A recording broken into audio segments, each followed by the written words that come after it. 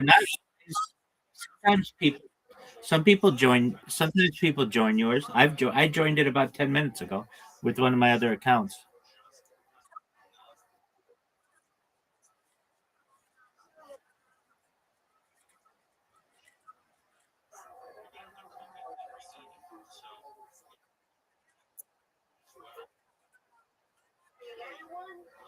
Yeah, Brand.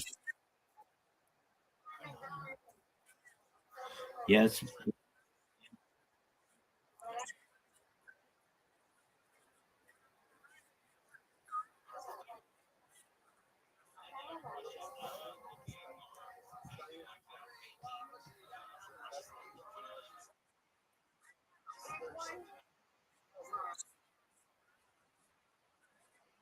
No,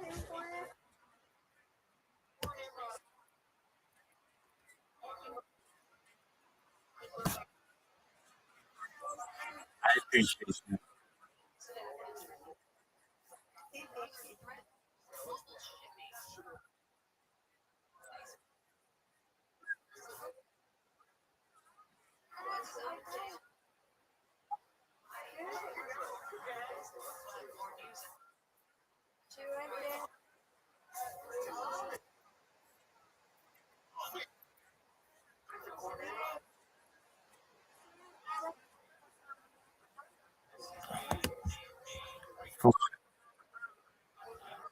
What am I?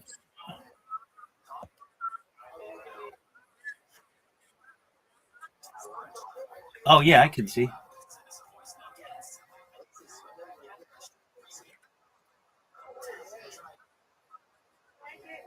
Yes, is that person? Did they have their hair out? Yeah, yeah, I like it a lot.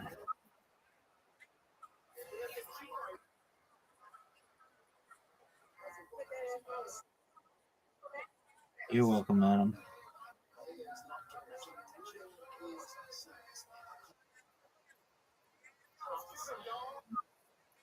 Yes, sir.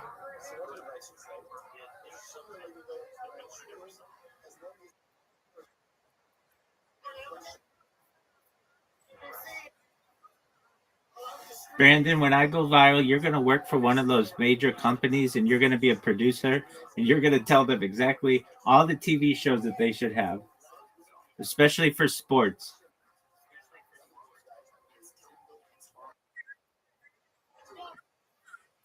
Yes, you do.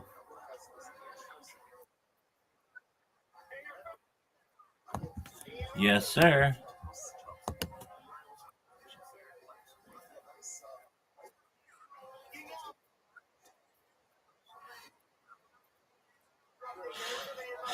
Wasn't it Thursday? Yeah, wasn't it? Yeah, and they're all going now, right?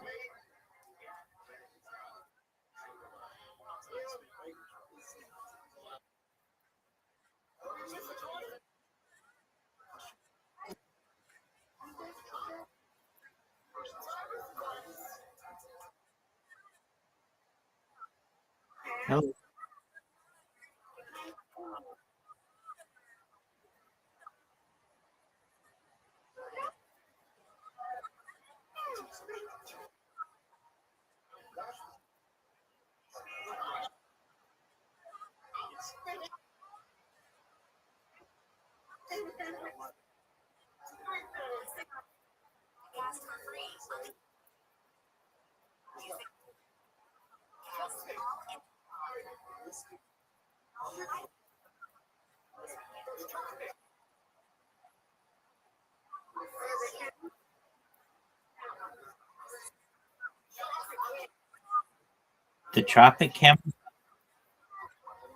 the traffic cameras on YouTube.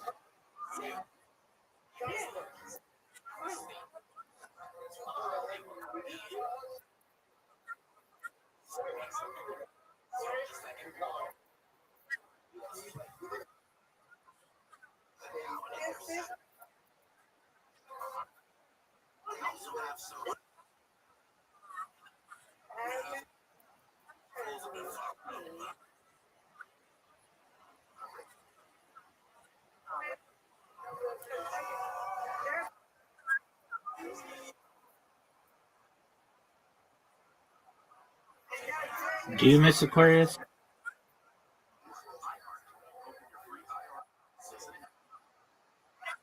You like the Kentucky Derby?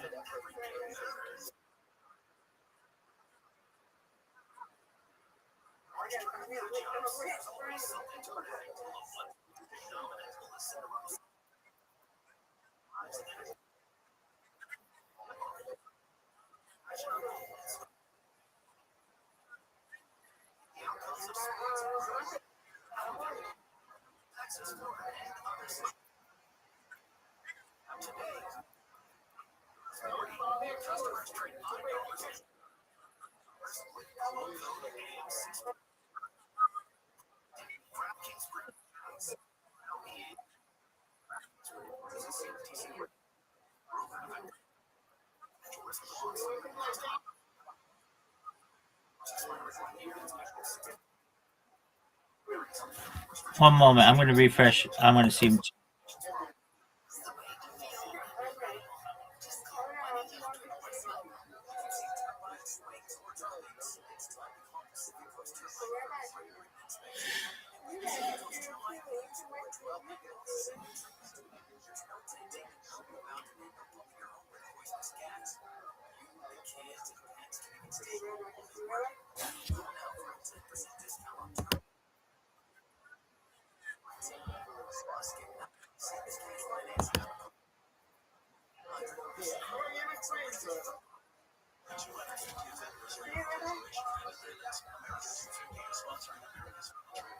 I don't know if you can hear me. Just one moment.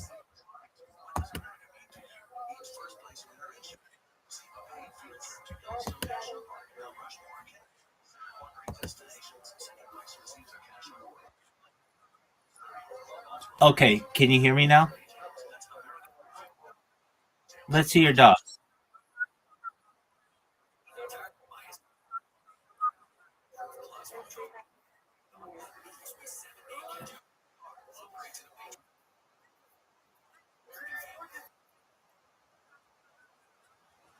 Let's see your dog. Yeah. Oh, look how sweet. Look how sweet. How sweet. What's your dog's name?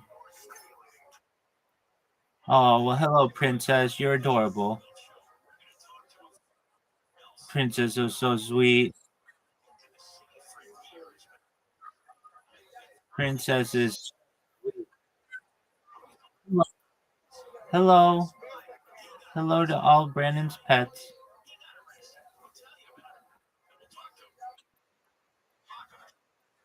Hello.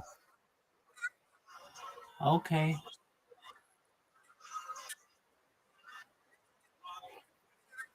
Hey, Mr. Curtis. Jayski's back.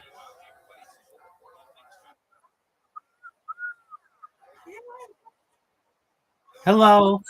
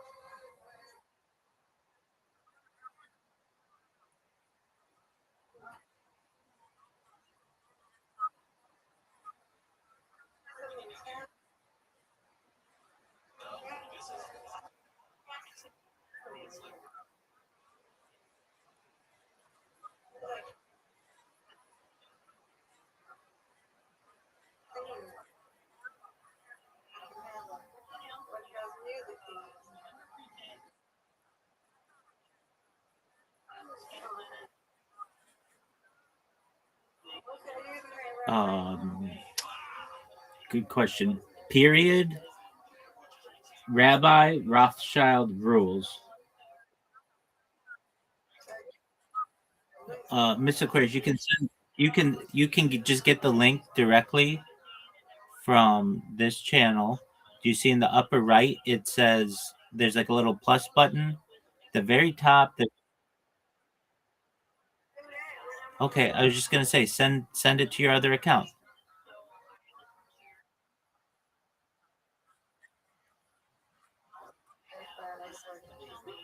Okay,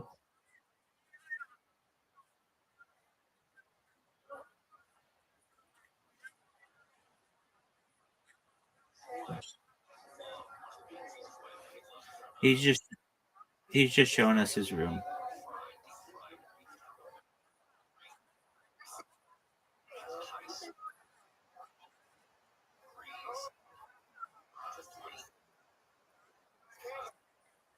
That's okay. These things happen. Oh,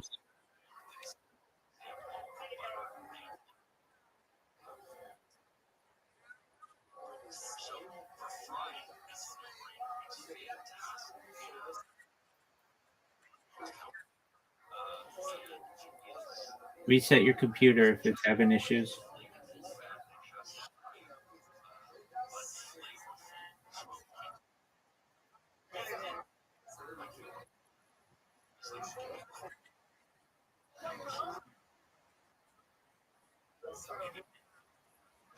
Here, Mr. Mr. Mr. Aquarius, I'll just send you the link.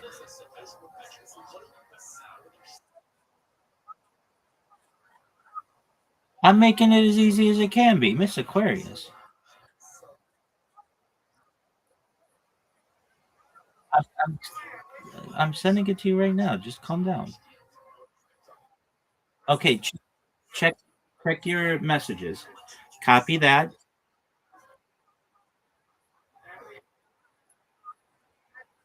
You're welcome.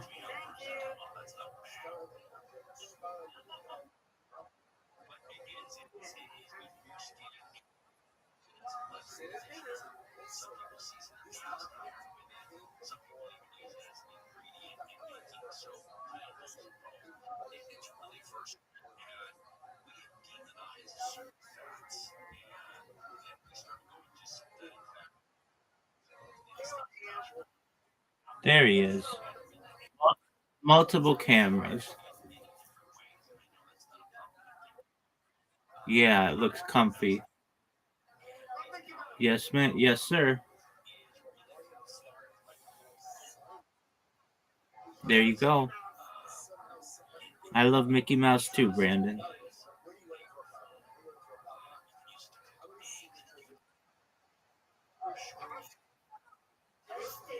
He is doing his own thing. He's got his computers and he's just doing his own thing. He's here though.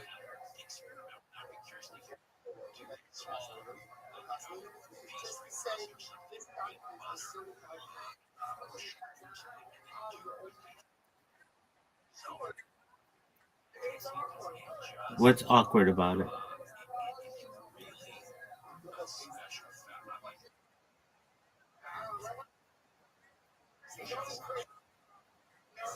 You're going to create another new channel?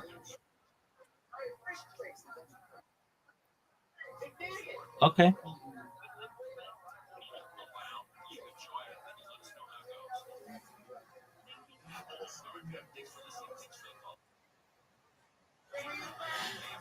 It looks like it. Yep.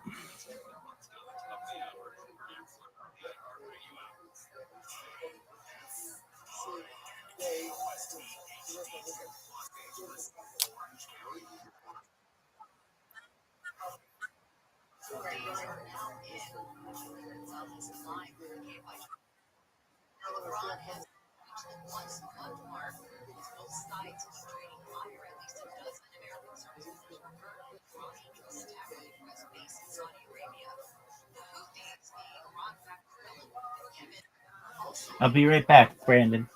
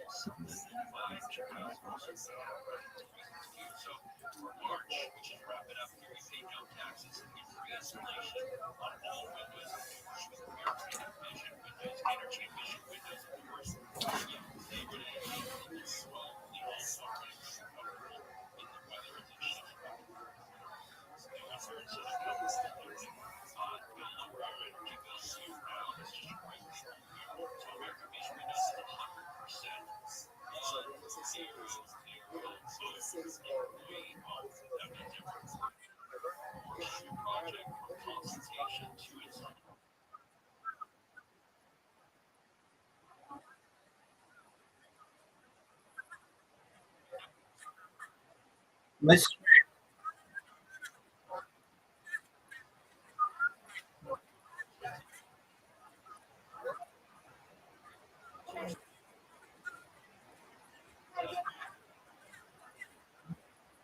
Miss Aquarius, calm down. Miss Aquarius, calm down. What did it say that you had to do?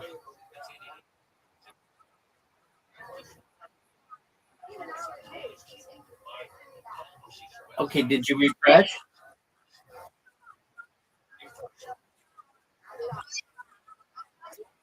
Don't delete it. Miss Aquarius, don't delete it.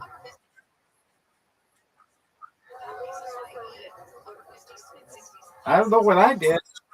I don't know what I did, but okay.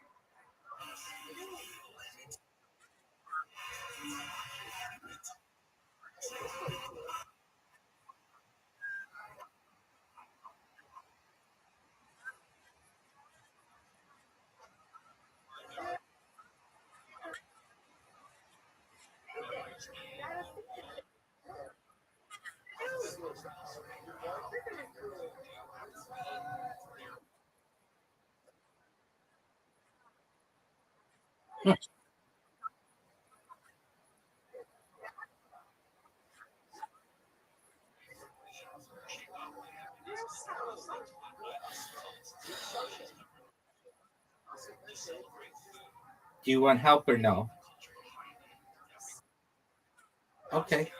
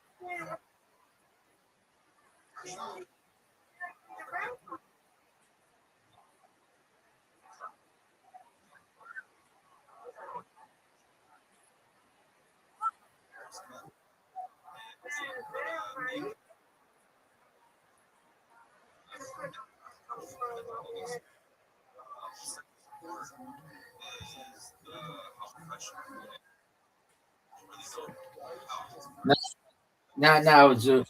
Are you ready to play? Zoot, are you ready to play?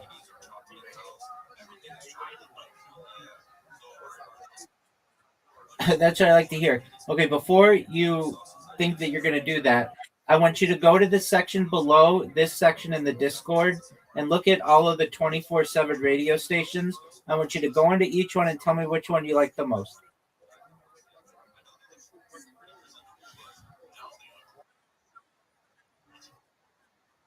Zoot, you're so cute.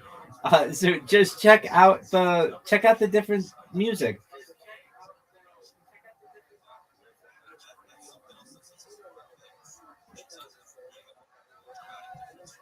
That's okay, Zoot. You don't have to do it now, but some other time. I want to know what your favorite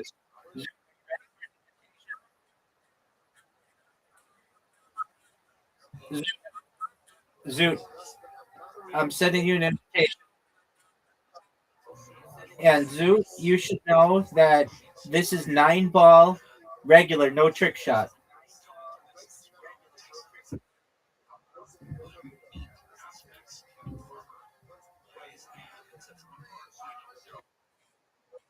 Excellent, but you didn't listen to any of them, and that's fine.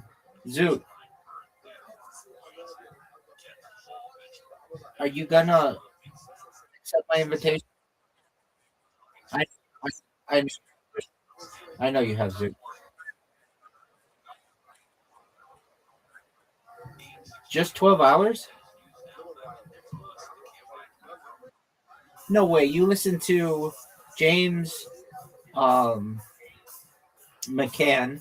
That was 3 or 4 hours. You listen to Elon Musk. That's 3 or 4 hours. You've listened to a lot more than that.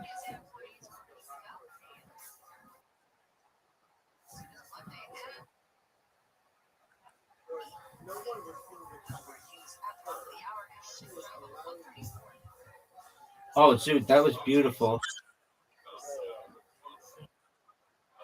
Yep. You know what's I don't know. You know what's wild about this is you can literally do absolutely no work and still win.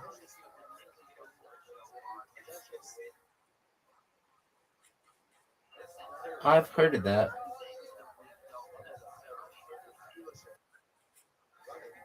Yeah, dog. There are 2,500 episodes.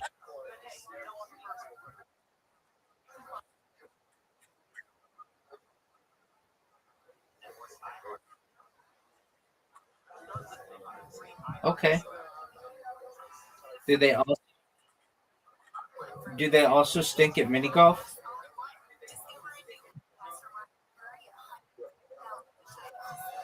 Dude, are you seeing this? Are you seeing this performance?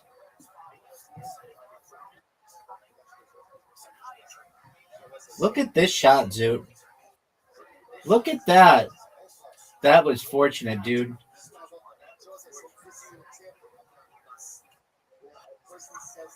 Zoot, are you seeing this?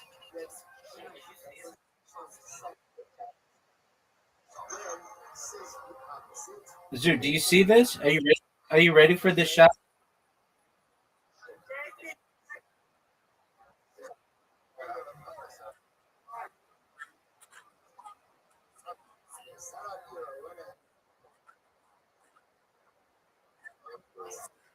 Dude, did you see that? That was maybe the best game ever. Dude, absolutely.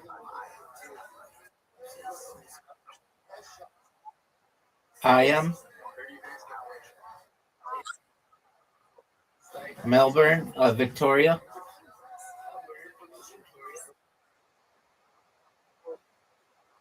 South Australia. Are you saying raw comedy or world comedy? Oh, okay. So, do you know that you have an invitation?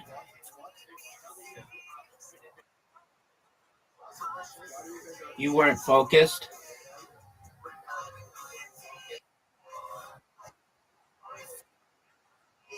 that you're going to lose?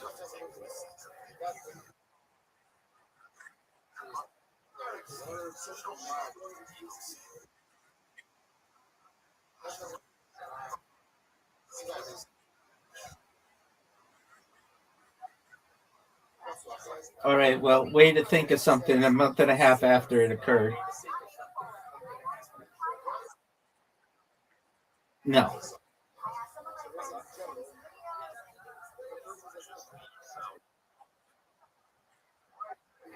Yeah, but that's a big if.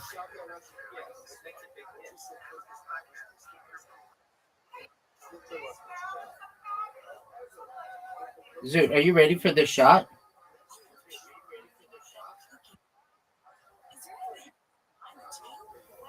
Zoot, are you seeing how well I'm playing? I haven't missed the shot.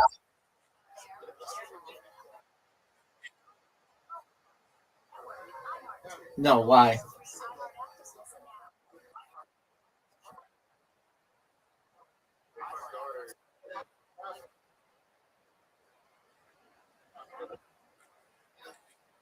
All right. Dude, that was amazing. You're you're like Taylor Swift. You want the originals.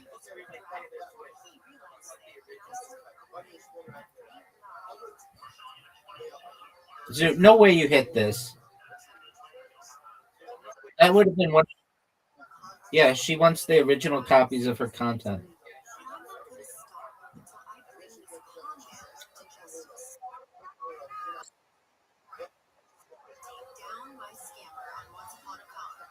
Dude, are you seeing this?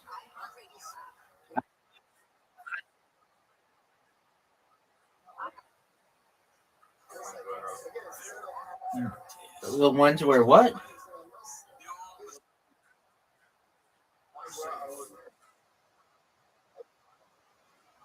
All right. Does James McCann stink at nine ball as well?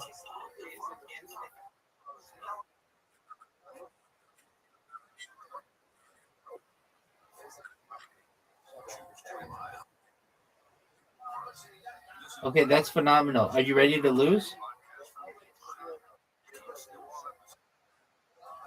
Yeah, perhaps.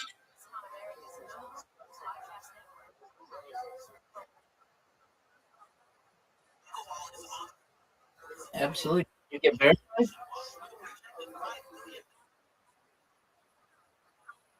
Oh, phenomenal. Shout out to Jayski. Shout out to Jayski. Hey, I see it. Excellent.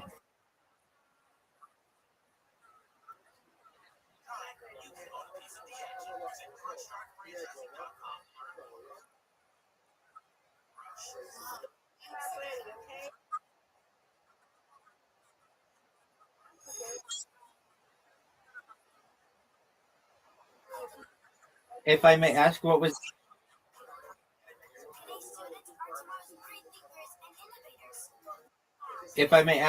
the issue?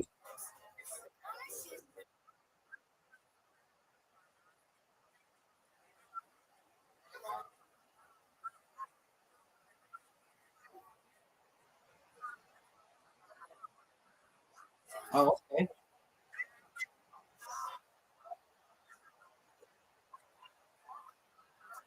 Yeah.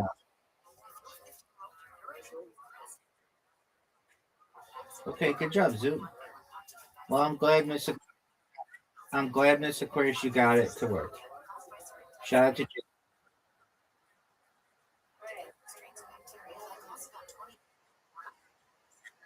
Zoot. You can get it.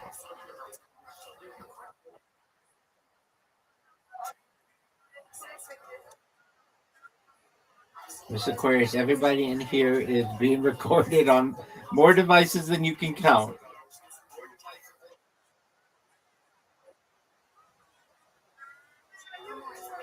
Zoot, are you ready to lose?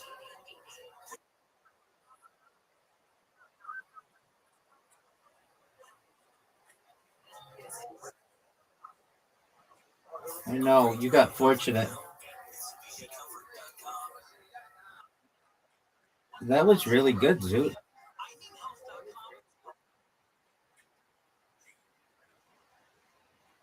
Zoot, that's rude, and I'm giving you a warning.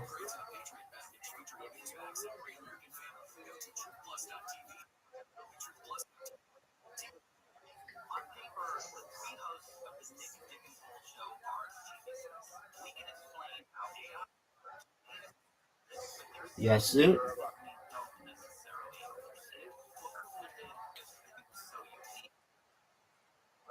Are you?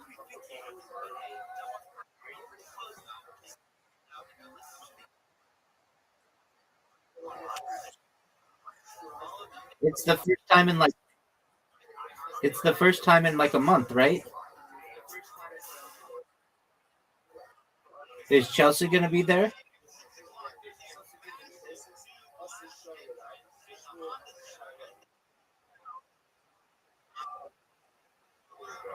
That's baller. And you haven't seen her since Raw Comedy?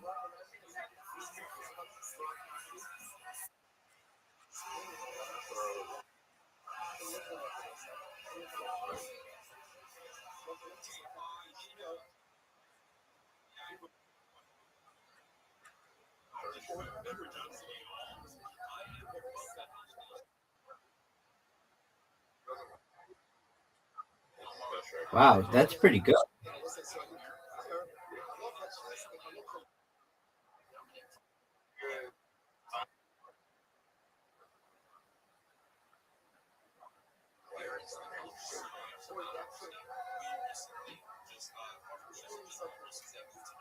Dude, are you seeing this performance? Yes, sir.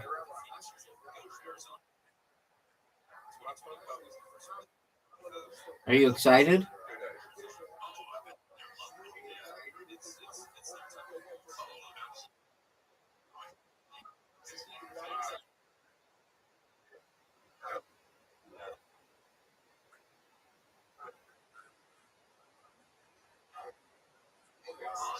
The next top what, girl? Oh, Zoot, I just lost.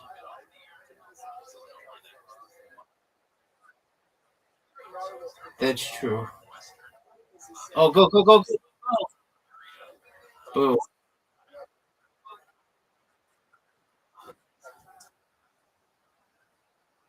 No. All right, Zoot. I'm good for now. Come back later.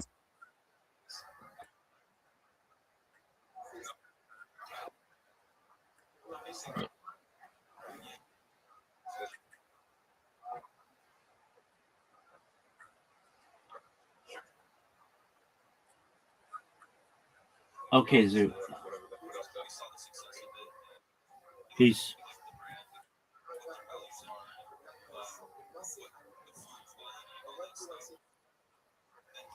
Yay.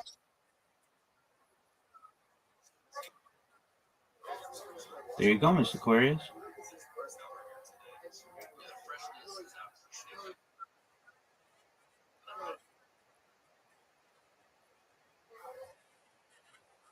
Yeah, I saw.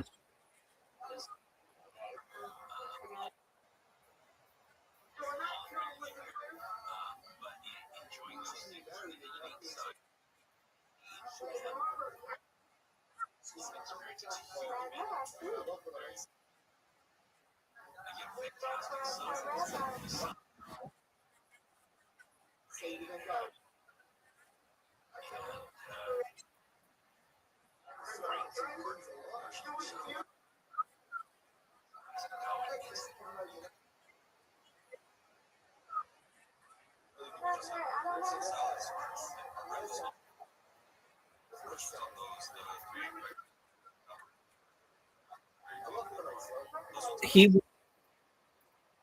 he wants to stream in your server or your channel.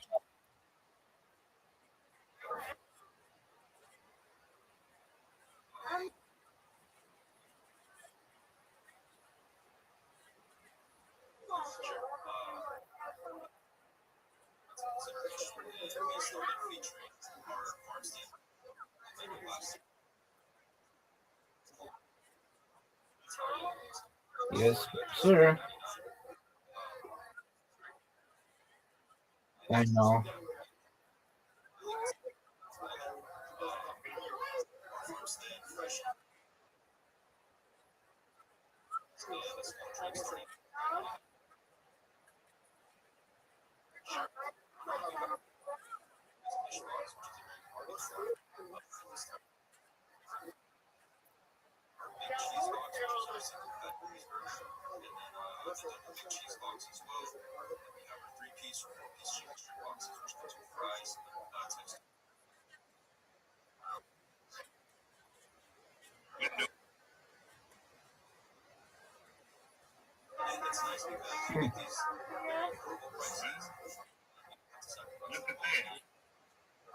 Yes, ma'am.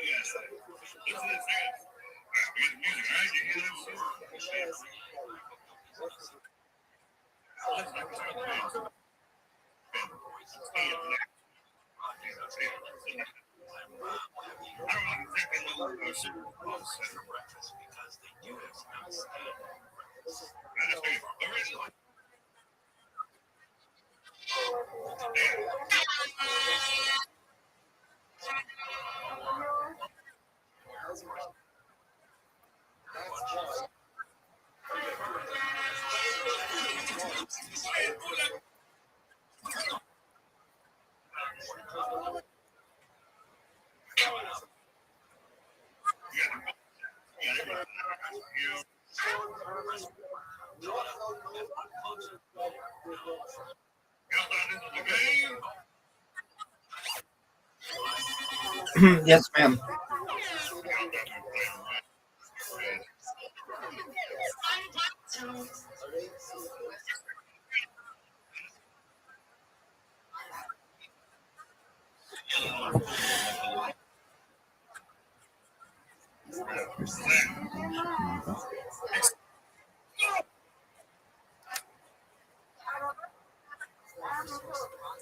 I see.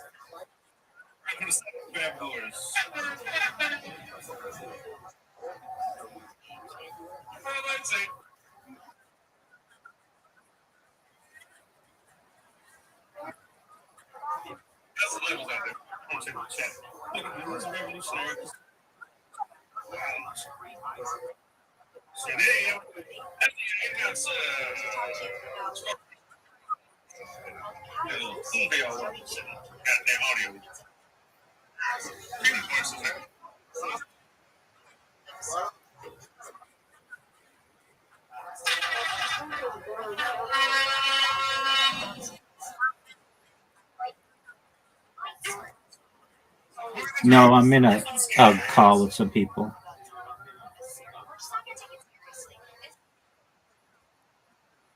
Oh, apologies.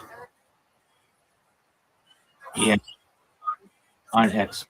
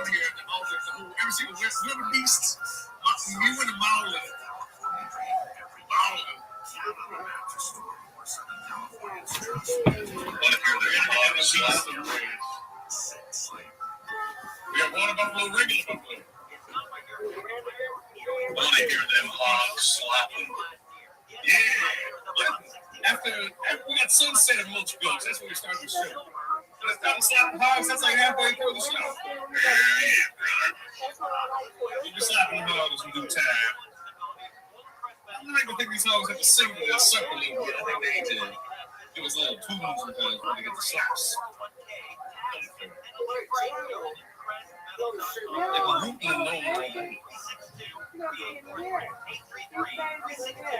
Big spot now. It's got traveling. It's a big old head to a bus.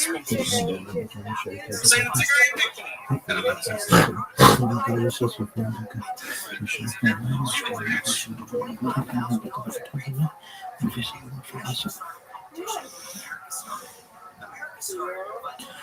shout out to Rabbi Rothschild. Singing there. A legend. A gentleman in Scotland. Well, you like him. You like him, you can get it. Yeah, I like him in a way. What else back there? We've all been on there too long. We gotta get on that little branch. We gotta get out of our little zones here. All cooped up. The long winter here, boys. Time to hit the road. Great ranch.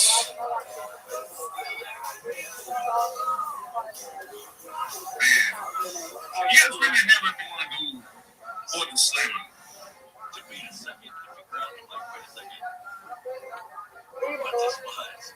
You know what they always say?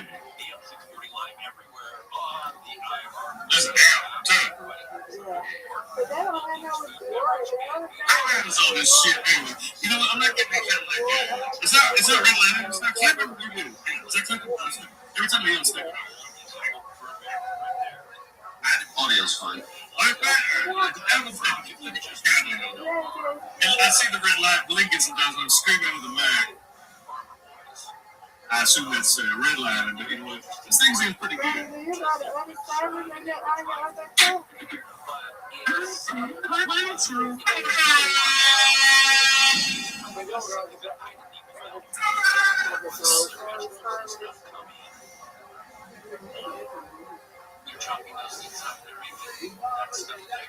You know, there's one thing they don't have in Jamaica is a ranch.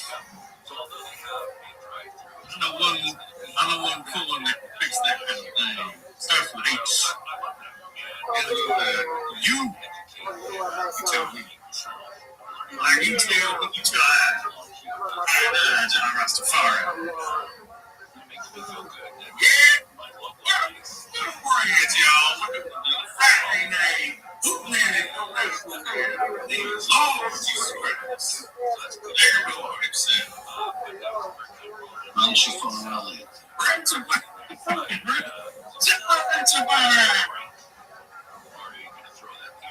get on. You steer. Let him on ride on the horse.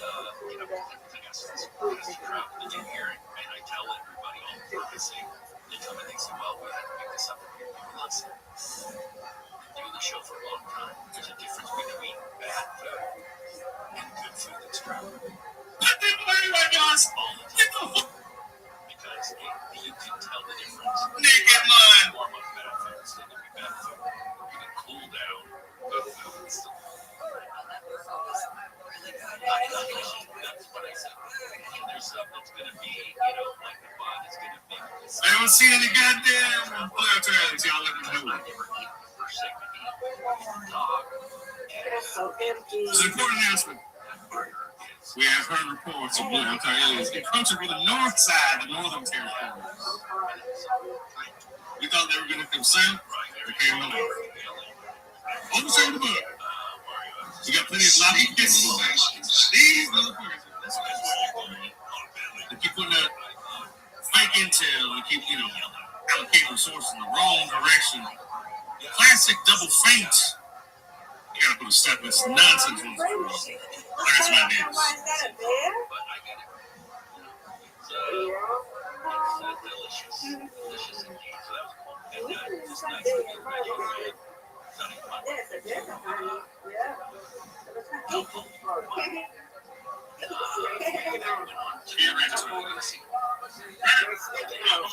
Welcome to Spectacular.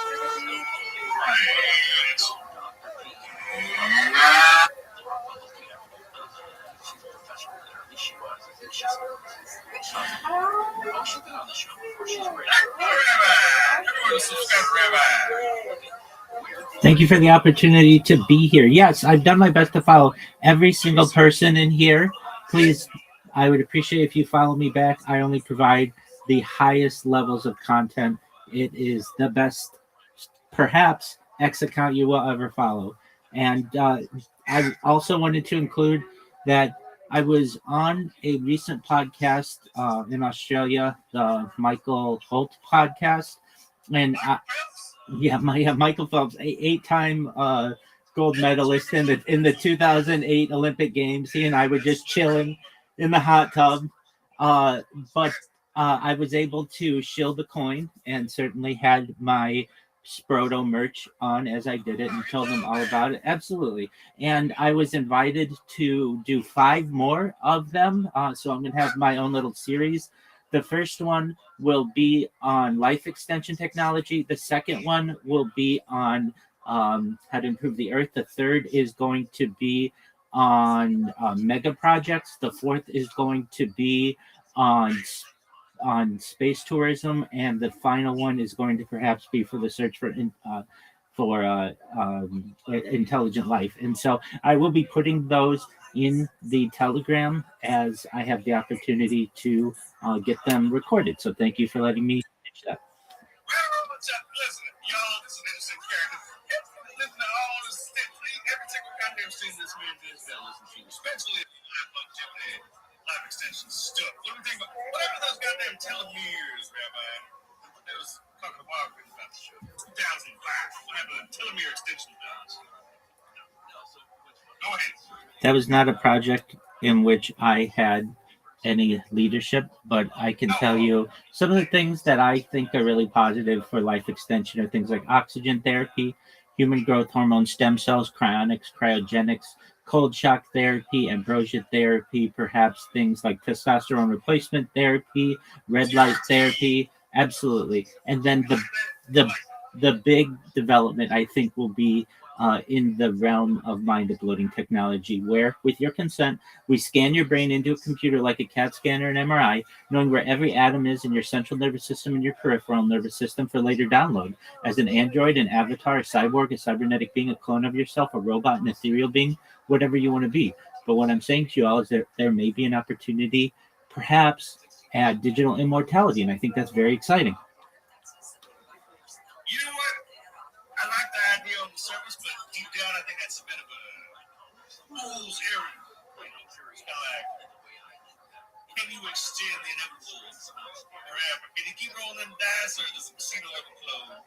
Well, the key is within reason. So the idea of living forever could actually be an incredible punishment. So that's why it's important to have the caveat that whenever you wish, if you'd like, you should be able to remove your consciousness under your own consent. We should make that illegal, man. If you're uploading this, everything waste all that hard drive space for me. Really, come on, man. Well, the idea of hard drive space really won't become an issue. You can fit the entire, I believe, consciousness of a human being on something then less than like 10 petabytes. It's like 6 petabytes for the average individual. Okay, I mean that's just like your opinion, but like one micron square of a human brain into every single neural pathway. It was nothing. It was like impossible. It was like petabytes of data. It was impossible. Wait, and that's what I just said. It's about 6 petabytes, and the idea of being able to perhaps expand on storage capability is becoming a reality. I mean, come on, you all here were of similar ages. You remember when computers maybe didn't even exist, but then it was important to have kilobytes, and then megabytes, and then gigabytes were big. Now we're in the terabyte realm. Most certainly. It's logarithmic growth. It ain't no.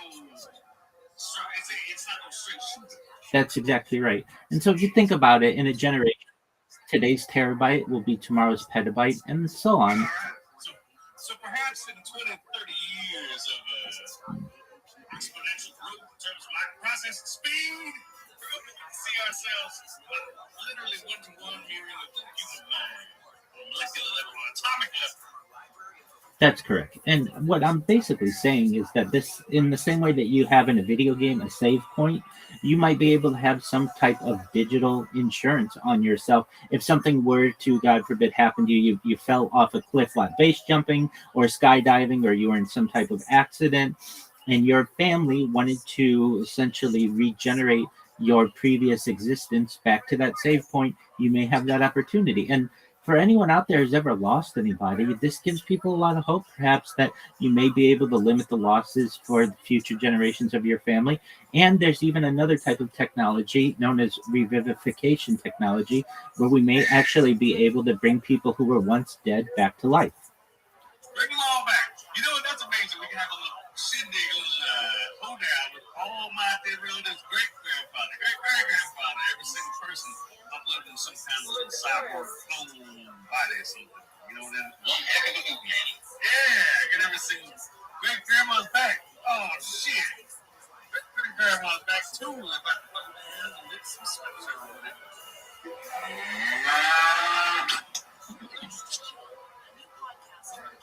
Going to live forever. Thanks to technology of some kind. We get more specific with it when you listen to Rabbi Rothschild coming upstream. Rabbi Rothschild, I see your hand. If you can continue, I'm very interested in all this stuff. Apologies, I didn't realize it was still up. If I may ask, has anybody heard from our favorite mascot, Bitcoin Obama, recently? Yeah, like Bitcoin Obama seems to fall on a bit of a rough patch here. This wagon hit the rut. We're hoping for the best for I saw Bitcoin Obama. He flew over my house. He does tend to do that a lot of the time. He gets empty on some amphetamine juice and starts soaring up a pellet. Yeah, I saw him munching like empty water bottles and plastic bags and mud. Yeah. You think that's recycling? You think that's some kind of new type of yeah, he's like a sea turtle. Yeah, exactly. He's eating all my trash. He used that as an excuse to get access down to the beach and he can eat eggs on the beach. Yeah, he's gonna lay eggs. I hope so. The Bitcoin baby turtles that come out of there are gonna be worth more than their weight in gold. I'll sell them right to the circus. I'll sell them right to the regular Eagles. Take this Bitcoin. Harry Bob Osati, the best ranch of any Bitcoin probably of all time. I think Dojala on Mars had a ranch, maybe. He had like 3 dogs. Excuse me. Excuse me. Why? I was just introducing this band to you. All beans. I have some points on this. What? Yeah. I expect you to make one Mandela. Make me a goddamn picture and shut the fuck up. Should I go ahead? Go ahead and suck my dick. That won't be enough. What do you mean that'll be enough? That'll be a goddamn your dang tooth. Yeah. They're gonna about shoot for a fight. You get 10 seconds. I'm even gonna turn down the banjo. Okay. Actually, no, I'm not. Turn it. I'll be fast. So, y'all terminated. I would love to take everybody. Terminated. You know, there's a funny thing that happened to me recently. I got nominated for a political post. All thanks to you here. What? Shut up. Sincerely, yeah. So screenshot. Sincerely, I got nominated for a political post. So, I got nominated for a political post. A political post. Nigerian? You got announced by a goddamn Nigerian government posting tickets Bitcoin? For real, yeah. They know all about you. So they were like, well, I don't give a fuck about that. Send a new move to my house. And he's not that hijab again. I think he's going to that bitch. What?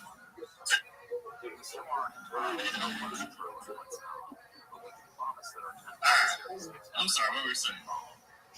Yeah, so it's an opportunity for a positive change. You know, like you guys really sparked. Now you know you like you are the start of something great in this community. In my area, yeah, a lot of people are trying to replicate what you did, but you don't know legends only do the things that you did. Legends only tell me what to do. So like you sparked up positive things in my area here. We got you put in jail. You're saying we did positive things for you. We made you. We put you in jail. That's not good. You should be paying jail. So I'll be giving you updates, yeah. So like it's been roller coaster of emotions since. What the fuck? So how long have you been in prison? Bitcoin Mandela, what are you talking about? Really? How long have you been in jail? You probably got locked up for 1 day for like a misdemeanor for posting flyers at their Bitcoin. What are you talking about? You got arrested for political speech thanks to take your Bitcoin exclusively? Yeah, you see, for the rest of my life, yeah, I'll be completely grateful. Like this is another dimension. Like I've always loved being at the tip of helping people. So like this has been really great for me. What are you talking about? You went down and said good bravery. Bro, that's an imaginary deal. That's what I'm saying. Shut the fuck up, big woman. Now that they haven't word, it's full shit. That nigga's the word now.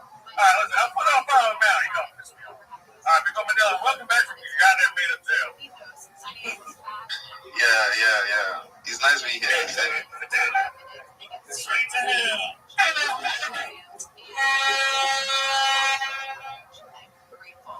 So how's everything going? I love the vibe here. Have you started stadium work? Are you not a DJ?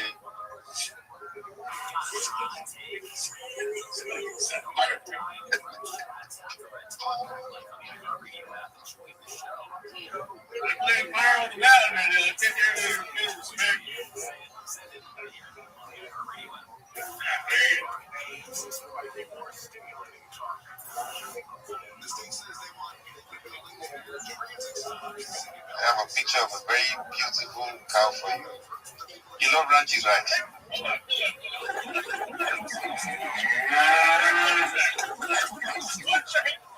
Sorry, you didn't say it in the middle of goddamn viral now, big boy Mandela. You better spit it out. There's a cow picture I have here. What? Hang on, shit.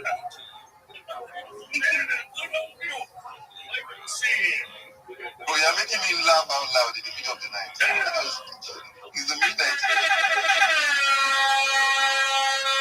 Hey, it's in the same key as the guy's name, too.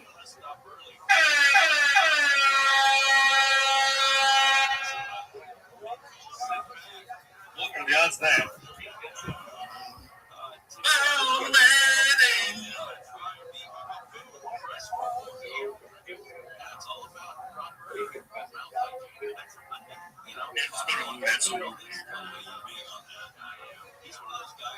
You can ask me 2 seconds, Bitcoin Mandela.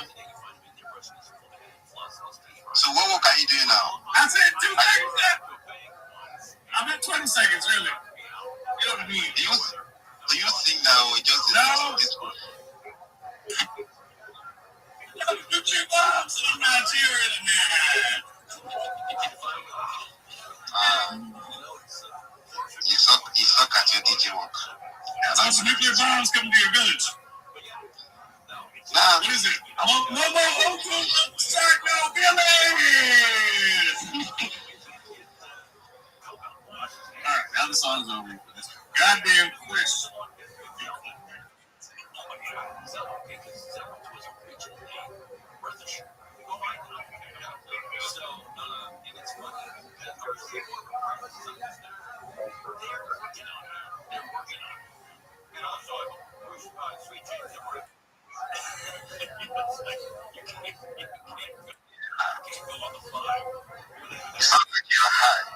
You take alcohol. Yeah, you wish.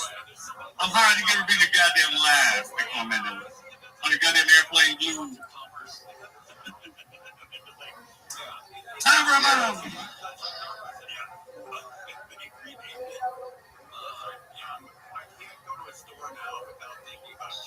You, Rabbi. Rabbi's hired to me. What up, Pink? I'll turn that TV on. I'll turn that on. Every day's a holiday, every meal's a feast. How are things in your neck of the woods, son? Call him motherfucking yellow belly. That's what he is. Bitcoin Mandela.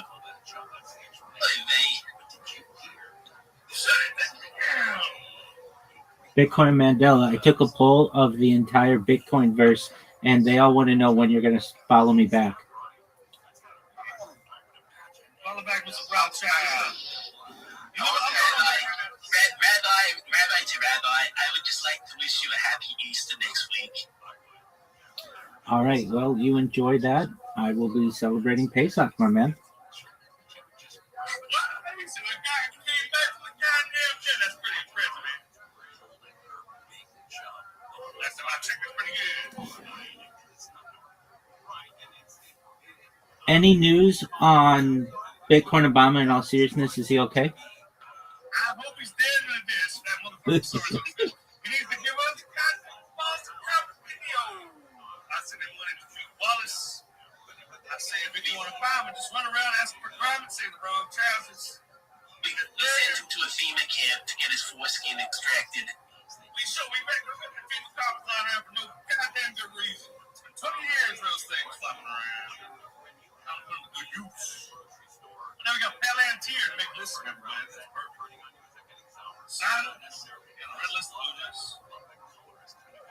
Rabbi, I have a good update for you.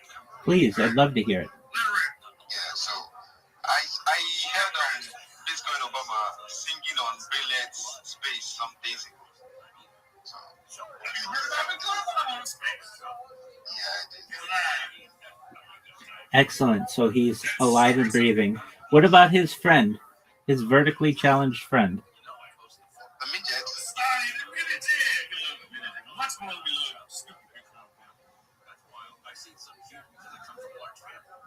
Yes, how is that person? That was the midget, Sonny. A low down little size half-plate shrimp. You know that boy. He's a good entrepreneur. He sells more. Much better than Bitcoin Obama ever did. That's for sure. You want to know how Sonny is? Sonny's running a business. He's too busy to answer everyone's questions right now. Bitcoin Mandela party. So where do you go? He's gone? No, I'm still here. I want to tell you, guys. Where the goddamn Nigeria you from anyway? You from Africa? I know, like. No. I'm not from Lagos. Yes, I'm close to Lagos. Lagos like the goddamn blocks.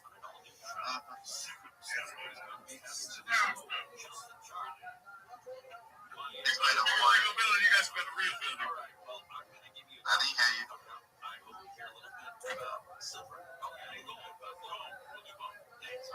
Obama is in Kano. I hope you're all right. Obama's Kano. He's in the middle of goddamn nowhere. He's a legend. Goddamn hit. He's a legend then.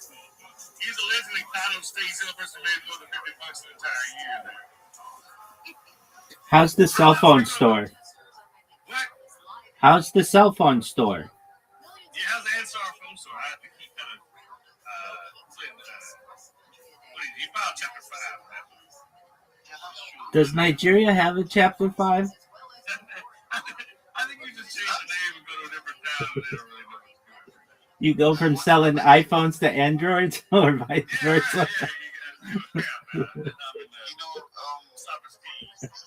Obama is not a good entrepreneur. You don't say. Come on.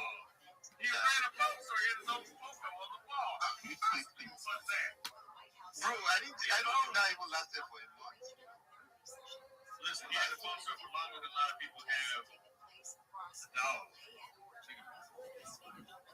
What was the issue? He had a good run. I don't know. He always needed money to buy phones from us instead of from the bank. Last I heard, he was attempting to get a 2011 white Mercedes-Benz. Does anyone know anything further on his vehicle choice? He needs that. He really does need that. I think he did. He got it? Yeah. He didn't put a single photo because he wants to keep making donations. He used to have a red Pontiac. Very snazzy for Nigeria. Very nice. What happened? He really got him safe. Right. How are you? Yo, dog. I'm lovely. I'm in the middle of a call with Harry Potter Obama Sonic 10 Inu crew. How's life in your neck of the woods?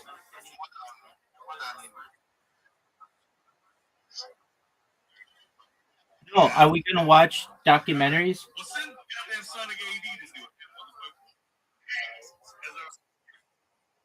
Okay, I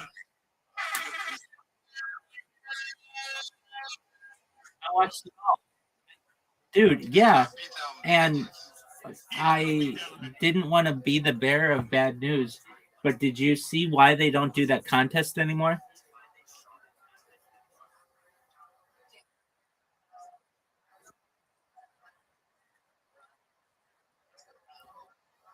I mean, you would either know or you wouldn't. It's not like a not really thing.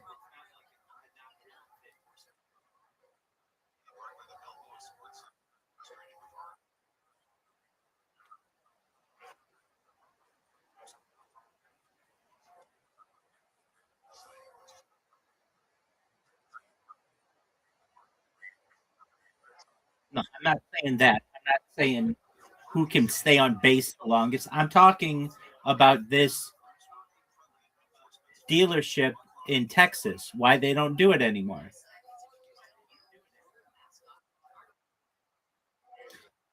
They don't do it because in 2007, a contestant, after 50 hours or so of hands on a hard body, went across the street to the Kmart that was closed, broke in, loaded a shotgun that he stole from the store, and offed himself.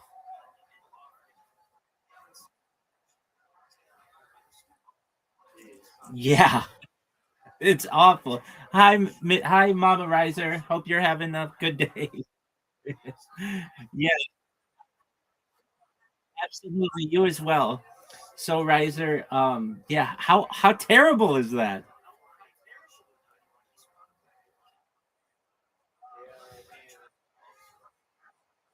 Oh,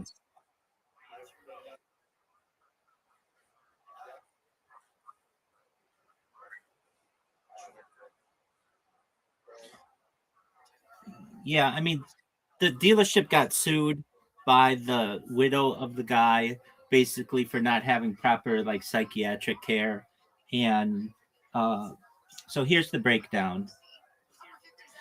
Here we go. Oh, pardon me. It was 2005. So the contest became a national phenomenon.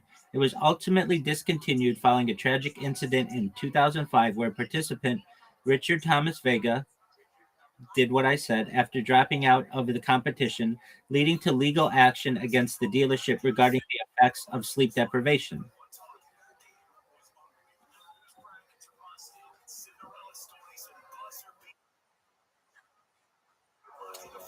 Well, I don't know exactly, but that's really sad. I mean, um, when you're sleep deprived, you begin to hallucinate, your body becomes weak, and you're basically pushing these people to their limit. And the rest system, I don't think is really wasn't that great. It was like 5 minutes per hour and 15 minutes per 6 hours. Um, Also, you're dealing with the heat. Boy, wasn't that one guy like extremely excited about his air conditioner? A 20-ton air conditioner. Do you recall this part of the I heard him. I immediately had to look up how big is a 20-ton air conditioner. It's huge. He's like, you could kill yourself. You could freeze to death with my air conditioner. I'm like, wow, how big is this thing? And apparently, he did get it at a good price or whatever, and he could literally turn his living room into a refrigerator, which was pretty fascinating. I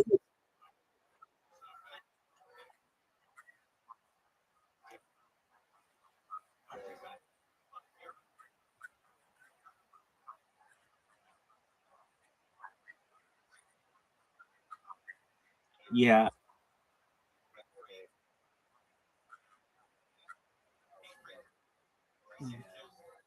that was a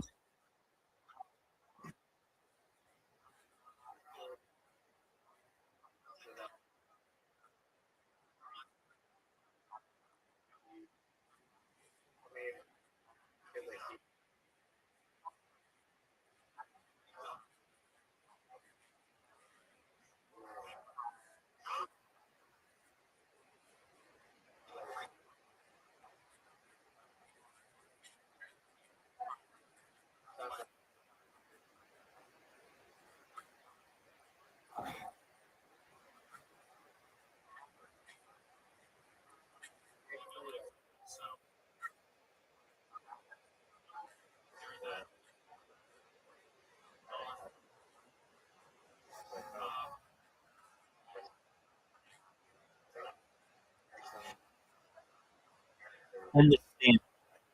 As I watched this, it was heartbreaking to me that we have people who have millions and billions and perhaps trillions of dollars, and yet you have other people who have absolutely nothing and are just giving everything of themselves for a truck that is going to depreciate within a year of its ownership to half its value, and then from there eventually it will just become scrap.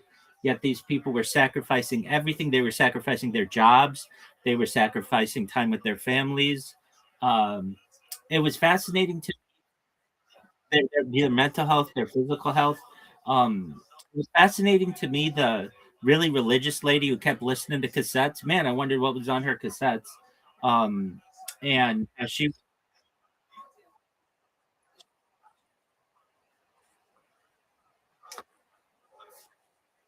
and she had her whole religious congregation. Like, I love this, that one lady was interviewed who was like, I was praying for her at 6 a.m. and she told me at 6 a.m. she just began to laugh. Well, I'm not taking credit for that, but I know other people were praying for her as well. I just thought that was so cute. Like that, that her whole congregation was going for her. And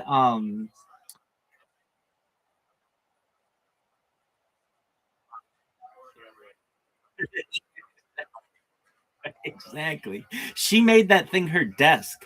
And it made me think, like, where would I want to put my hand? Would I want to put it on the bed? Would I want to put it like on the side mirror, like on the hood? And I found it interesting. There was all kinds of like um strategy that I was thinking. And then, you said the sleep deprivation would be difficult, and it absolutely would. I think another issue is the standing. Like, if you noticed, the third to last person to leave, the guy when they were doing drug tests, I that man who had won the previous year or 2 years or whatever. It's like they don't have some kind of like condition in this contest that says you can't just keep winning trucks every year. But apparently they didn't think of that in at the time. Usually a contest like that says if you win once, you're done, or you can't compete for 10 years or 20 years or something. You got to give somebody else a chance. But that guy was back, and I thought he was going to do better. But I found it sad that, like, he was so confident too, but he just could barely walk to the drug test, and they were like he never returned to the truck, and that was really sad. And then that lady just jamming along. I figured, like, no one's touching this lady, though. That one guy just basically had gleaned, the guy who won gleaned all of the information that he needed. And uh, the other issue is you weren't allowed to squat either, because I thought, well, why wouldn't you just squat? Like, but no, there's none of that. I would have an issue with the bathroom.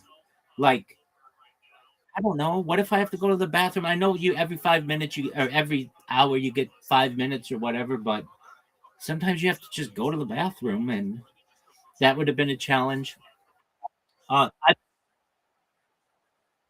Exactly.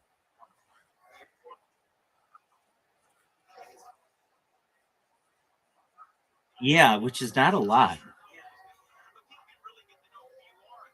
Um, I would have told them when I was on my break, don't talk to me. That's my break. I'm using all of that energy to rest. You can talk to me when I am against the truck, but they weren't using that type of strategy. That one massages, absolutely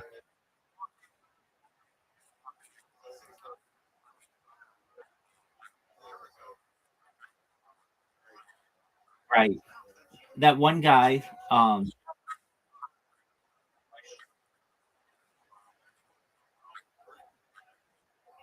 right. I was very happy that. Go ahead.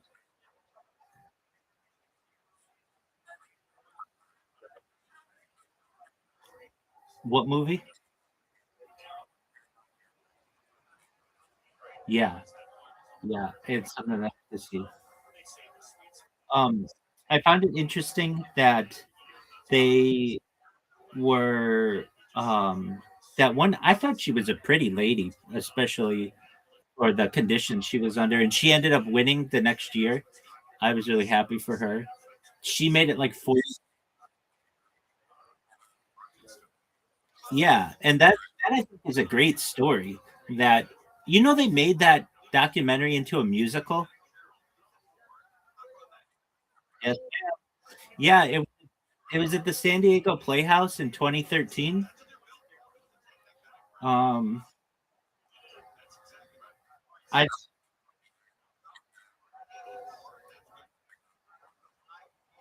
it was a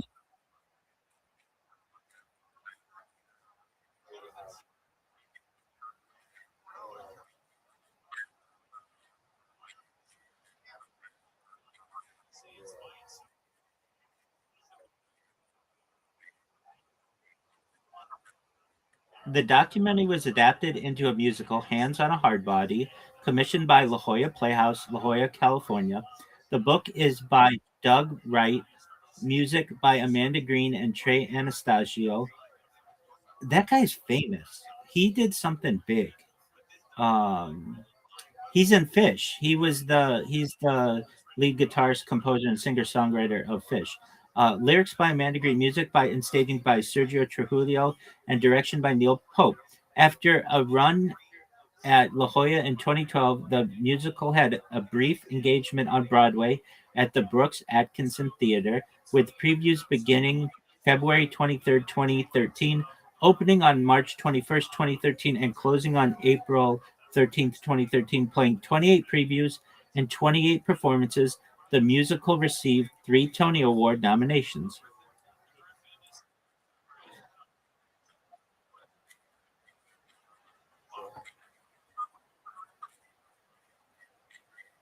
I can imagine the names of the songs. My legs hurt.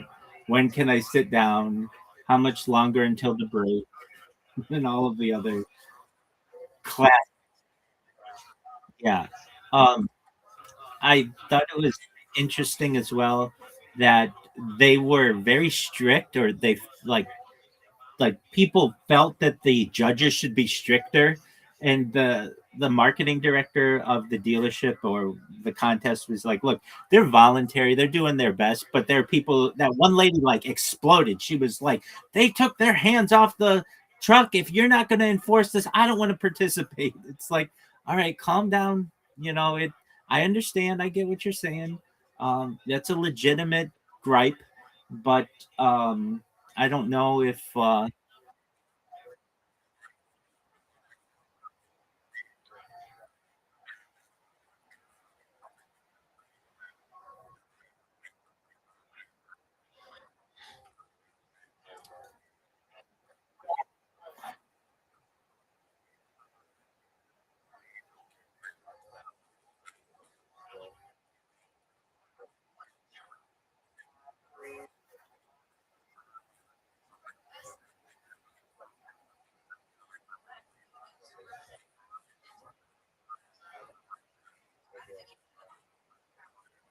that's true. It was a small dealership in rural Texas, and it didn't have. Oh, of course. That wasn't it a Nissan? Yeah, so and this would be a popular thing that radio stations and dealerships would do. Dealerships are very common advertisers, and so you could get the radio station at your location for long periods of time, and also they're going to talk about how nice the car is or the truck or whatever it would be. This was very popular, I would say, in the 90s in the United States until this incident. I wondered what happened to these because they stopped. Now, I understand with the YouTube world where you can have people have perhaps better waivers and such that it becomes more popular. But this used a big one that they used to do was who could drink the most amount of water, and that killed people. And then the radio contest would do that. That was another popular one that they would do. But the cost, most certainly.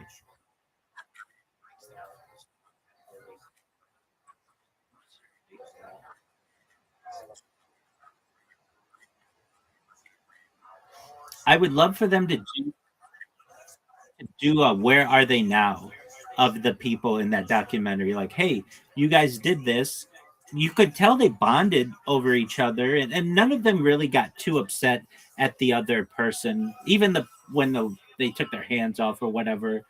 And if you saw at the end when the guy and the lady, the person who came in first and the person who came in second, they were embracing, like they had gone through like trauma together or this like enduring challenge, which I thought was really interesting. That they weren't mad at each other. That lady was really nice, and um, I would have liked it to have had a narrator because it's just like I needed more of the information regarding like the rules, what was going on, who was who, what was what. It was a lot of just like my feet hurt, my legs.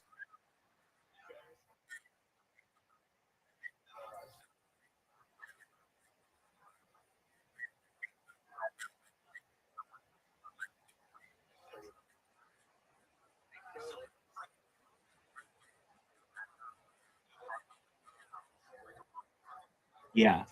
Um, I thought it was really interesting. I found it interesting as well that Quentin Tarantino recommends it as one of his favorite documentaries. I was trying to interpret it like the camera work, the sound and things.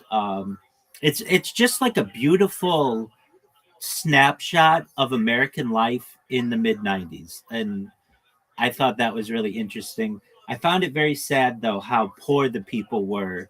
And they were making such major sacrifices for perhaps, nothing. I mean, a lot of them, uh, most of them walked away with nothing. The first prize got the truck. Second prize got a $250 gift certificate, and then third prize got some gift certificate to some restaurant or something. Like that's it. But these people,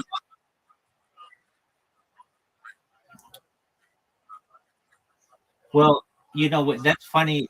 When whenever these things are mentioned, it takes me back to the 2012 giveaway for some video game contest, and I mention it often. But what the grand prize was, and then uh, numbers like 7 through 10 or something, or maybe here's what it was: the famous Bitcoin video game contest occurred in 2011 during the AOV IC Cup Star League StarCraft Broad War, where the fifth through eighth place finishers received 25 bitcoins each as consolation prizes. At the time, the prizes were worth approximately $41.25 in total, but if held, they would now be valued at 2.5 million, given Bitcoin's current pricing. So basically, did she say? I wonder if anybody held on to it. Yeah, I don't know about that one. Then there's the classic, the Bitcoin pizza, the first ever documented transaction of Bitcoin for a commercial product was for Papa John's, May 22nd, 2010, for 10,000 Bitcoin for two pizzas. and considered the most expensive pizza in history. Um, so it's about worth about $1 billion,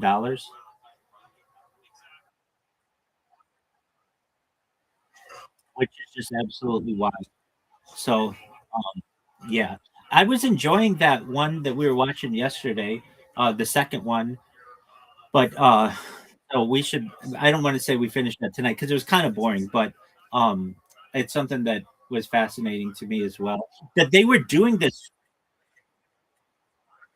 Yeah, absolutely. They were doing this contest for 5,000 pounds. Now I understand 5,000 pounds in 1960s pounds is more significant because of inflation and such, which which to me seems like somewhat low.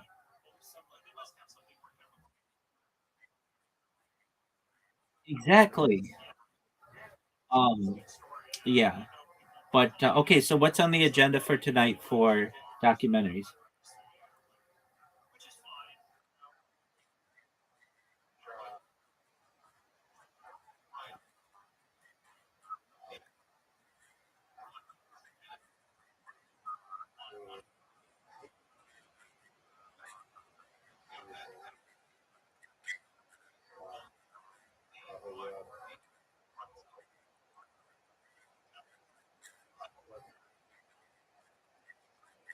Nissan.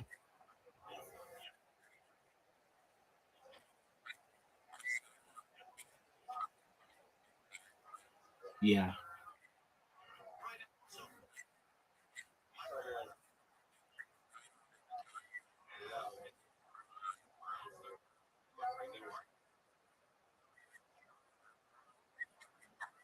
Right.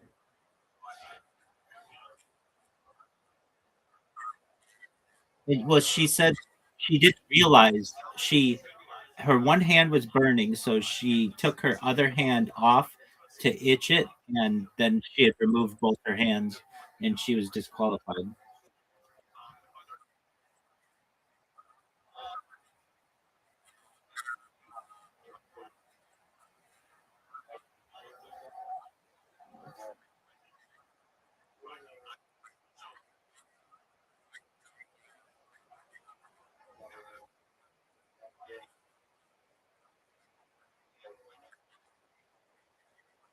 Right.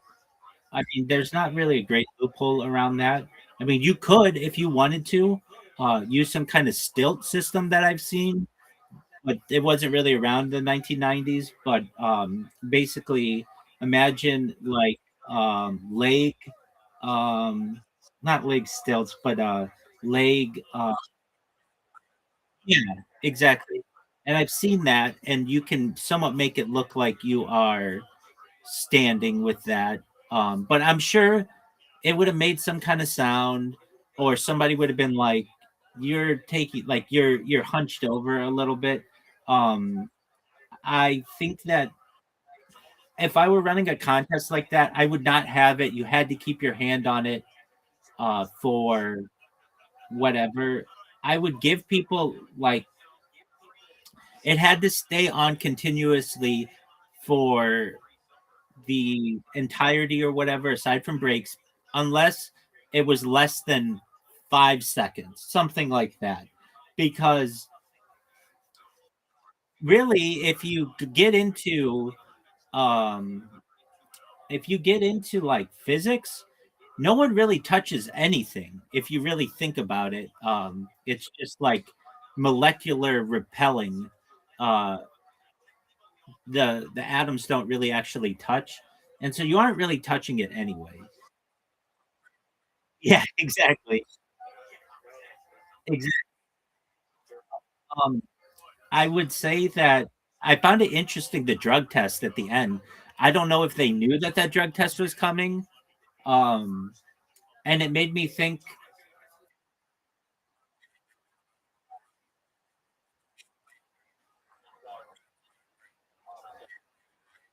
Well, well, imagine you were like, I mean, the some type of stimulant would probably be of certain advantage to you, and then all of a sudden they would be like Oh yeah, we have a drug test. You bet. Oh, I did all of this only to test hot for a drug.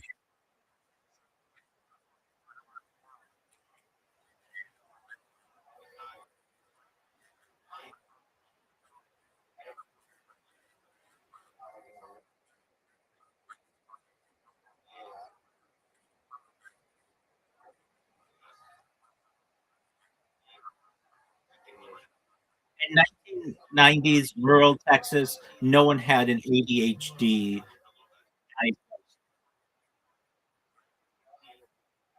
Now, let's say you did have to have something, then you would just have a doctor's note, and then it would perhaps be allowed. But those people, no, they're they'd never. I would almost, I would, I would highly. I have high confidence that not a single person in that documentary had ever heard the phrase ADHD or that acronym. No, if anything, in the United States at that time, perhaps Ritalin, but that was more prescribed to children. And I found it interesting that the guy who came in third and the guy who came in first, they weren't like perfectly standing straight. They were like kind of dancing a little bit, like swaying from side to side, which kind of, in my opinion, would have been a little bit of a waste of energy. Um, uh,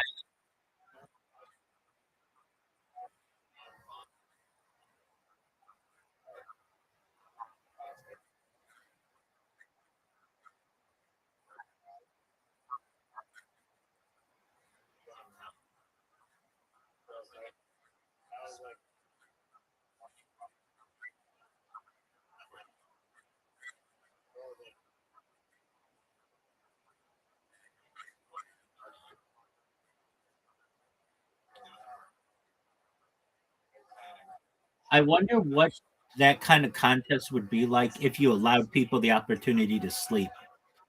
If people would just go for like hundreds of days, which I imagine they might. That's why they forced it to do that. If you allowed like an 8 hour sleep break, it would basically be like who doesn't have something that they need to go to for the next year. And so this it's really about sleep, perhaps, and the standing aspect of it was interesting too. I wondered, they were talking about like the heat, and at least they weren't exposed to the sun.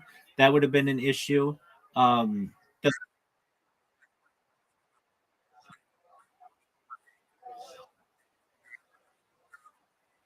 yeah, a, a black tarp, that's an issue. That lady who won the next year, she was funny. She was like putting on her makeup like on the truck bed. The ladies were taking their real estate on that truck bed, with the lady with the cassette tapes, and the other lady had her like compact, and she's like putting on makeup. And there was the one lady who lost out or dropped out pretty early, where she was like, I was a waitress, or I'm a waitress or whatever, and I need this. I absolutely, they all needed it. Nobody does a contest like that if they're not in serious need for something. And I wish they all could have won it. I would love to see a,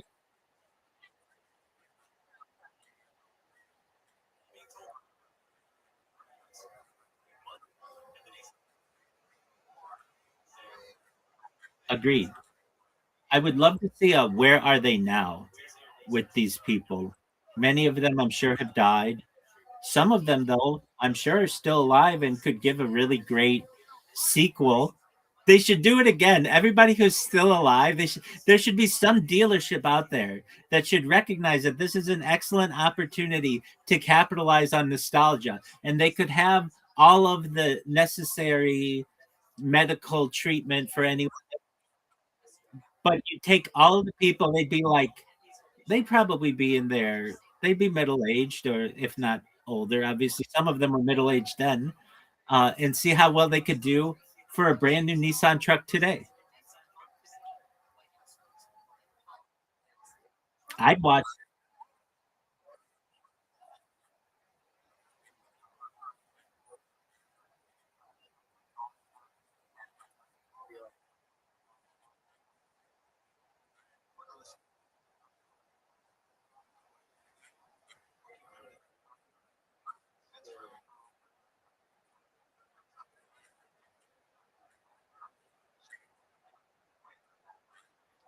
I would have been I would have been like the one guy who was like, I was so excited for the contest that I didn't sleep the night before the contest started. So I'm already like sleep deprived. I would have been exactly like that guy. I would have really had some trouble getting to sleep. I would have been thinking about my strategy. And then his friend was like, yeah, you shouldn't have eaten that candy bar. Candy's the thing that'll do you in. And it's like, no, maybe it was the fact that you hadn't already slept an extra day.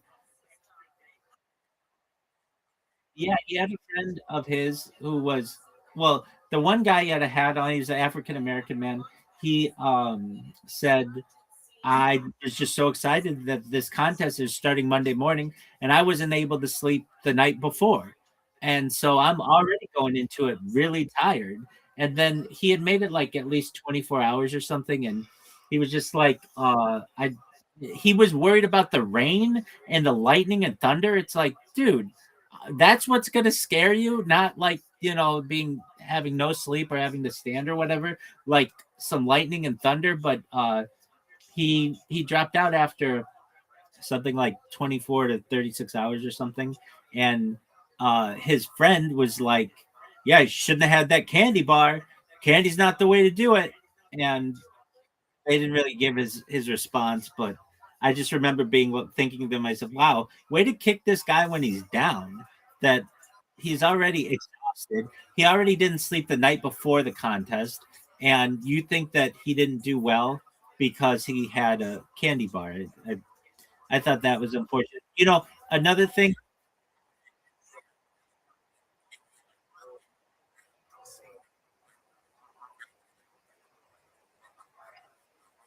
right?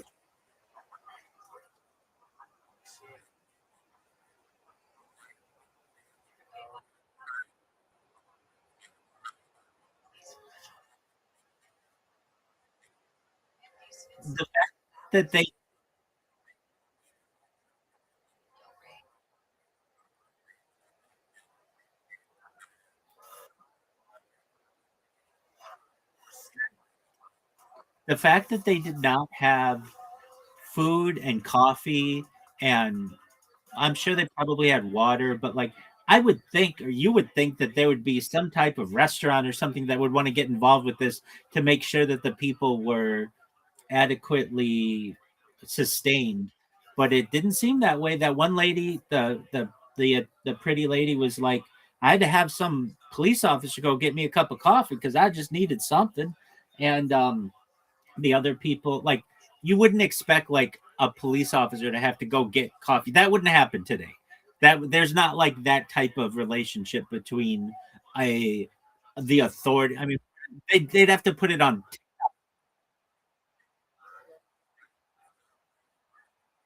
Exactly, exactly.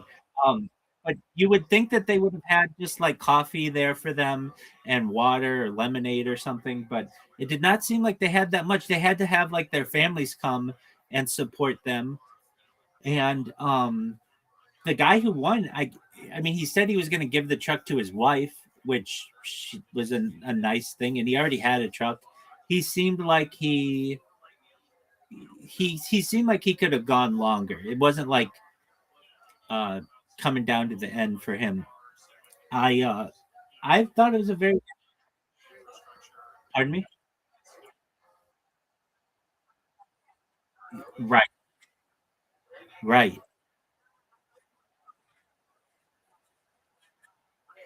I agree. They were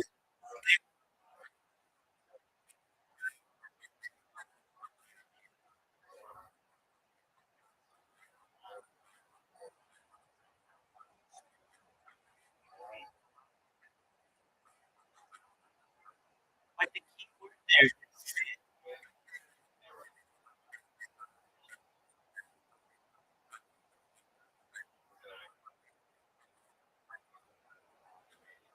I agree with you.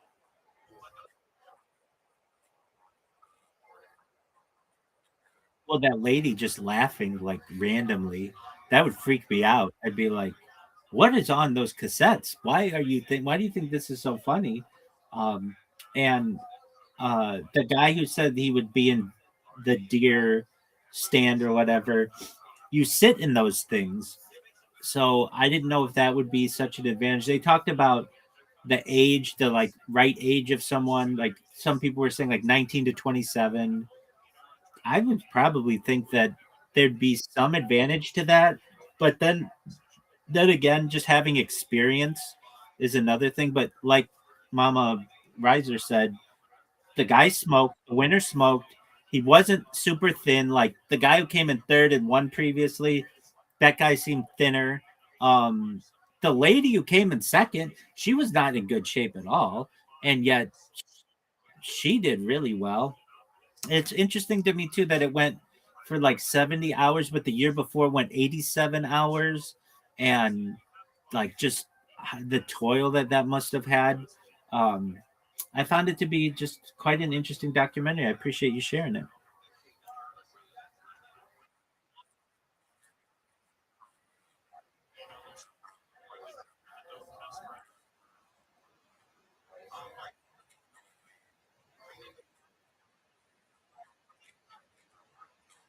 Most certainly.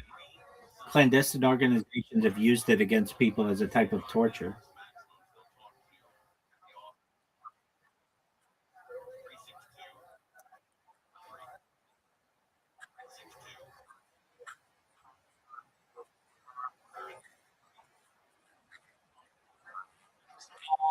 I think I did 3 days, and um, I the strategy was basically like tons of caffeine, and um, I would say that that's about my maximum until I'm just so tired that I don't hallucinate, but I just like the world becomes very slow to me. My processing skills are weakened, um, and I don't like doing that. On this stream, the longest I've gone, I think, is 2 days of no sleep, and usually that would happen under a case where I would sleep a lot the day before, like I don't know, 12, 14 hours or something for one reason or another. And then I'd be trying to get my hours back to normal. Uh, whether that would be, I'd be able to do that, is difficult. Um, so I have done some pretty long endurance without any type of, um, medical prescription or something like that. Your body after like 36 hours starts to really slow down, and you're not able to process, certainly, um, be in your sharpest form. And you also, like, whenever I've done it, I haven't been very having to have to be very physically active during it. um, that causes a lot of issues, I think, because you just become tired. And if you are, ex-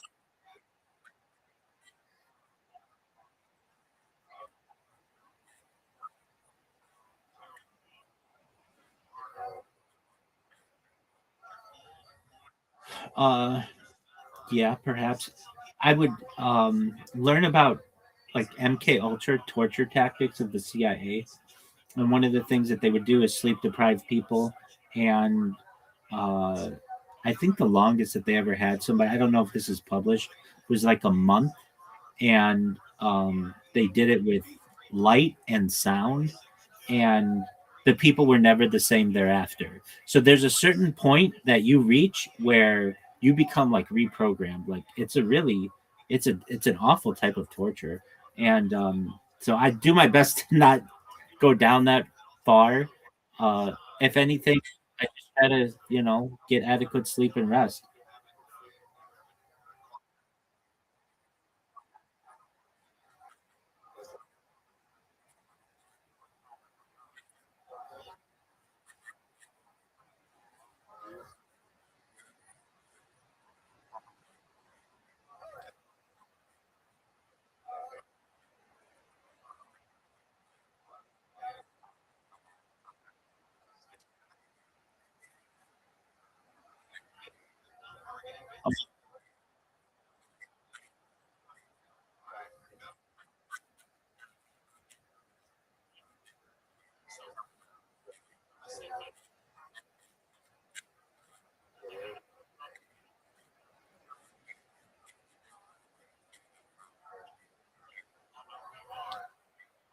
I can recall one time I was on spring break with some friends, and we went to Las Vegas, and we were gonna go to Mexico, and we did. And I'd been up like already like 36 hours or something, um, and I was already really tired, and we were driving to Mexico from Las Vegas, and we needed a driver, and all my friends were like, we don't want to do it, we don't want to do it, and I didn't want to do it either, and I was so tired that I had to pull over, and I said, "Look, either one of you other guys drives, or I'm going to fall asleep while I drive." And so, fortunately, we got coffee, and somebody else drove, and I was able to get some rest. But I can recall that was one time where I was probably up for at least 40 hours or so because of all the traveling we were doing and such. But then another time.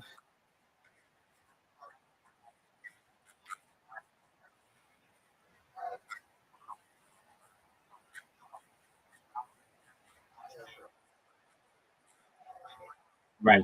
Yeah, he's been in my house. Yeah. I uh I had another incident that occurred. This was on stream. This was in like 2022, I want to say. And I would uh get up really early. I was running projects for a major corporation in I was running global projects, and so I had a group that I was helping in what's called APAC, that's Asia Pacific area. Then EMEA, which is Europe, Middle East. I had another set of projects, and then I was helping a Latin American team, and then a Canadian team. And basically I would be up at like 3:30 in the morning or so, um, and I would be on a live call by 5 a.m. and I would just lead what's called like a scrum. Like basically, I was a scrum master, uh, basically leading these projects of different developers, and I would do that until like midday or so, until maybe 2 or 3 o'clock, and then I would go to Tiger Woods' golf course in Anaheim and hit golf balls. And I did this one day, and really was just oh, and I was burning my candle at both ends, as they say, and I just kept losing more and more sleep. And I was driving home live while streaming on GoPros, and fortunately, my car had a self-driving element to it. It basically had lane protection, and I fell asleep for about, I would say, like 30 seconds going 70 miles an hour on the 405. And I was really close to my house, but I remember being like, whoa, like I had to snap out of it and roll my windows down. And I was very close to my house, but just thinking to myself, like, I can't do this. I cannot run myself to the point where I'm absolutely exhausted. It can be very dangerous. And like Apollo would do, there's something called West Coast turnarounds, which are like pet pills, caffeine pills, and they used to be much more legal, at least in the United States. Um, uh, Different over-the-counter types. They call them pet pills or like weight loss supplements that were basically legal stimulants that people would use to lose weight. That became illegal. It was called phenendrine. It was called fen was the big lawsuits that occurred because they caused cardiac arrest. But this used to be something that people would do to stay up for really long periods of time, truck drivers especially.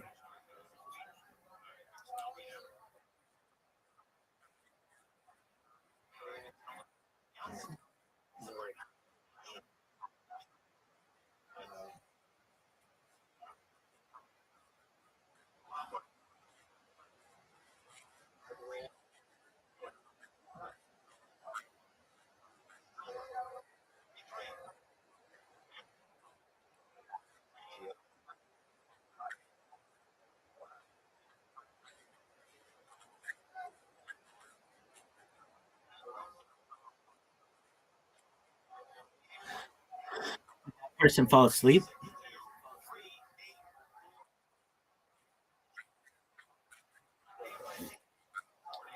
I could see that. Well, it's sleep deprivation is very dangerous, and in a case like that, I would have expected the um, the dealership to recognize that they're pushing these people to the limit. I was also really interested. I found it really interesting that they had wireless microphones. If you notice, they had wireless microphones back then that were live on the radio. And I understand why you would want that because a cable to a radio station would be extremely prohibitive. But that seemed like pretty advanced technology that they had. I just found it to be a really great time capsule of what life was like then. And it was very accurate too.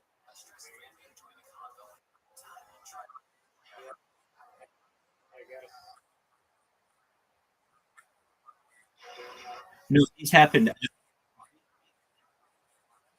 happened in every city in the United States at some point. Essentially, every small town, every probably medium-sized town to large cities, and especially when the radios got involved, because that was constant advertising for the dealership.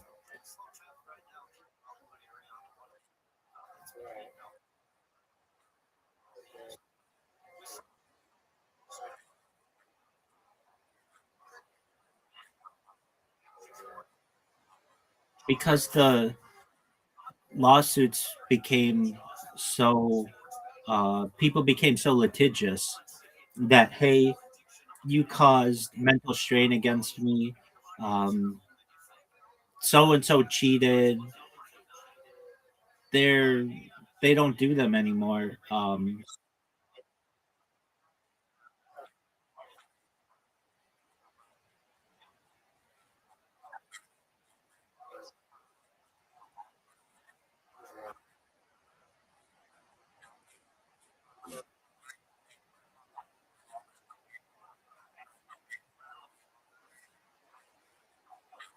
Well,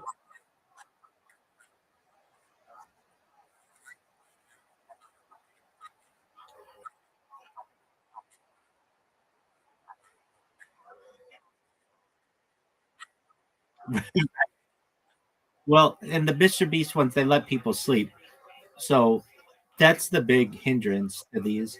Um, I also think that the dealership model has changed a lot.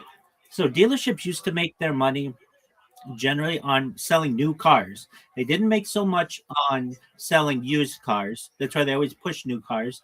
And then they made some money on the service. Today, they make more money on the service than they do the selling of new and used cars.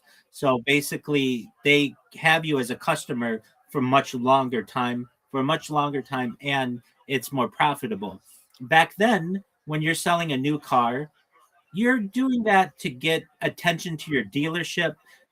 And there are only so many different ways to advertise. There's television, there's radio, and there's print media and perhaps vertical media like billboards. But there's not a whole lot of other things. Now today, you can target your audience, you can use social media, you can use digital advertising. There's just a lot more ways for a an organization to be able to get business, and they don't need to do that. And I also think that radio stations aren't as willing to participate in these things because there's some liability there. After the 2005 incident with this person, no one wants to have their business connected with anything like that. So you could say, look, it would be great to drum up some business. That's great. But there's a huge risk here that someone might go off the deep end and absolutely ruin the business's name and open the organization to some type of liability. And so I just think companies have really pushed away from that. But I I I know that there are a lot of businesses out there that do contests, and people get really excited to do them. And there's a certain um, competitiveness to it, and people do that. I know there was an organization that was giving away coffee for a year to the. They were opening up a chain. They were giving out coffee for a year to the first 300 customers of their new business, and you had to be there by like 6 a.m. and you had to wait. And I know that I I was working nights at the time, and so I would get off of work right around that time, and I just walked there and got a stack of 300 free things for coffee, uh, or 360, like one coffee a day for a year. And there were people who had been waiting out there for like like many hours basically, and I just was able to be one of the last people, and I was able to get the same prize that they got. They don't really do those things anymore. They I think things have just become more expensive as well, that they just don't want to give something away. Giving away a car is very expensive. Giving away free product of anything is very expensive, and organizations just aren't that willing to do it anymore.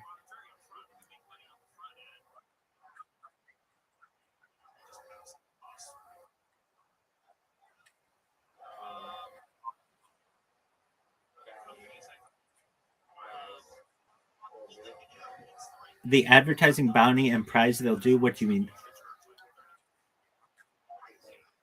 The marketplace that, you mean Upcake? Did you tell your mom about it? It's a good idea.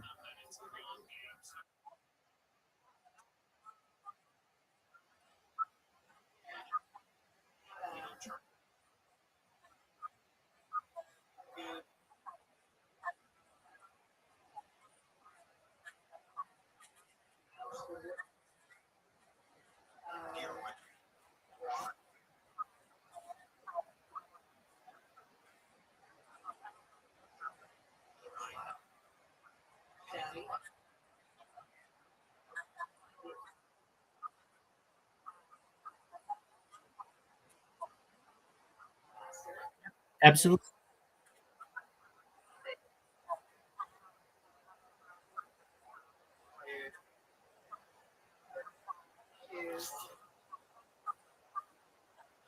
I agree.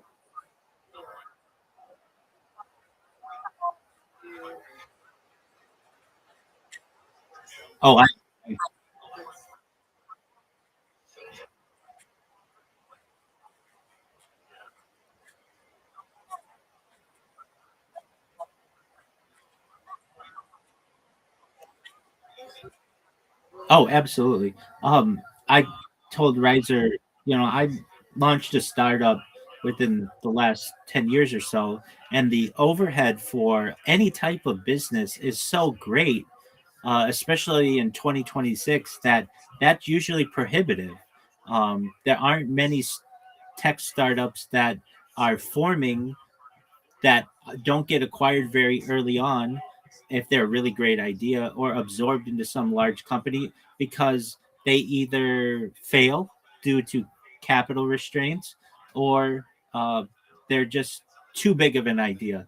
And this in this case, there's a lot there. It's a great idea, and I think that if it were done correctly, it could be very successful. But at least when I ran a startup, I had like an unlimited budget because we had an angel investor. That helps. That's what you would need to be able to do this, and you would become an enemy in the marketing world to every single marketing department of every Fortune 500 that exists. And in addition to every advertising agency. So, are you going to be able to shake up the market that way? But it is, and Riser, I sent you something, and we've talked about it a little bit, that uh, Meta at least has stated that all of its advertising by this summer will be perhaps AI enhanced, or they will at least allow for that option.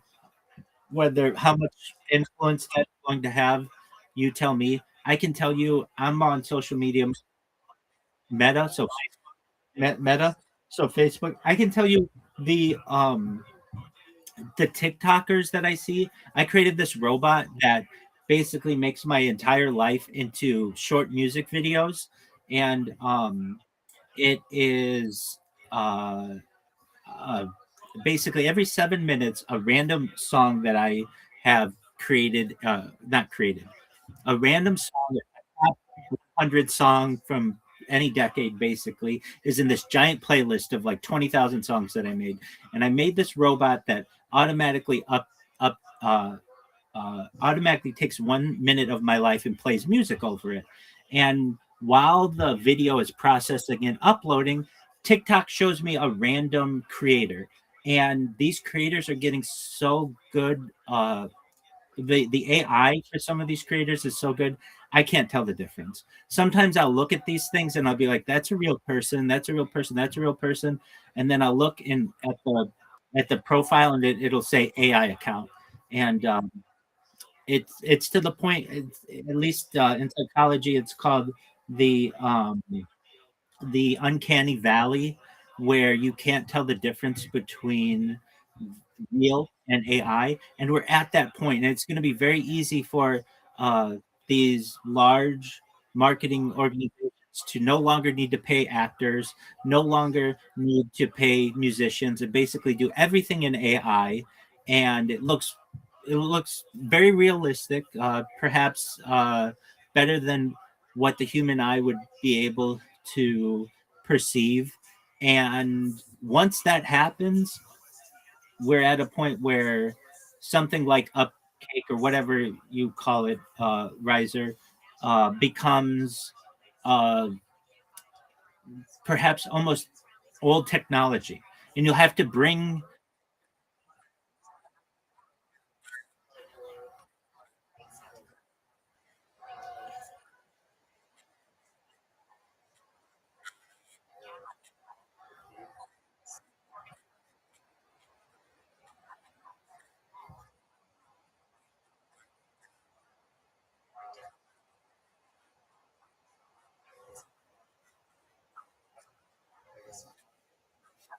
I agree.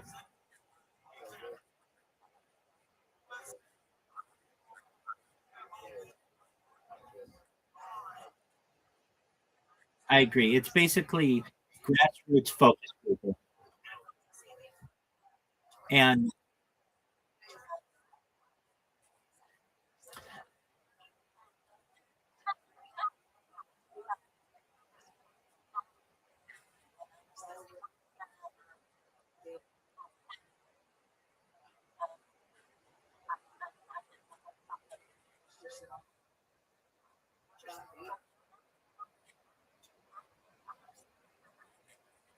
I agree.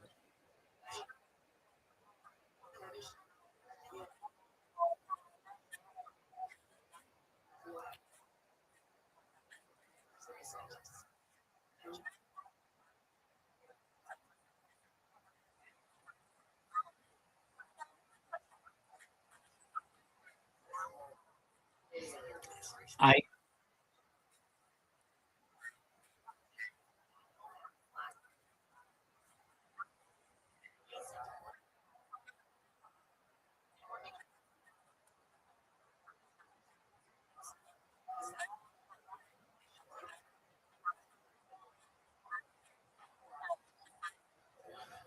so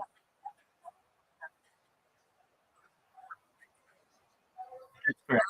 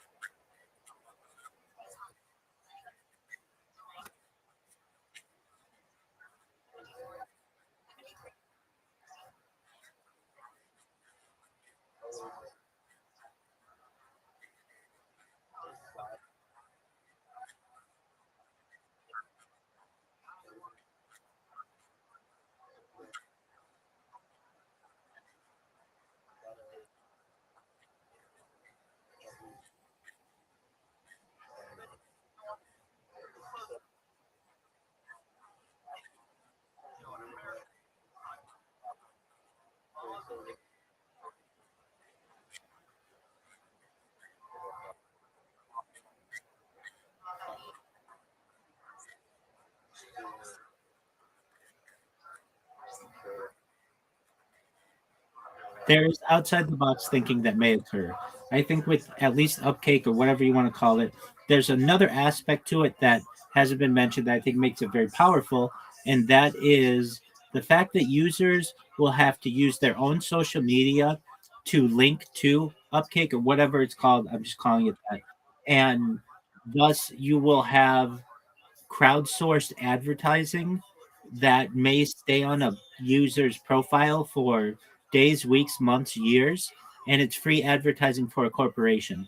And that aspect of it, I think, would be very attractive to corporations. That AI can't do that. AI can't force you to post something on your platform, on your account, if you don't want it. It can show an ad there, yes, but somebody has to pay for that ad. Free advertising is the best kind of advertising. And so if you have the market, basically the users of the platform who are willing to make some kind of creation either by themselves or with AI or whatever and post that on their own profile, that's an incredible tool for advertising that isn't currently utilized. And the idea that it would be a contest like system is exciting to people. It brings back that competitive nature that people have, like in Hands on a Hard Body, that everybody wants to win. And so, yeah, somebody's gonna post something on their social media account, link it to Upcake, and then see how it does. And maybe they'll take it down after the contest ends, but a lot of people won't. A lot of people will want other people to see the art that they created, and it basically creating a new type of economy.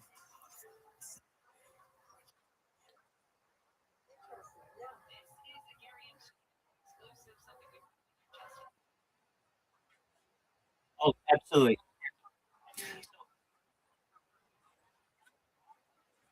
That's Yeah. I'm based out of Irvine, California, which it's Orange County. It's just south of Los Angeles, about 45 minutes or so.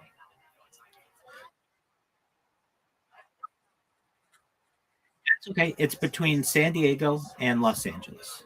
It's where Disney Irvine borders Anaheim, which is where Disneyland is. If you know where Disneyland is, excellent. So, yep. And we're talking about AI and how powerful it is, and I want to reiterate your point. We don't even know what to expect. It is certainly replacing people's jobs, and quite quickly.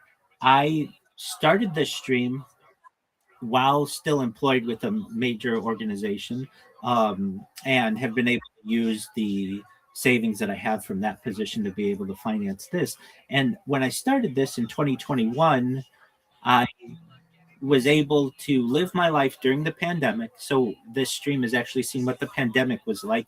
But then moving into November of 2022, I became an early adopter of ChatGPT, and then was actually a user when it launched November 30th, 2022. So I basically have this like pre AI part of my stream and then post AI, and I've been able to see the development of ChatGPT 1, ChatGPT 2, ChatGPT 3, 3.5, 4, 5, its competitors of Grok and Claude and Gemini, and what they've done to society. And I think this is a really exciting opportunity to be able to study, especially in the future from a historical standpoint, my streams as a time capsule to be able to see what life was like before AI and after AI.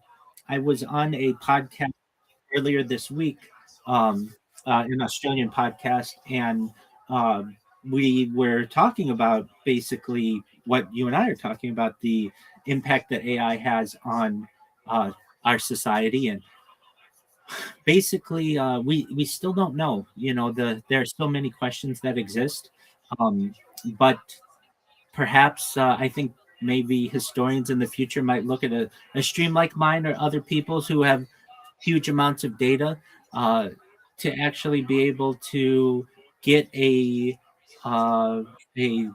porthole or a vision of what life was like, and I think that'll be really exciting for people to study in the future.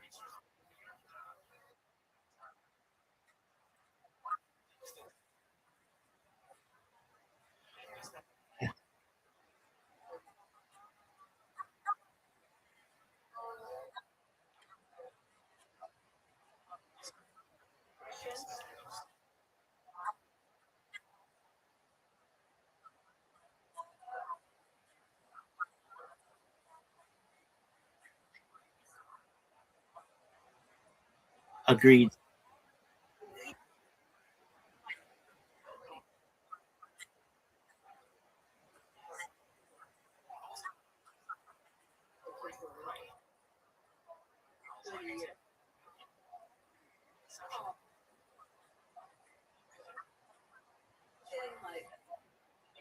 Right.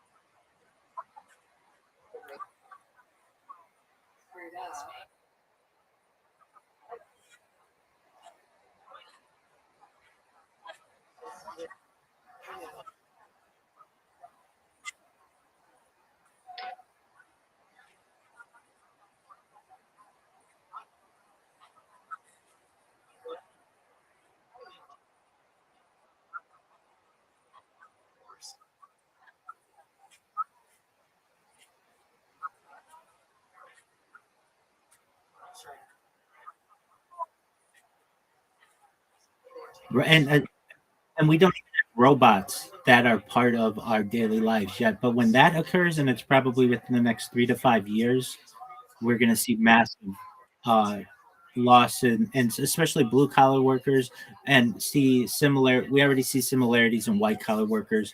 Coding isn't really a career anymore. Customer is no longer a career anymore. Uh, and very soon we'll see positions like perhaps um, certainly truck driving or any kind of long haul driving will have been replaced. Additionally, it'll soon move into even positions that people would think that were almost irreplaceable, like electricians and plumbers. When you eventually have a robot that doesn't need a break, that doesn't need to eat, that can work 24 hours a day, and all you have to do is invest in a team of them or whatever, and they just have to be plugged in. Why wouldn't you do that? You could create your own business that way and reap the rewards. Now, do I think this is good for society?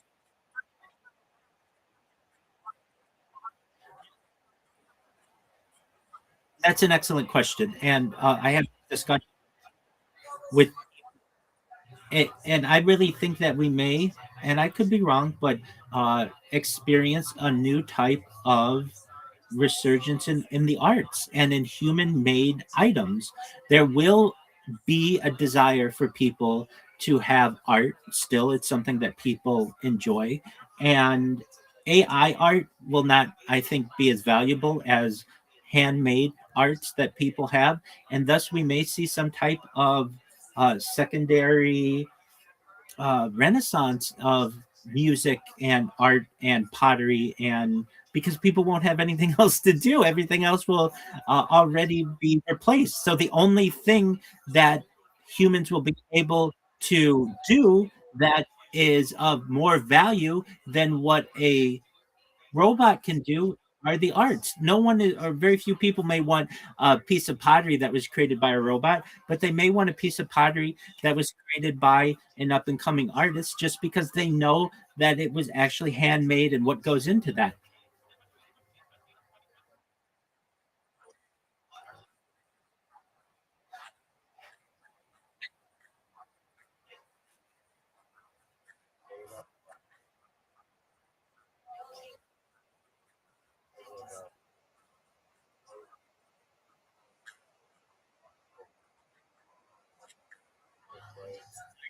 I just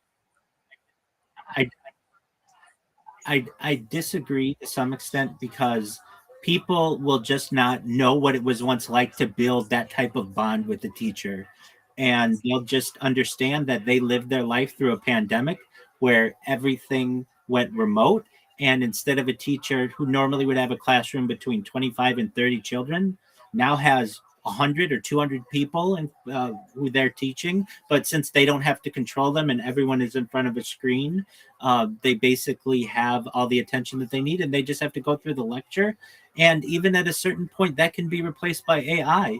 Now in healthcare, we already have robotic surgeons that are more accurate than normal surgeons. I think this isn't even an old study, but they had a robotic surgeon that was I think 86%, or oh no, not just surgeon, doctor, a robotic doctor that was able to diagnose people with 86% accuracy, and this was 2 years ago, when a human doctor, even the best ones, it was less than 80%, it was about 78%.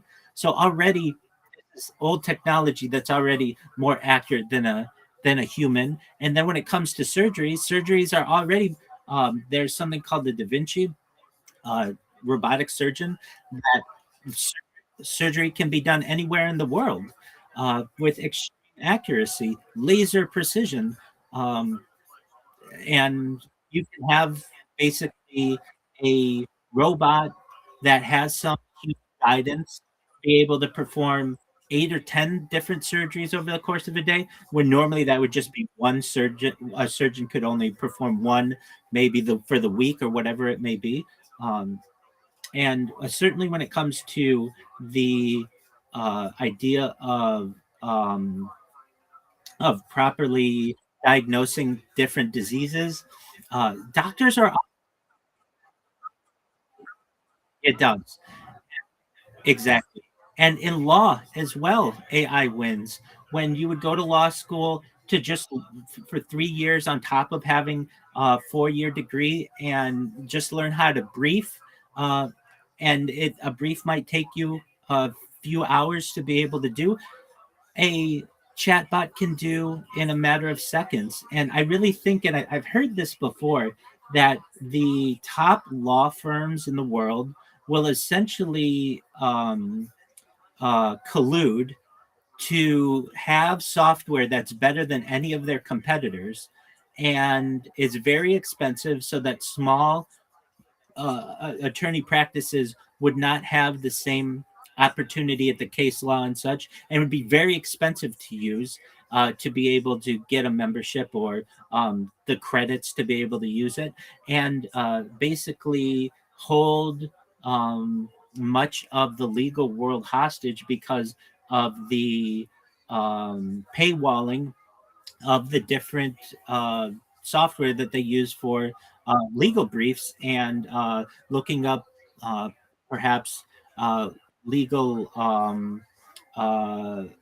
prior legal cases, and thus you would have to use one of these major uh, law firms, or else you're going to be at a significant disadvantage, that your briefs and your legal arguments won't be um, as as good as the big guy from the big firm.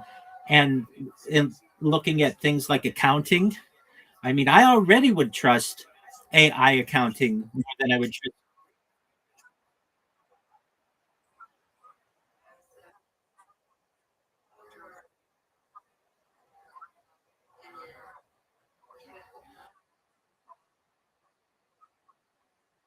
Absolutely. And that's why quality control, absolutely. And that's why the influencer, if you ask, at least in the United States, an American young person what the top desired job is, it used to always be athlete, but now it's become influencer, because there's some idea that the ability to perhaps becomes independent, financially independent and self-sufficient for long periods of time by gaining a network and gaining a community may have more opportunity than your previous lawyer, doctor, accountant, sports star. And there may be some um, truth to that.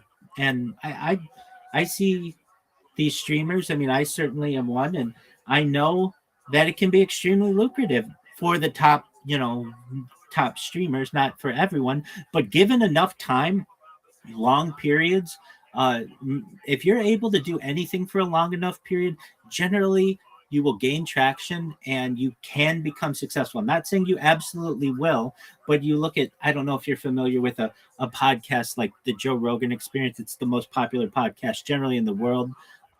It started out as just Joe Rogan talking with his friend in his apartment or his house, and they really didn't gain too much traction for the first 5 years or so. They have many sponsors, but eventually, Joe Rogan's approaching becoming a billionaire just by talking into a microphone because he's been doing it now for 17 years, and a lot of people have jumped on that.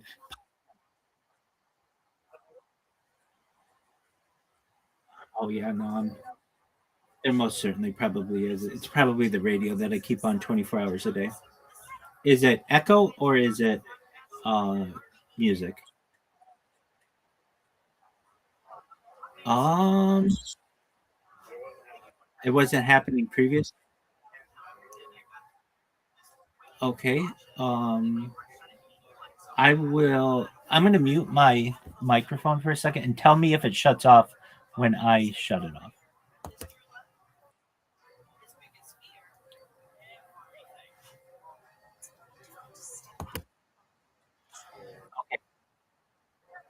No, I know. I was just muting myself. Did it shut off when I shut it off?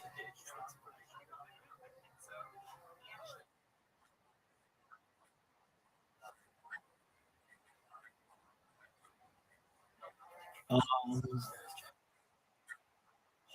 okay.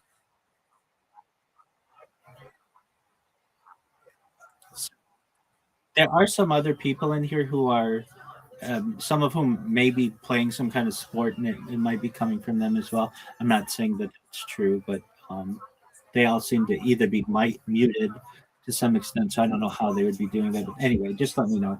Um, in terms of the influencer world, though, it when I probably 10 years ago would say to a kid who said I want to be an influencer, I'd laugh at them. Like, come on, get a real job. With the AI revolution that's occurred, that seems like a viable option. And the younger you start, the more advantageous it can be. And I was saying previously that TikTok is just it throws content at me, and the devices that I'm using to create these music videos are, I don't know, probably like 10 or 15 feet away from me. So I don't necessarily I'm not paying attention to them, but many of them say parent run account, where parents are um, basically monetizing their children at whatever age they may be to generate more income to the family and perhaps give their children a head start. And I can say, is that good parenting, or is this something that I endorse? And generally, I think that we should allow kids to be kids. But this was done previously with child actors and pageant parents, and those kinds of things. And I recognize that parents are uh, becoming more and more desperate for money, and they see their children as perhaps when I say children, you have to have at least be 13 to have a social media account. You're supposed to. Um, but for those kids who get a big following as a young person and then they become an adult, that's quite a head start that they can have in selling things and partnering with different organizations. And it may seem,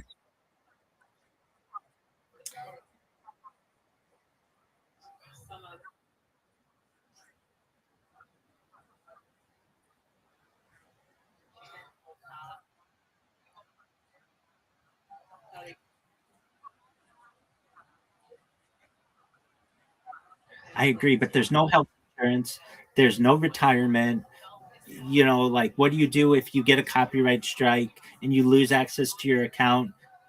Are you just then a burden to society if you accidentally have an accident or something like that?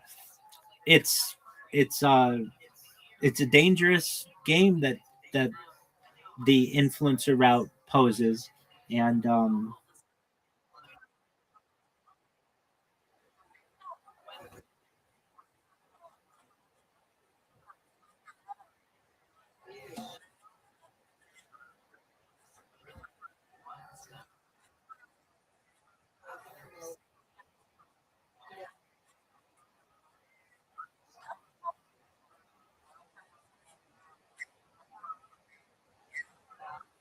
Right.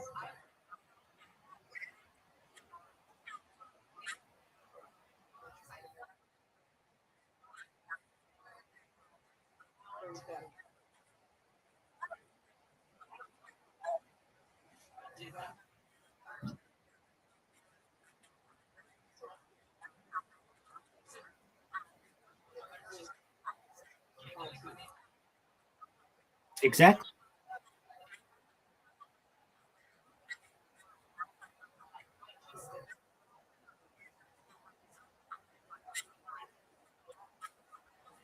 Right.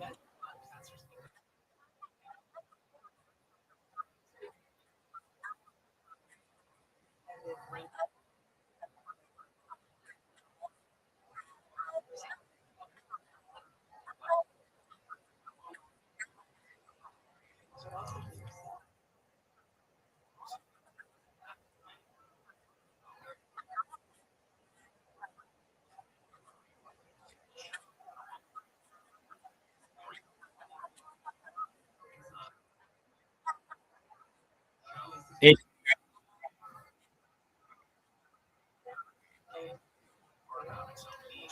and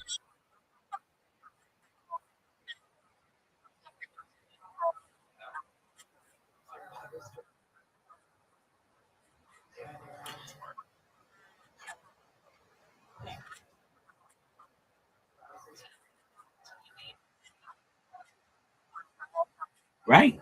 Very successful.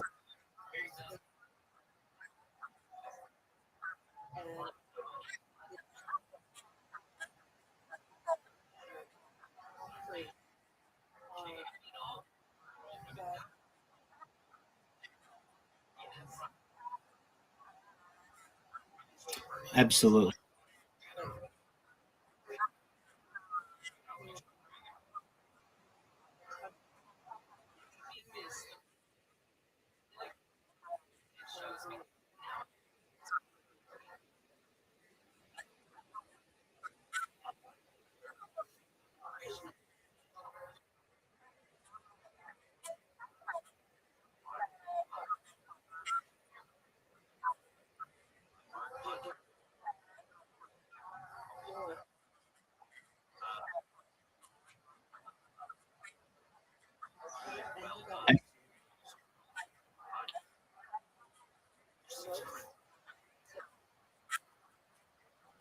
Oh, you're 100% right.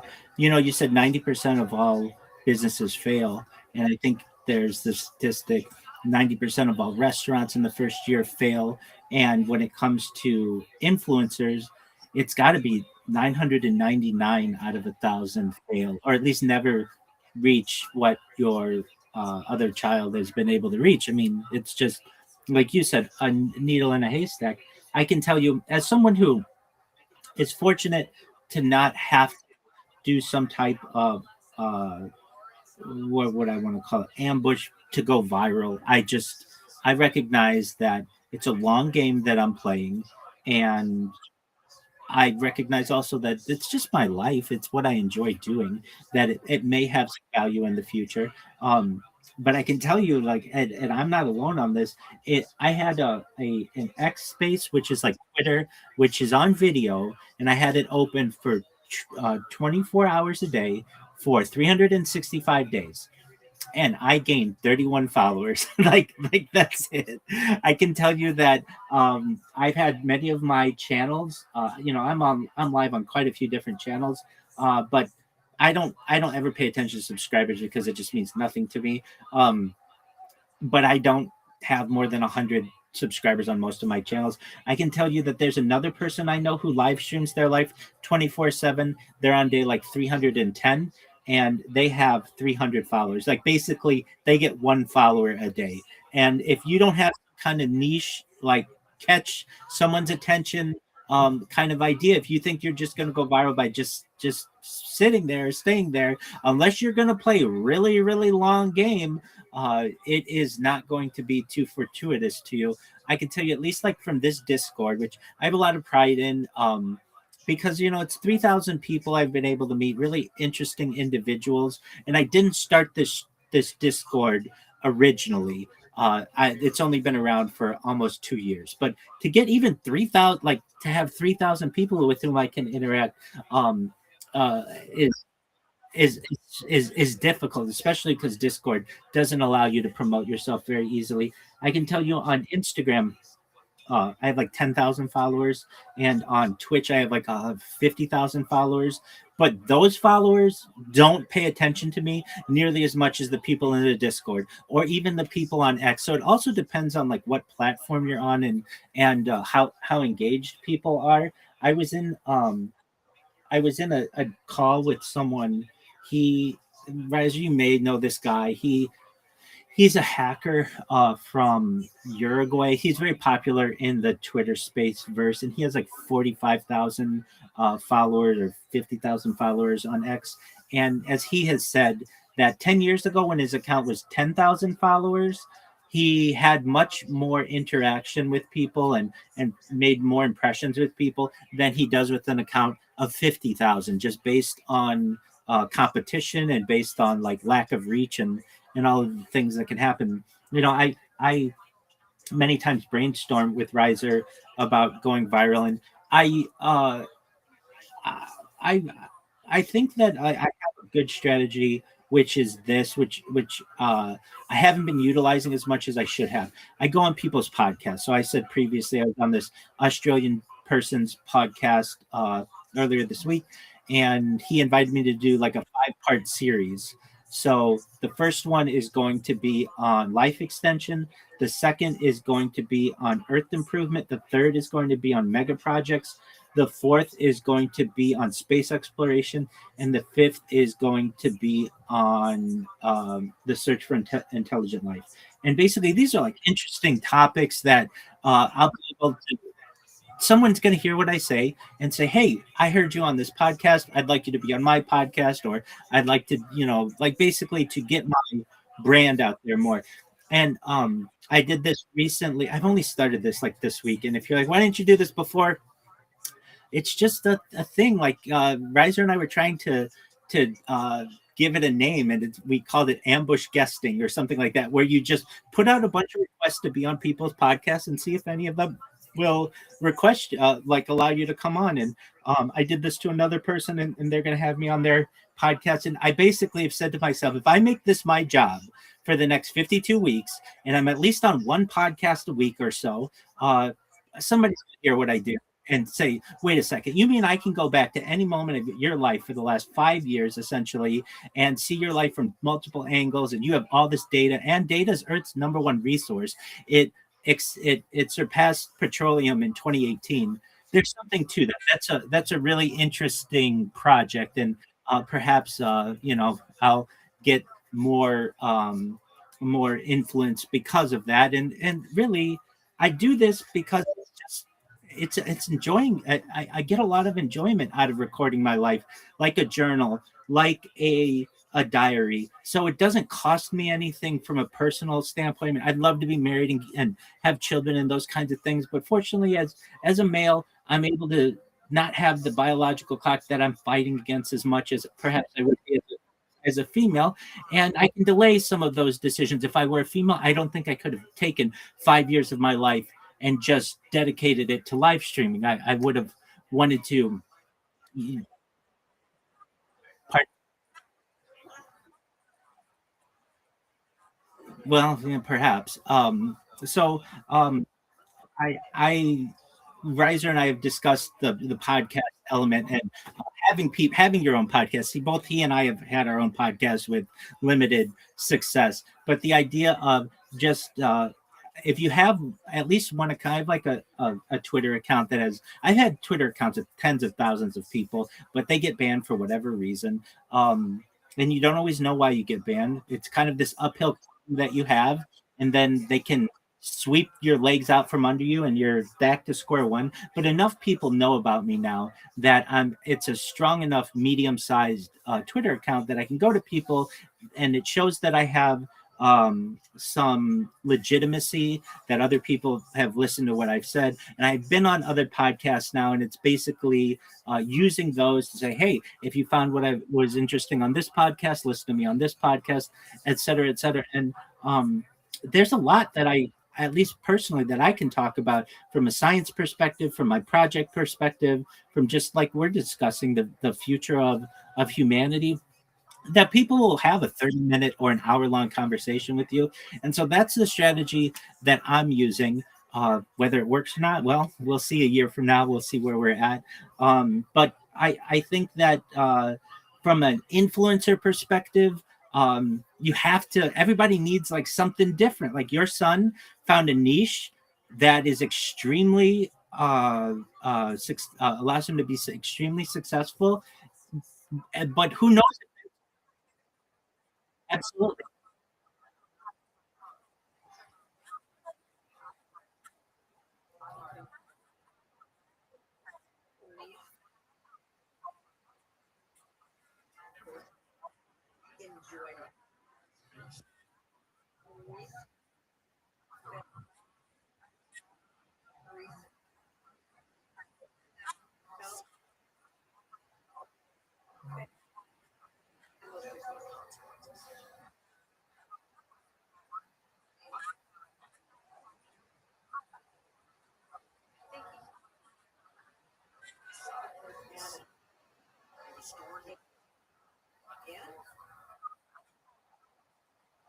That's interesting. But it makes money.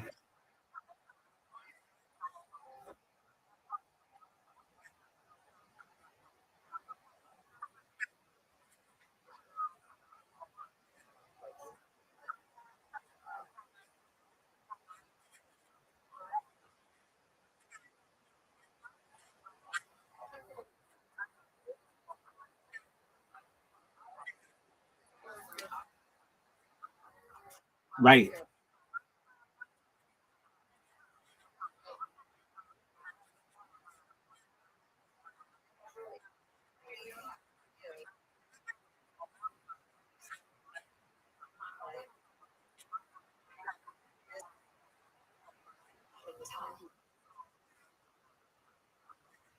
And he didn't.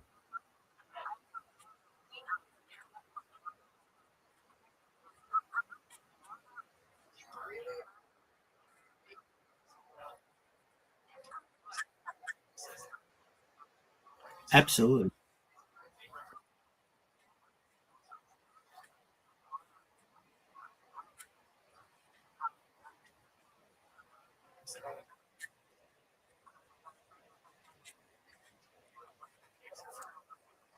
That's absolutely. And I've been in the startup world. I've worked for major organizations, and I've made a good amount of money for the age when I started this. I couldn't be doing this without it. And to me, there's a historical impact that I think is really like drives me. That the footage that is being recorded and the events that are being recorded will be extremely of extreme value to civilization in the future. And I just look at how we look at old photographs or old videos and the vintage and the nostalgia that people have from that is it. I would be dishonest to say if I did not connect to that and think that there was something really special in that and wish we had more of it. And there's lost footage and all the other aspects of society. And I do know in the back of my mind that data is Earth's number one resource and that I've got quite a bit of it. I really mean this. I think I have more I'm almost certain I have more content created by one individual than any person ever. Nobody is on YouTube on 20 different streams simultaneously, 24/7 for almost 5 years. Yeah, that's a great question. I Abs- Absolutely, yeah.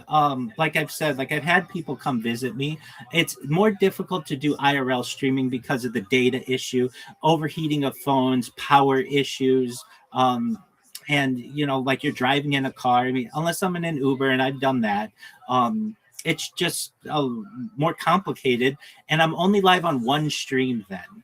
And I like being live on 20 different streams. But yeah, if there was some woman who came into my life and said, "Look, I am all on board with this live streaming thing. I love it. I want to live with you. Let's do this together." I'm not saying that I would be against that, but I'm not looking for that. I recognize that this has this project has the opportunity to make me and my family and my generations to come wealthier than we'd ever want. And so it's almost like just be patient. And also, I might be able to get some. I'm not saying I wouldn't be able to get a really wonderful woman now, or that I haven't had the opportunity in the past, but the fact is, I'd be able to get perhaps any woman I'd want on earth had this gone viral or does this go viral. There are a lot of people out there who would find it attractive to be on the world's largest timeline and to make their merge their life with the world's largest timeline. That I recognize that if I just keep focusing on this, that the women will come and I'll be able to have my pick of the litter, so to speak. But I mean, really, I want someone who would be comfortable being on camera and living their life on camera. But if she said, hey, I want to have privacy, I'm all about that. That's absolutely fine. I understand that too. I don't. It's not a deal breaker if she said no cameras in the bedroom or no cameras for our children. Right, exactly. So I understand that there are some limitations, but I really I want a woman. I've always felt this way that I would be older when I would get married because I wanted to be established. And if I weren't doing this, I would still be in the corporate world and making hundreds of thousands of dollars a year. Recognizing though that this this opportunity, in addition to being able to archive the world's history, uh, can make me not just a millionaire or a billionaire, but into the realm of a trillionaire, meaning just like generational wealth that I'd never need, my children would never need, my grandchildren would never need. But then the opportunity to give back to the world is really important to me as well, to help every single person who's helped me on this stream not just be able to take care of themselves and their friends and their family, but to be able to start charities to help the world, and not-for-profits to help the world, and really start my own, in my own way, a peaceful revolution. That's really exciting to me. And I recognize that it's a sacrifice that I am making, but I'm I'd be basically doing the same thing, and as would most people, they're just relaxing in the comfort of their own home, perhaps watching podcasts, watching sports, and interacting with their friends. If I may ask, do you mind if I use the restroom? Right.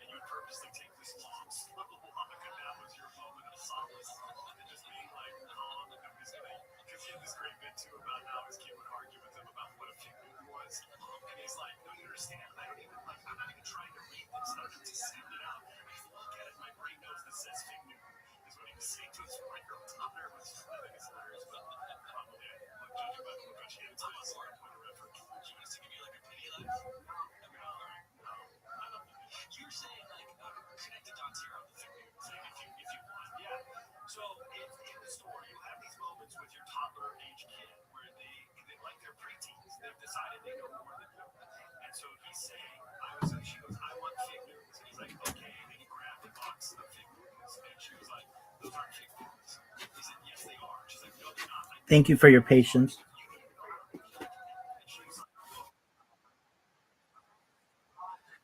No, I didn't. I just swapped hands. That's an interesting point. Couldn't you imagine in mid '90s Texas, one of the contestants is there making that argument? You know, according to physics, none of us are actually touching this Nissan. They'd look at you like you were bonkers.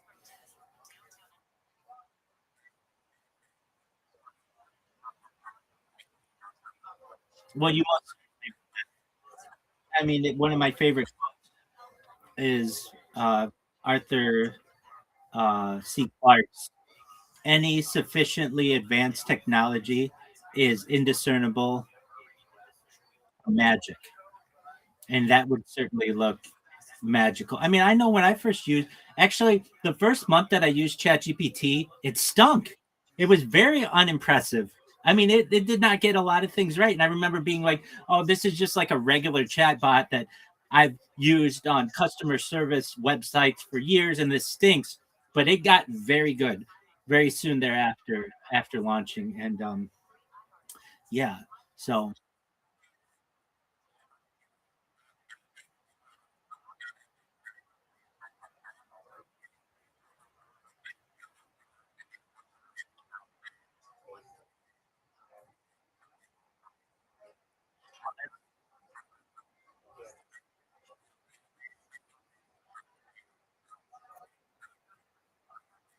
well, that's dangerous.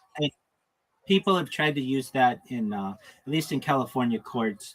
They will not allow you to be represented by artificial intelligence. You still need to have a representative who has passed the California bar, even though ChatGPT has been able to pass the bar from a test perspective. You still have to be a human. And I think that there will be some type of restrictions on some professions that perhaps the ones that are very powerful, doctor, lawyer, CEO, venture capitalist, perhaps they will say, no, you can't replace these positions. And just because of the power of those roles, uh, they may be, I don't want to say completely irreplaceable, but certainly not as easy to replace as a standard customer service agent.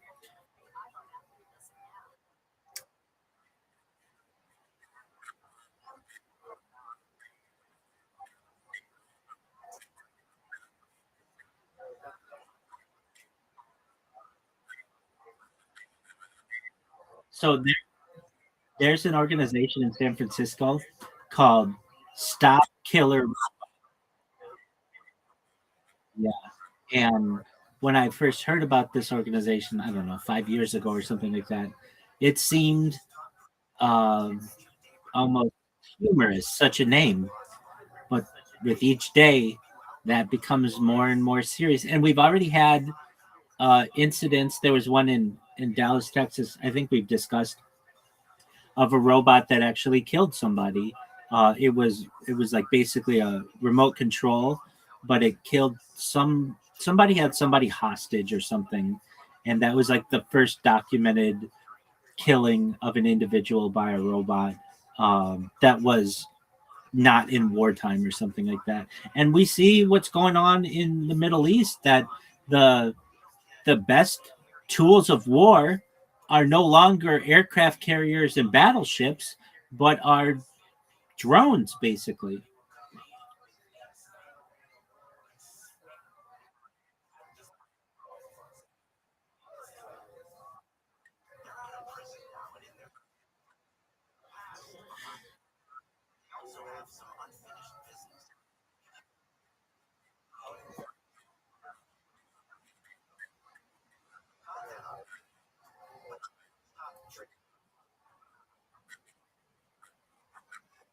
Right,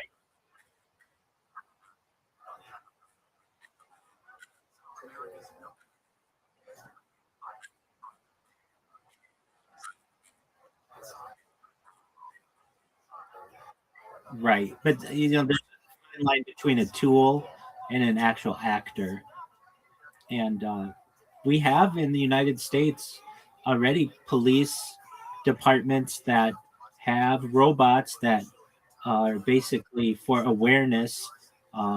on the streets. That's, I don't know if you've seen them. It looks like a giant egg, like Humpty Dumpty, and it basically has cameras on it that goes around different parks and has like a little speaker on it.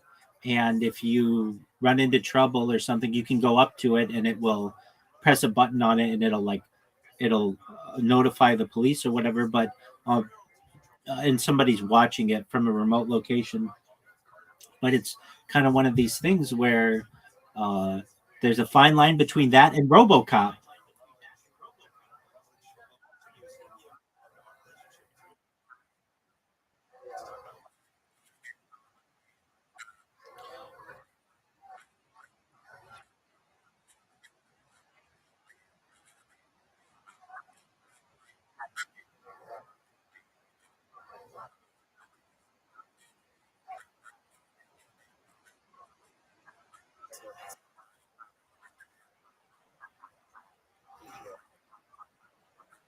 I am a huge advocate of non-lethal alternatives in law enforcement. And I have always said this, even as a young person, why do we give police guns, or why do they have such active ability to use a gun when there are tranquilizers out there that have been used for the last century to bring down big game? Meaning, you can take down an elephant with a tranquilizer dart almost immediately, and that elephant will be incapacitated for 30 minutes or an hour or something for you to be able to do whatever you need to do. And then it's brought back and it's back to normal. Why can't we use those on individuals? Basically, I think that society should replace firearms in law enforcement with tranquilizer darts. Now, do I think that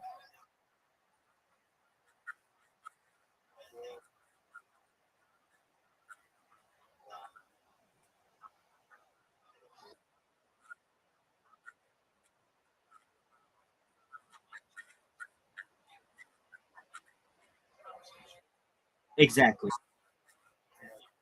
Exactly. And you could use different types of concoctions or tranquilizer chemicals.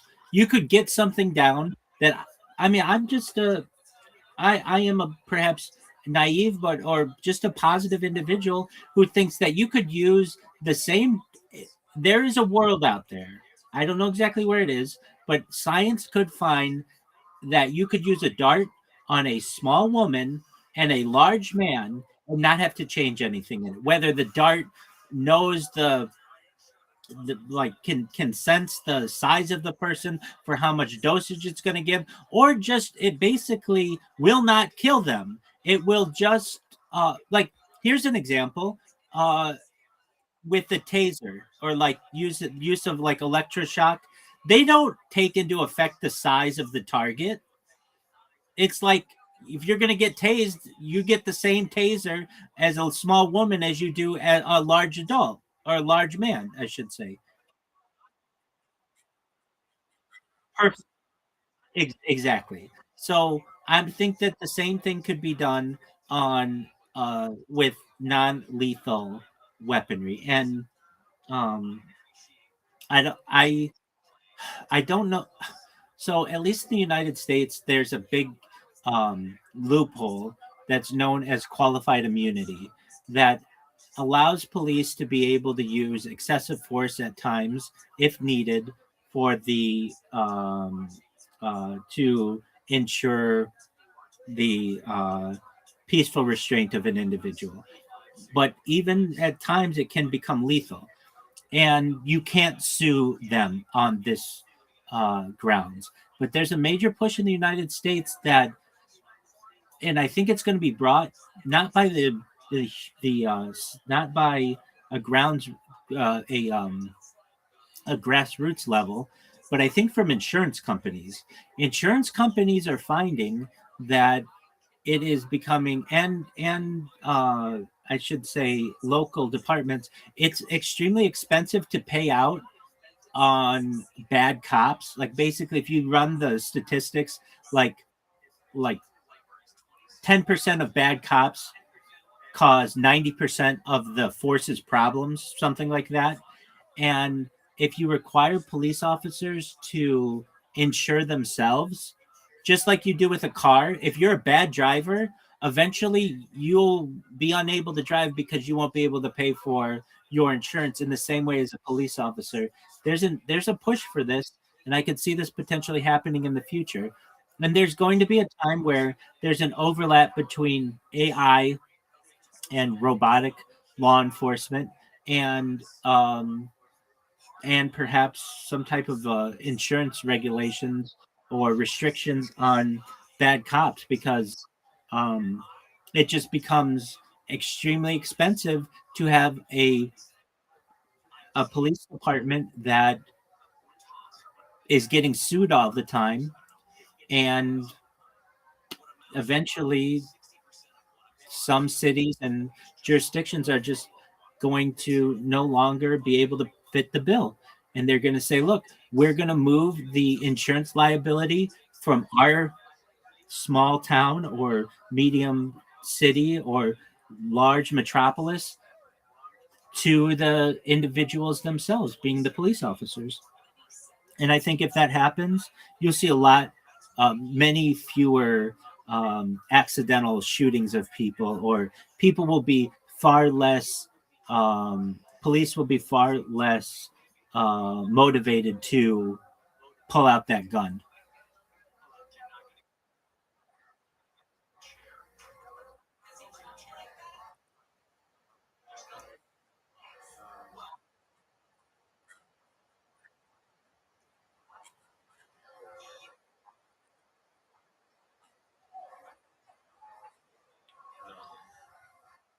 Do you need a police officer to get you a cup of coffee like that lady on Hands on a Hard Body?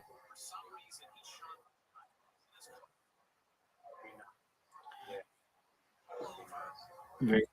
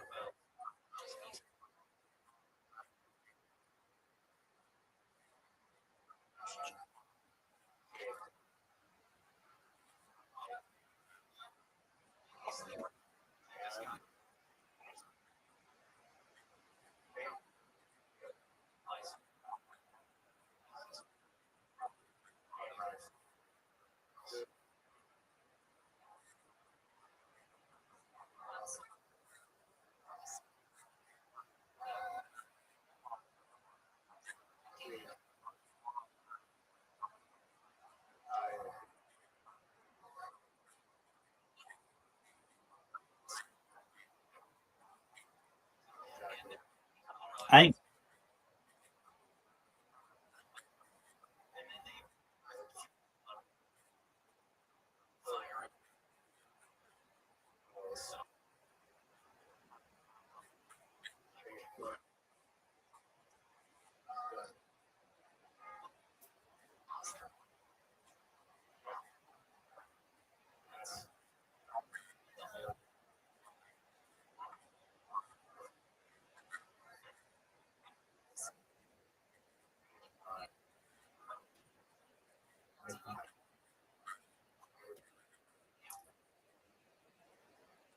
well, um, you and I discussed this at one point, how I think in the future, and it's already, this isn't new, but when you have an advertisement, if you can connect it with a real person that people know exists, with their handle or whatever, how much more powerful that ad is going to be, because people know that it's not automatically generated. Or does that make sense?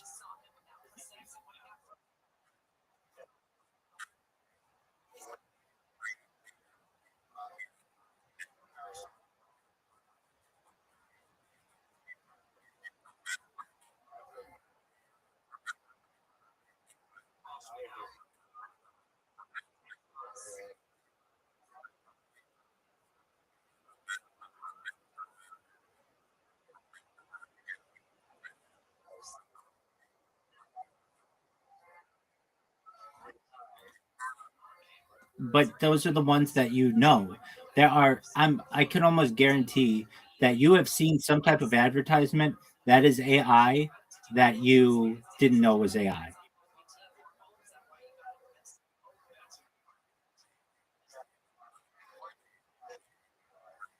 So for whatever you want to call your company, I call it Upcake because it's easy for me to remember. Um, you and with talking to Mama Riser as well, um, she recognizes how expensive this could be and how this could make you an enemy. But all you really need is a website that can post links, a comment system, a voting mechanism, and then you would just go to different organizations to basically sponsor contests. And once word of mouth gets out about it, everybody's going to come to you. So I think with this idea, there's limited overhead. Where this idea fails immediately is if you're hosting all the data. It's too expensive. But if you're not hosting it, it's just links that people would see. It's like Riser, if you look in this Discord below, you're gonna see a section.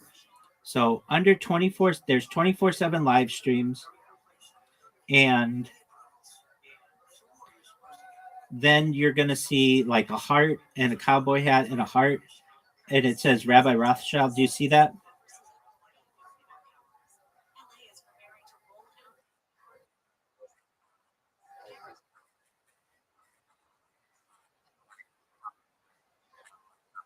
Okay, the section below radio station. Yeah, at the bottom of that, do you see TikTok music videos?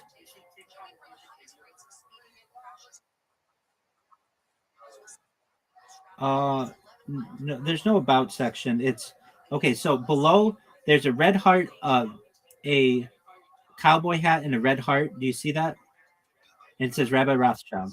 Then it says moderator only, rank ups, and then AMA technology, Instagram, Linktree, press releases, TikTok, YouTube, podcast, leaderboard. Do you see that? And then do you see TikTok music videos?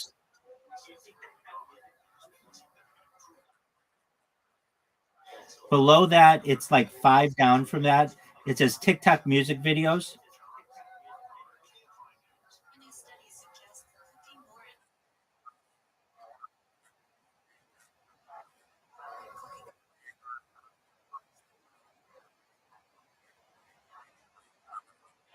No, no, no. And then it says leaderboard and then TikTok music video.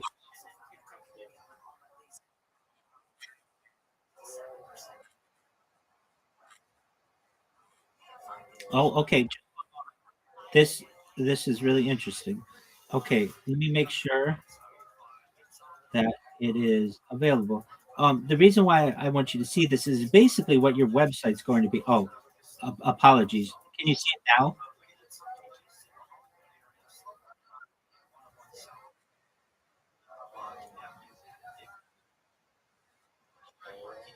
Um, let's see here. So you don't see a section that says TikTok music videos?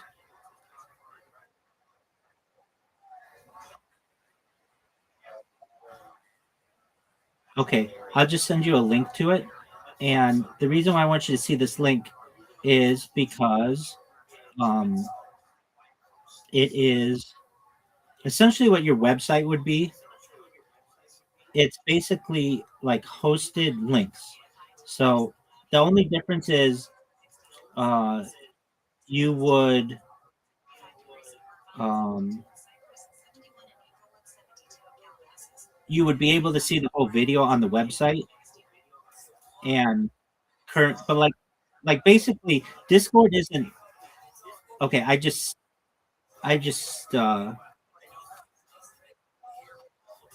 that's actually not what I wanted. Um, TikTok music videos. Okay, so go there, and you see that there's just like every 5 minutes or something a new music video that's being created. As I've been talking with you both, there are random music videos that are being made, but Discord is not hosting them. TikTok is. And your website would be essentially this: the idea that you would, except you could play the video. It'd be like some kind of embedded video that it would still be hosted on TikTok, but um, it would just give like a little thumbnail of it, and then people would vote on it. Discord doesn't have the capability, or under current conditions they don't want to pay for all the hosting, so they limit how much a user can basically host in their Discord. However, TikTok allows for you to post whatever you want, generally, from a capacity standpoint. So what you would do is be like the Discord. Like, you will just have links like this, but when you click the link, it will take you to the person's page, or you'd be able to view an embedded version of it on your website. Does that make sense?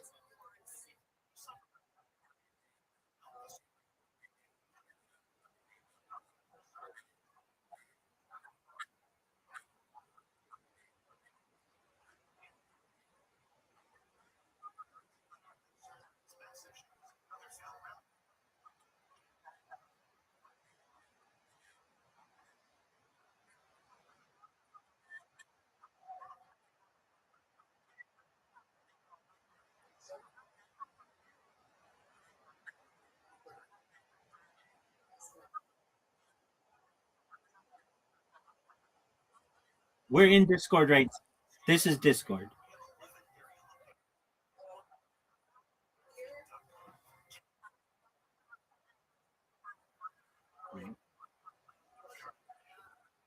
Okay,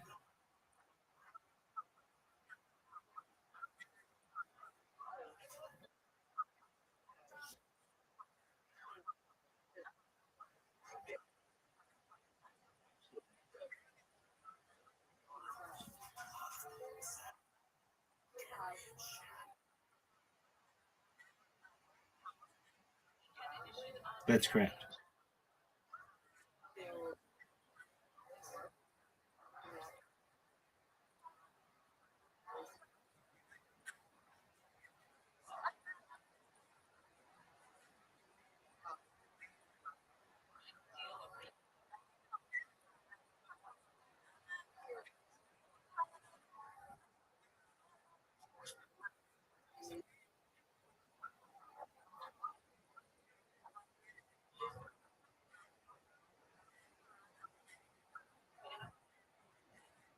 Absolutely. And that's why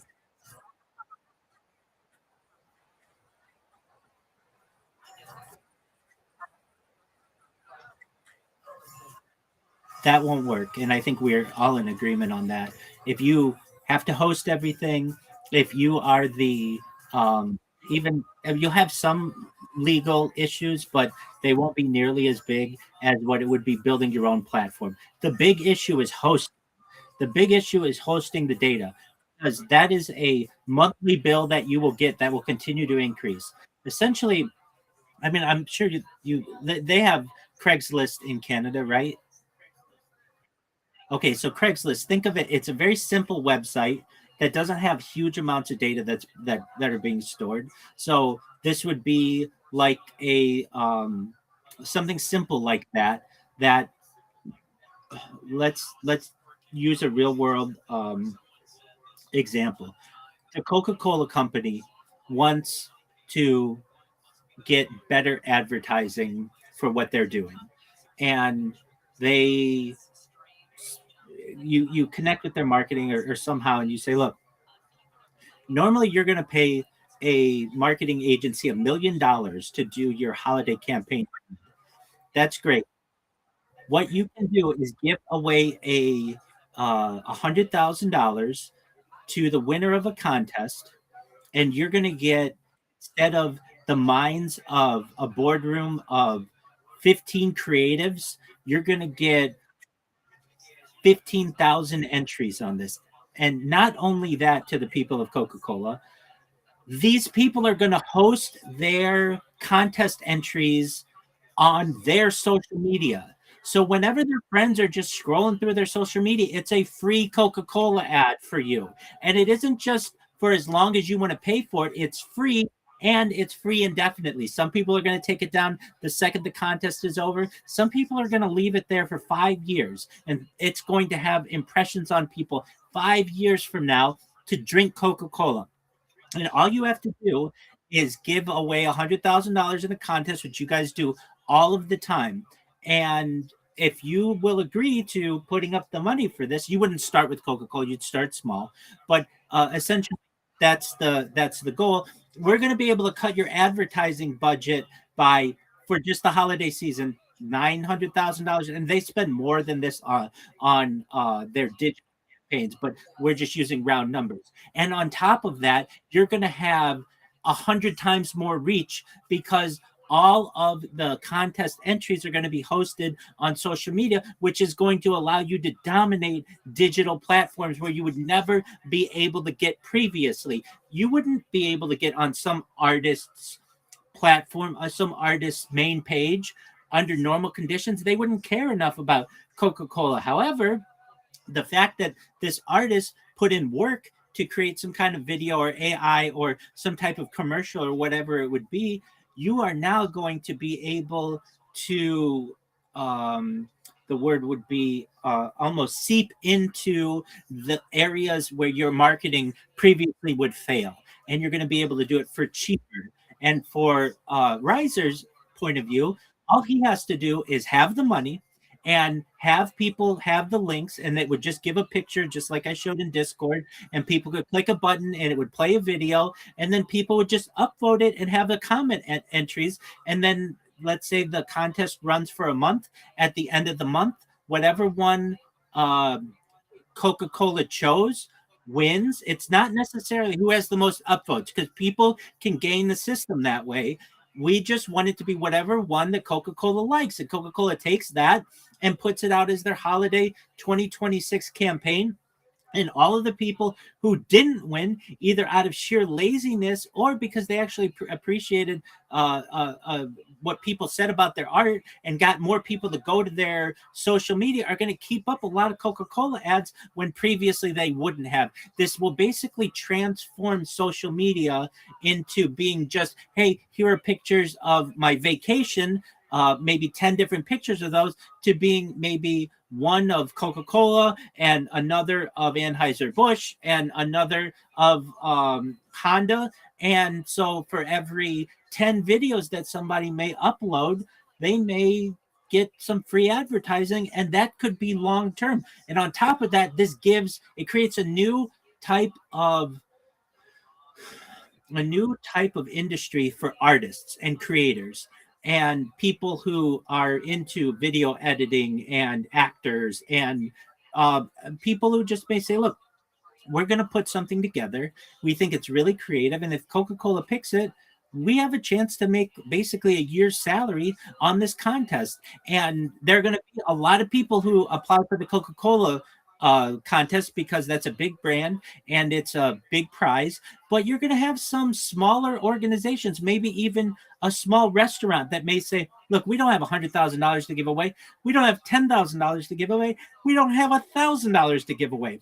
But we'll give you $100 in our gift cards, and they may get 30 entries for that just in a local contest that they're having. And basically, I've said to Riser about this, you're going to be able to lower the costs of marketing, which are extremely high for different advertisers. You're going to able to essentially invade people's social media in ways that you wouldn't have been able to do previously, which is positive for the advertisers. You're going to allow creative people to be able to make more money, and artists, it's going to benefit them. And all you have to do is host a bunch of links on a website. Now, will you need general counsel perhaps at the beginning to have your terms and conditions? Absolutely. So you're going to have some type of, legal team, and but in terms of this is where this is brilliant by him not hosting it. Let's say that there's some kind of I don't know, just malicious content somebody doesn't like. Well, guess what?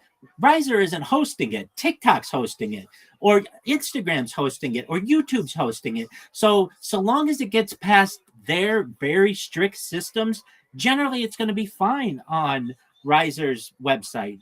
And so you basically are going to utilize all of the general counsel of YouTube, meaning Alphabet, and Facebook, meaning Meta, and TikTok, meaning ByteDance. They're already basically the filter for all of the content that you're gonna have. So you don't have Aquarius. I'll be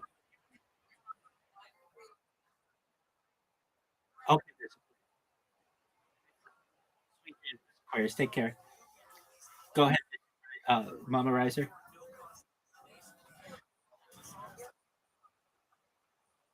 Yes.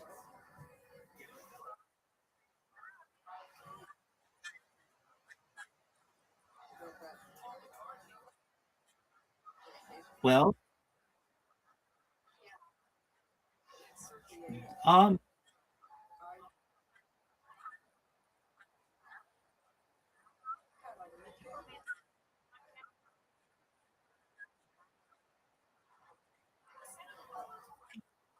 people do that all the time.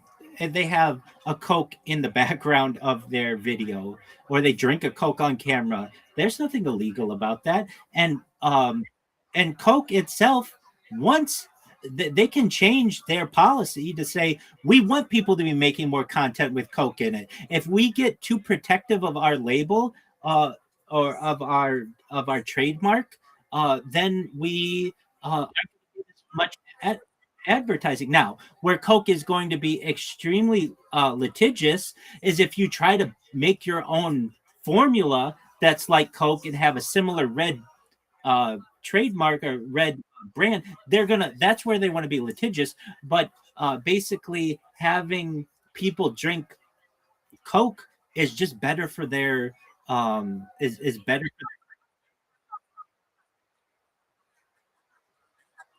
Yes, so we talked about this, Riser, and I did. What if you have a situation where you have someone who, uh, like maliciously takes Coke and just pours it down the toilet and says this is garbage? Okay, their entry is going to be all the way at the very bottom, and on top of that, under current law, they're able to do that anyway. So you just don't pay attention to those people. But you will get some people out there who create a better ad campaign than just your standard Coca-Cola and the polar bears or whatever it is. And the people at Coke are going to say, you know what? Previously, we would have gotten from our marketing team and external marketing teams maybe 5 good ideas. But using Riser's idea, we got 5,000 really good ideas. We had a bunch of people vote on it. And on top of all of that, there are so many impressions because people are going to be voting on this that Coke is going to be on all these people's minds because they're going to see Coke ad, Coke ad, Coke ad, Coke ad. Anybody who's and so previously, I mean, I could really say, under what conditions do you have somebody who voluntarily watches 25 Coca-Cola ads one after another? It really never happens. But in this case, you would have tens of thousands of people doing it. And people would do it just to see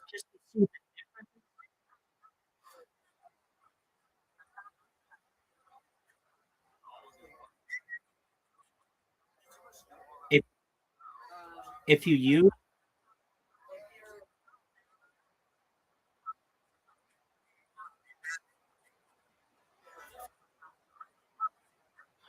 Oh, it most certainly is. But it's so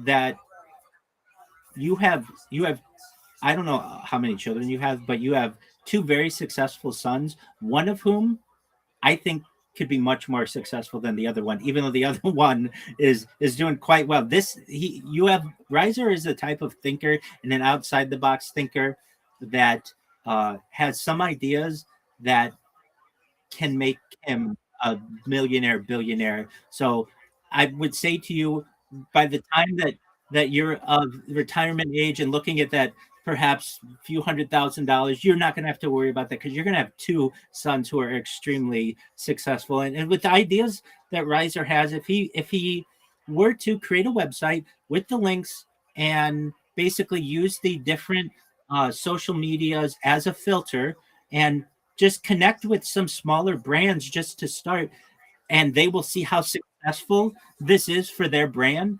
He's going to have all the big boys who are going to want to play and going to want to be on this website. They're going to be able to save money on their creative. They're going to be able to have more effective social media and branding. And then on top of that, under no under other condition are you going to have somebody voluntarily put an advertisement on their social media unless they know that this is a contest entry and they're proud of it and they see it as art and not necessarily as an advertisement for a large corporation.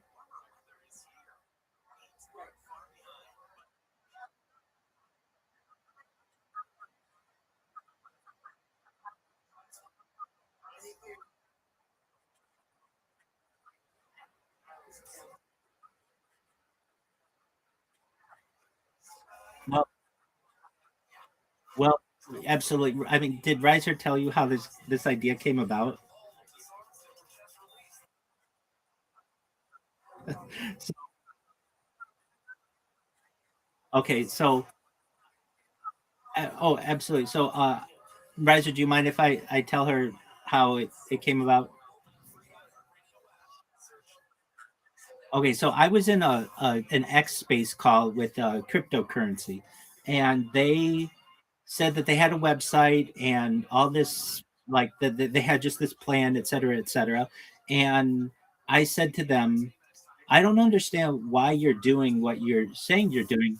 And I basically said, look, it'd be much better if you just were a marketing, whatever, contest. And so I initially brought it up with this other organization, and they were like, "That's the best idea." They loved the idea. However, I haven't heard anything from them, and so a few months went by, and Riser and I were talking, and I said, I had this discussion with this other person, but I don't know if they ever ran with. I mean, this is a big idea, like you're saying, and it takes a lot of it takes a lot of work to do.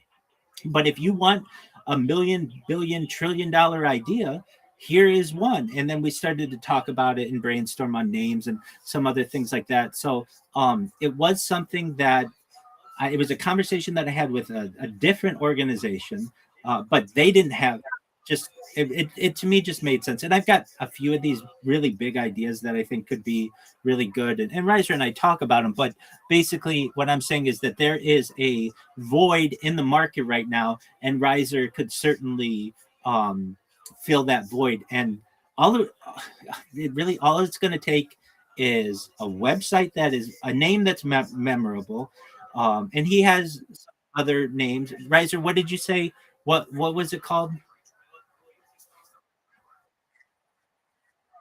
That's a good one.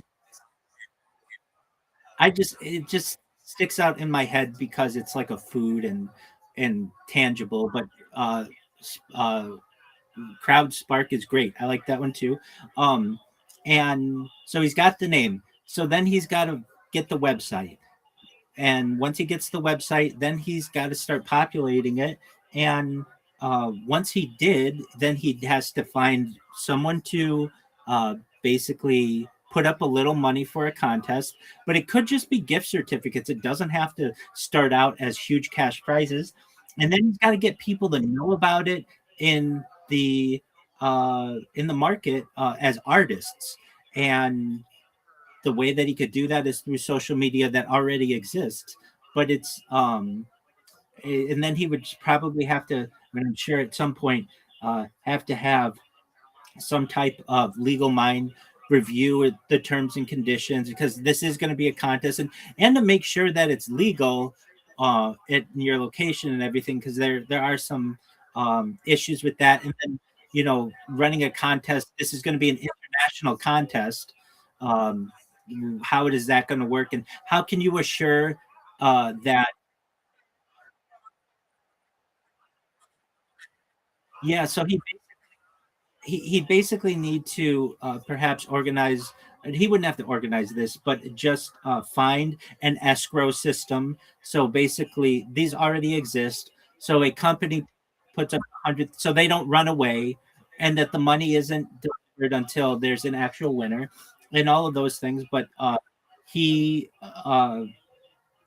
there within any of this have we not said he has to hire anybody, nor does he have to. I mean, he might have to hire some people at some point, but that's down the line. He could use just contractors in the meantime. He already knows how to program to some extent, so the website wouldn't be that hard. It's really about marketing, and if anything, and I tell him this, he's got to be faster at moving these things, because the void's not going to be, perhaps be there forever, and he's going to want to take advantage of it as quickly as possible. Again, this was a conversation that I had months ago with a company. I don't think they were more, this is what they wanted to do instead. They wanted to give away cryptocurrency to organizations, and they didn't want to run it as like a contest, and they didn't want to bring in, they wanted it only to be like small time creators. And I was like, why limit yourself to small time creators? Why not just pay cold hard cash to individuals, create like artists from corporations? And these kinds of contests are done all the time. And they thought it was a great idea. I still think it's a great idea. It just it like the big thing is the website. So, Riser, let me ask: do you have a website, or are you able to host this anywhere?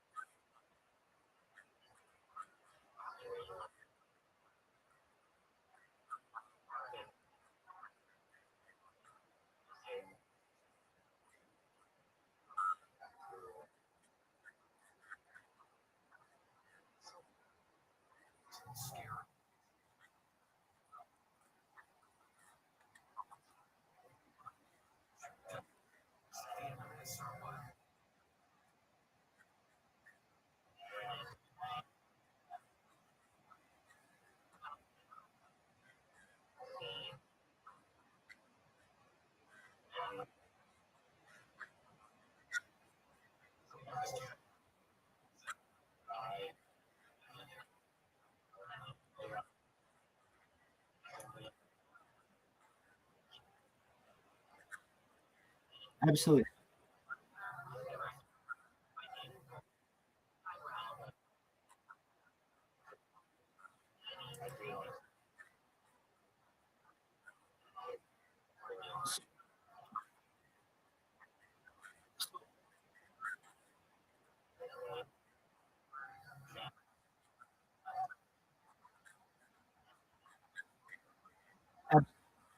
So, Riser, if I were you, this is what I would do.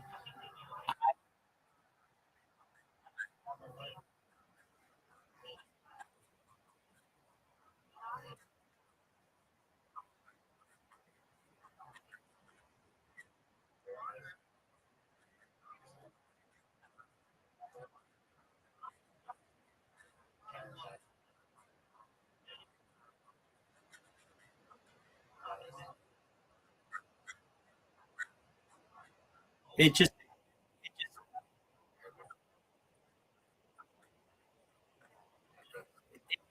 it just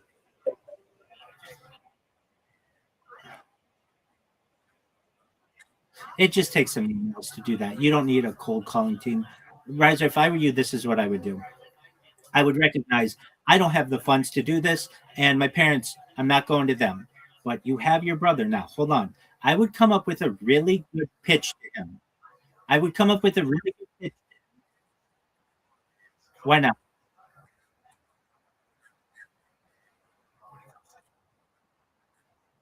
It's not that much money.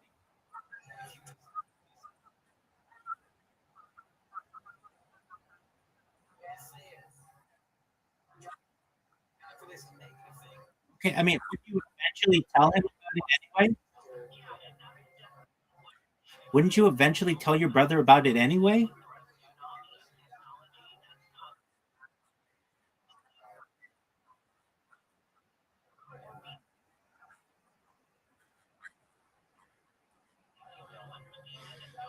Oh, okay, that's if you go to venture capital with this, they can easily just take this idea and leave you in the dust.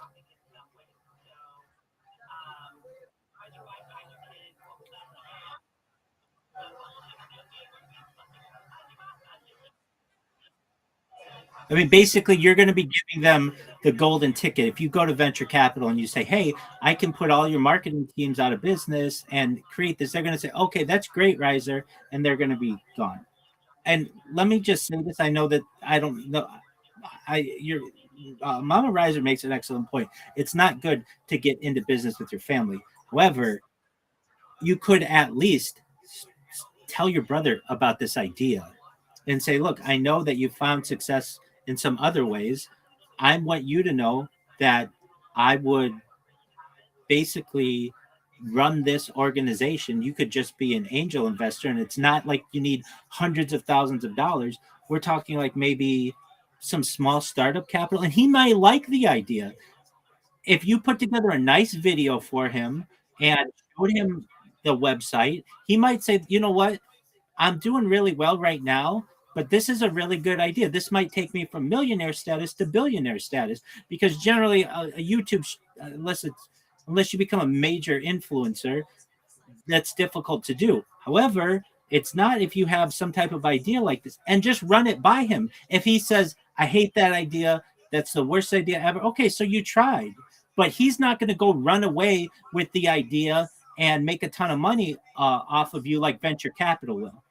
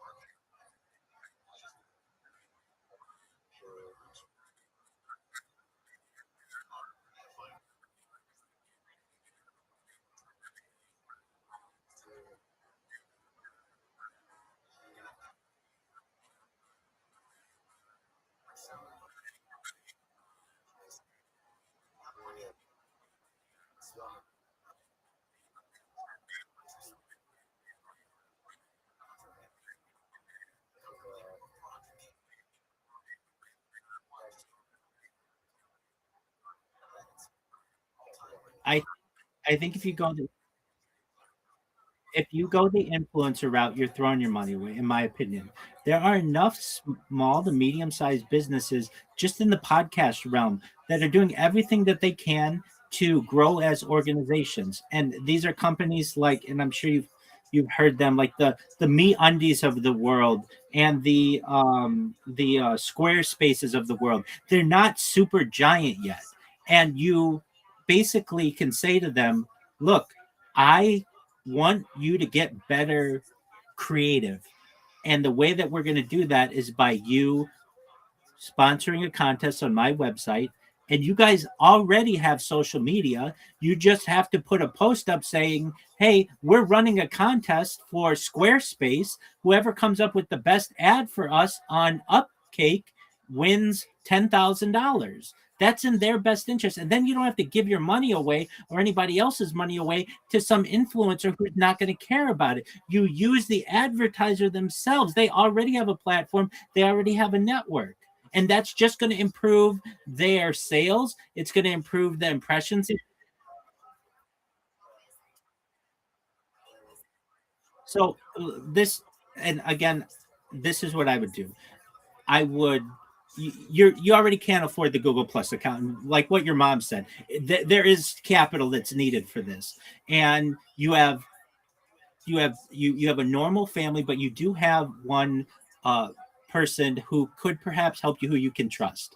And instead of going to venture capital, that's just going to take this idea and steal it, and because you can't really protect it. There's no trademark. There's no patent.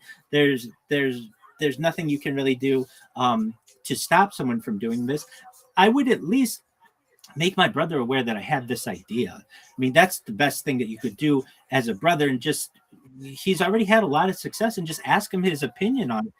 But I'd also come up with a business plan to say, look, if you want a part of this, I'll give you 50% equity in this. You don't have to run anything.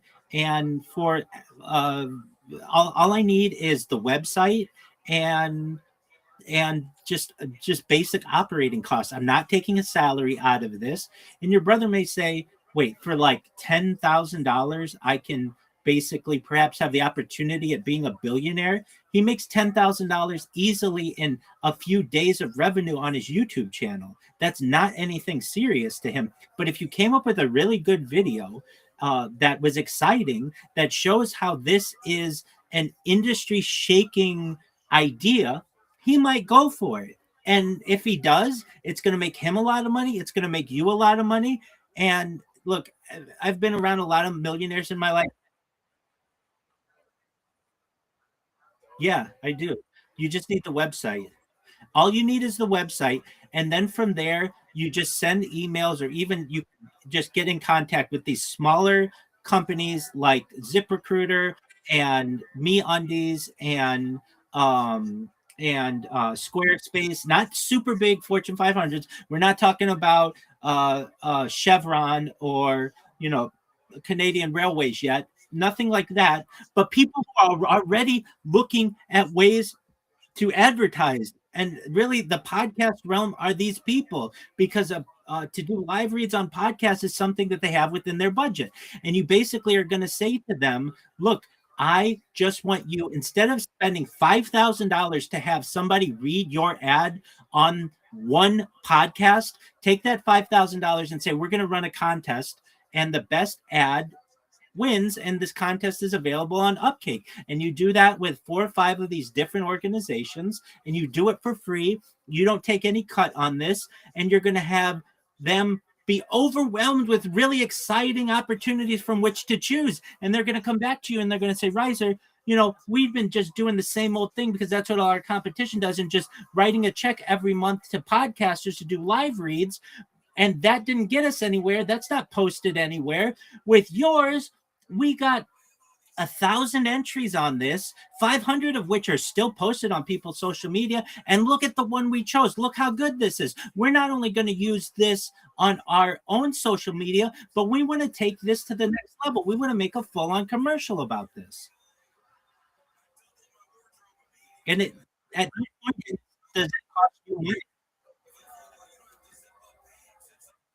At no point in this do you have to go to an influencer. That what I'm saying is you keep all the costs extremely limited.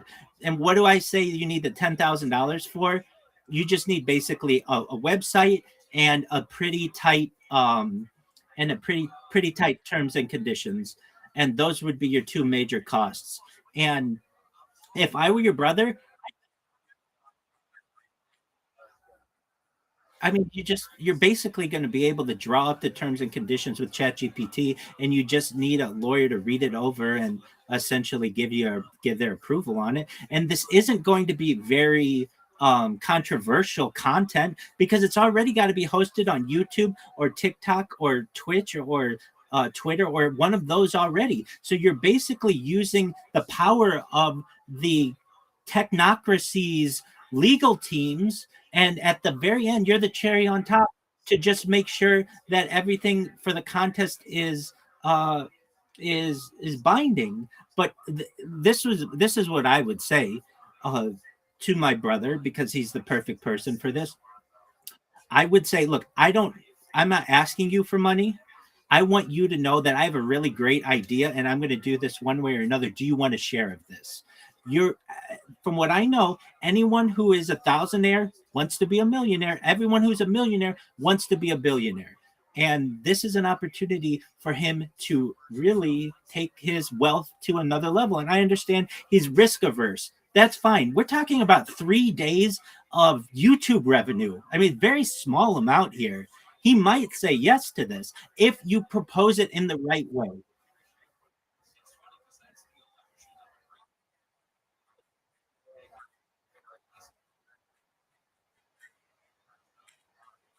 No, no, no, no, no, no, no, no, no, no, no, no, no. Stop that.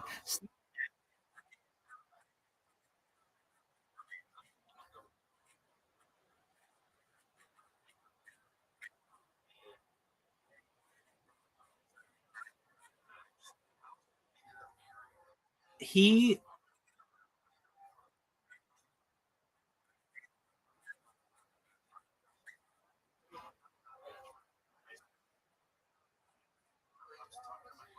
it's worth, it's worth the risk on his.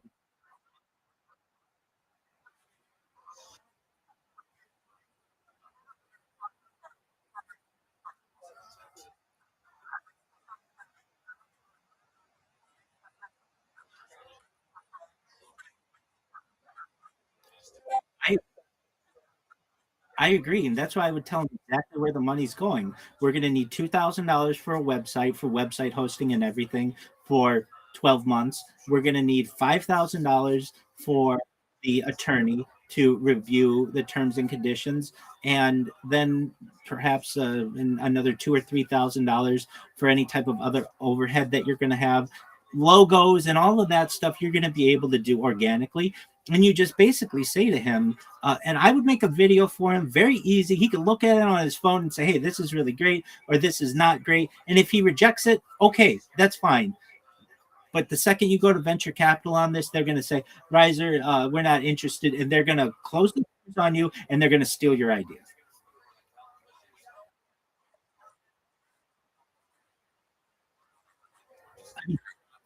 You're basically you're the Winklevoss twins, and you're going to be going to Mark Zuckerberg telling him about Facebook.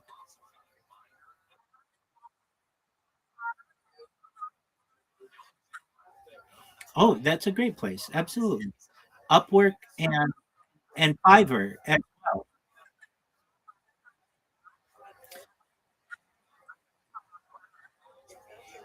Yes,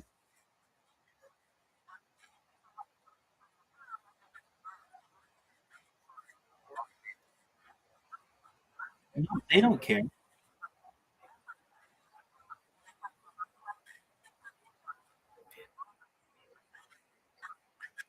Are you familiar with Fiverr? Are you familiar with Fiverr as well? Fiverr, yeah, so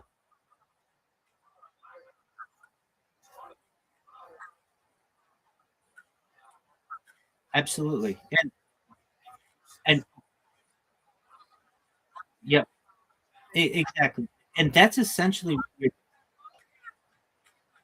That's true. That's true. Those are the big two, though. Yep, those are the big two for gig work and small time creator jobs, especially for video editors and such. But essentially, Riser, what you're doing is you're building that type of platform with less overhead.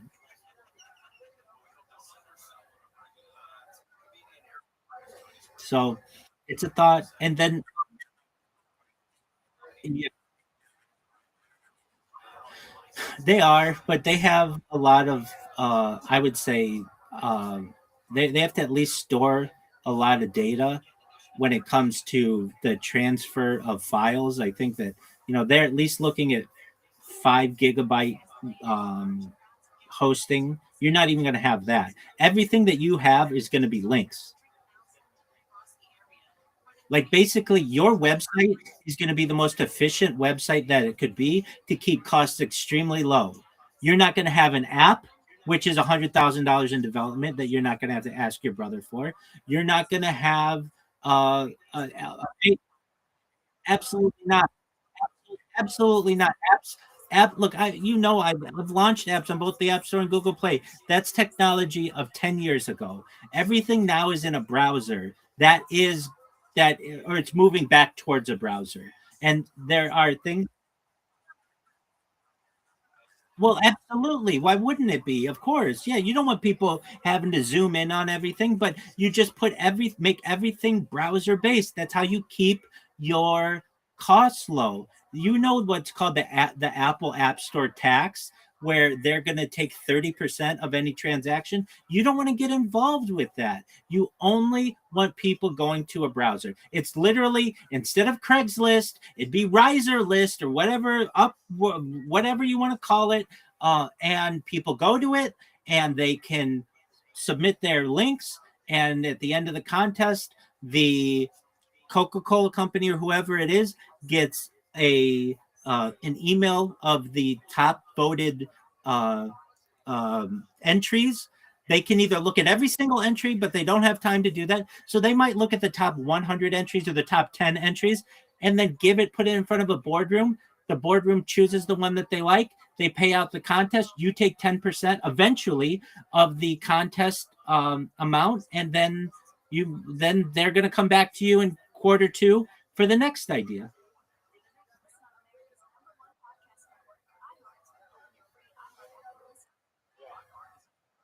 Let's let and let's just for my own um, happiness and perhaps for everybody's here. I'm going to go to ChatGPT and I'm going to speak into this idea, and I want the good, the bad, and the ugly. Here we go.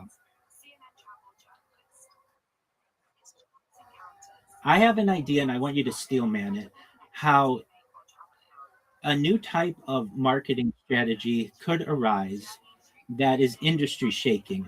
Instead of having individual marketing teams that can be very expensive for every Fortune 500, and also marketing agencies, that this effort could be crowdsourced and essentially have a very simple website where users submit links and the website hosts the links, and it would be basically companies sponsoring contests, and the links would be hosted on different social media so that costs would be kept down. So for instance, you could have a major company like the Coca-Cola company who had a contest for $100,000, and they could choose what crowdsourced ad that individual creators, small time influencers, could create for them, and how this could eventually be the future of advertising.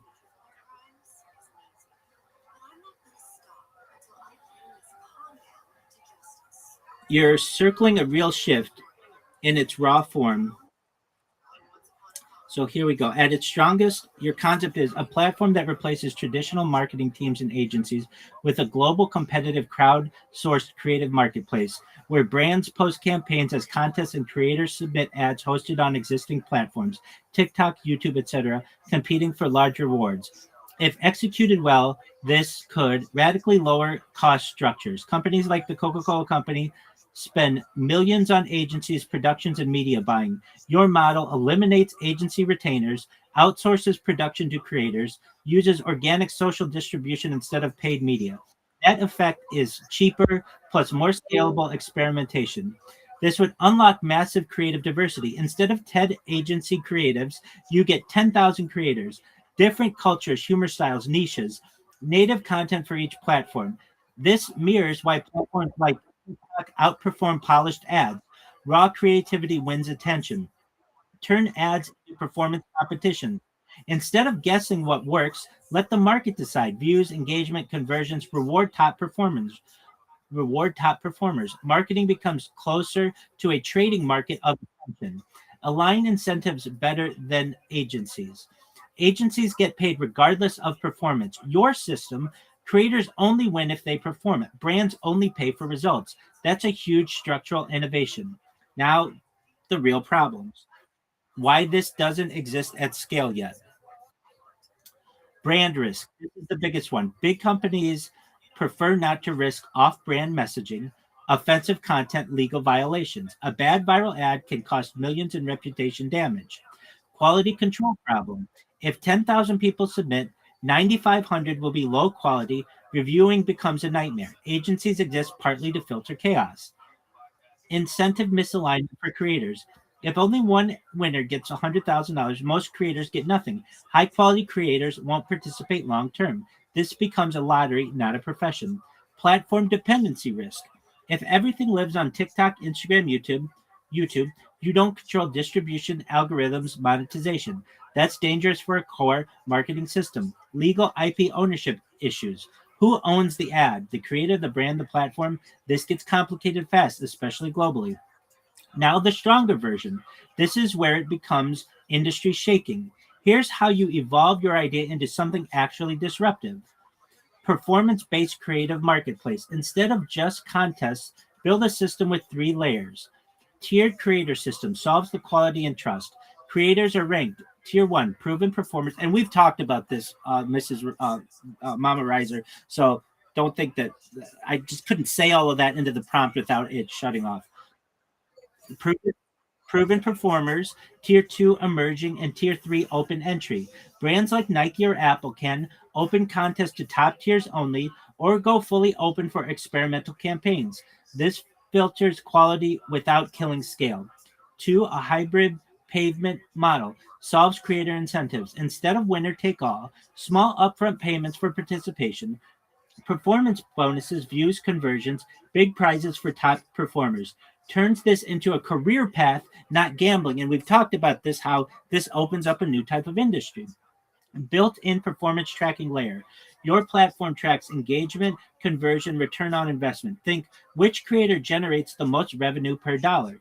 This is what agencies pretend to do, but rarely prove cleanly. Brand safety AI plus human moderation. Before anything goes live, AI filters risky content, human reviewers approve finalists. It solves the biggest corporate fear. Distribution engine, your secret weapon. Don't just host links, aggregate performance, boost winning ads, repost across brand owned channels, potentially fund paid amplification. Now you're not just a contest platform, you're a media engine. What this becomes, the big picture. If this works, you're not just replacing agencies, you're creating a global market where attention, creativity, and advertising performance are traded like assets. That's closer to stock market mechanics meets influencer economy meets ad tech. Why this could actually win?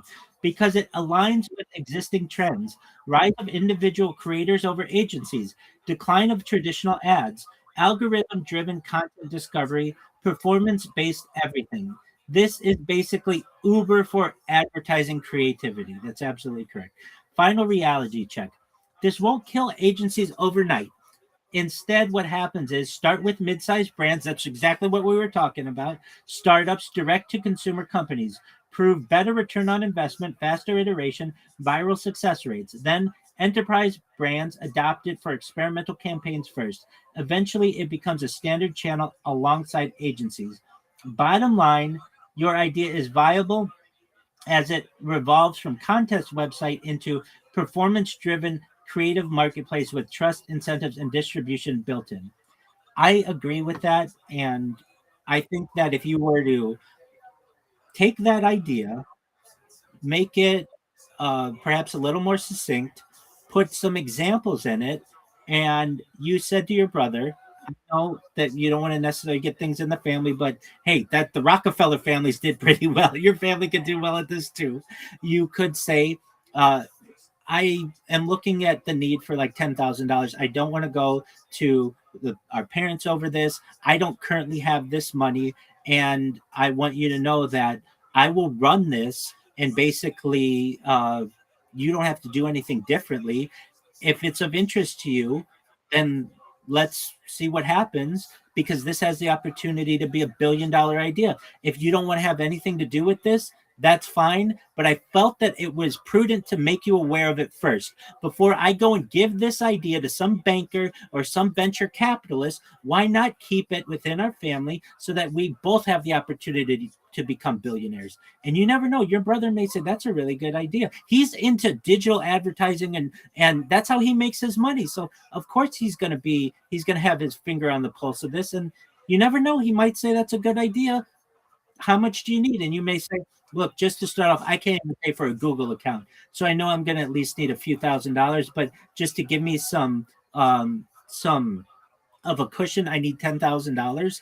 And you can, I'm your brother. You trust me. You can see where all the money's going. We're going to need a little bit for legal. We're going to need to for the website, and then I'm gonna not get paid anything, and I'm gonna reach out to these different small brands and even direct to consumers, and I'm gonna get a few, just like I do with the podcast. I reach out to these people on Twitter, and they get back to me right away if they're interested, and then we have a podcast later that week. You can do the exact same thing with email inboxes and social media.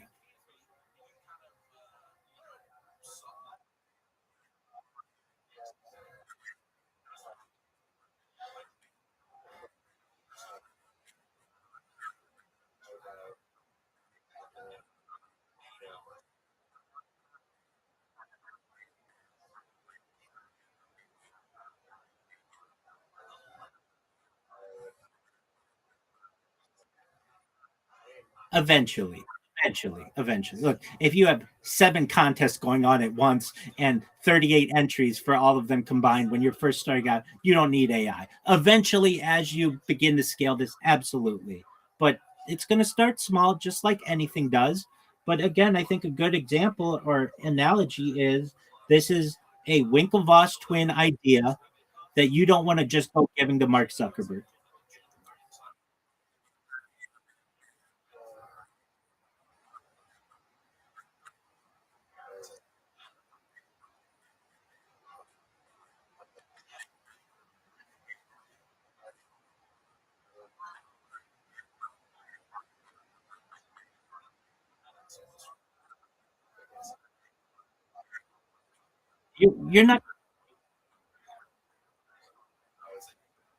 You're not going to get a naked butt.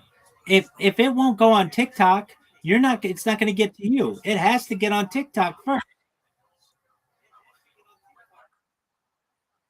So basically, you're using all of their overhead. TikTok uh, from ByteDance and Facebook from Meta and YouTube from Alphabet, and you are and leveraging that for yourself. You're using their lawyers, you're using their AI systems, you're using their login methods and their moderation policies. All you need is the link.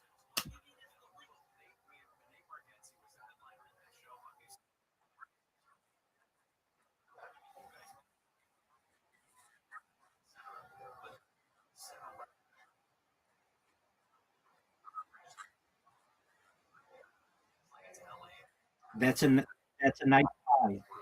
That's a nice buy. We've talked about this. Exactly. Exactly. Yeah. When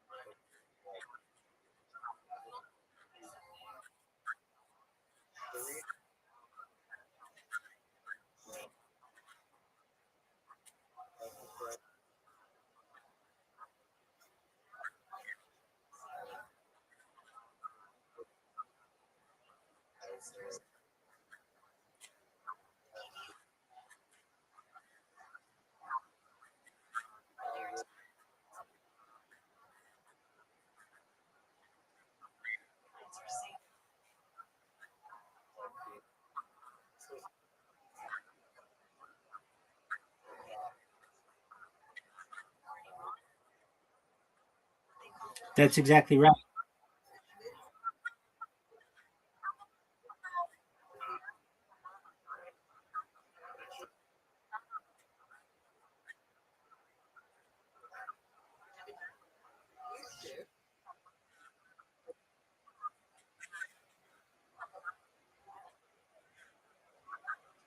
Absolutely.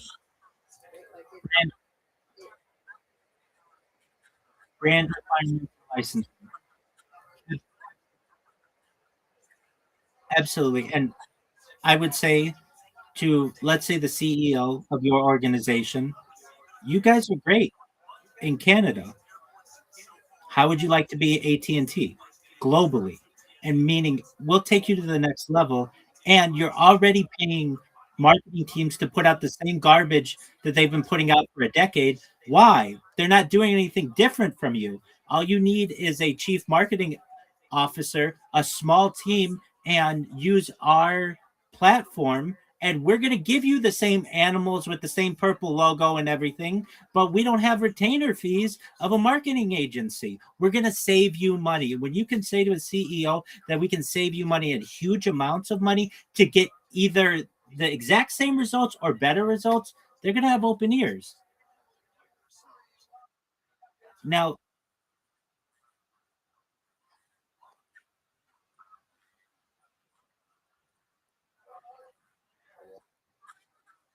they, they won't choose anything that isn't in line with what they want.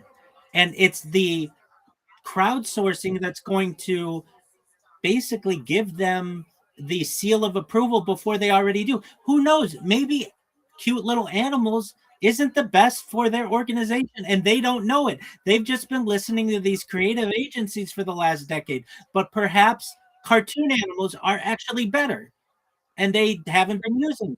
I mean, this slight adjustment can change the way that they do business. In the United States, and Reiser and I have talked about this, and this is globally actually, the number one search term that is paid on Google is the word insurance. Basically, for Google Ads, if you want your company to show up for the word insurance, it is extremely expensive for per click. And this was 10 years ago when I researched this. It was like $7 every time somebody clicked that. But the thing is, when somebody has insurance with you, they will have insurance with you for decades, and that's basically an excellent customer to have.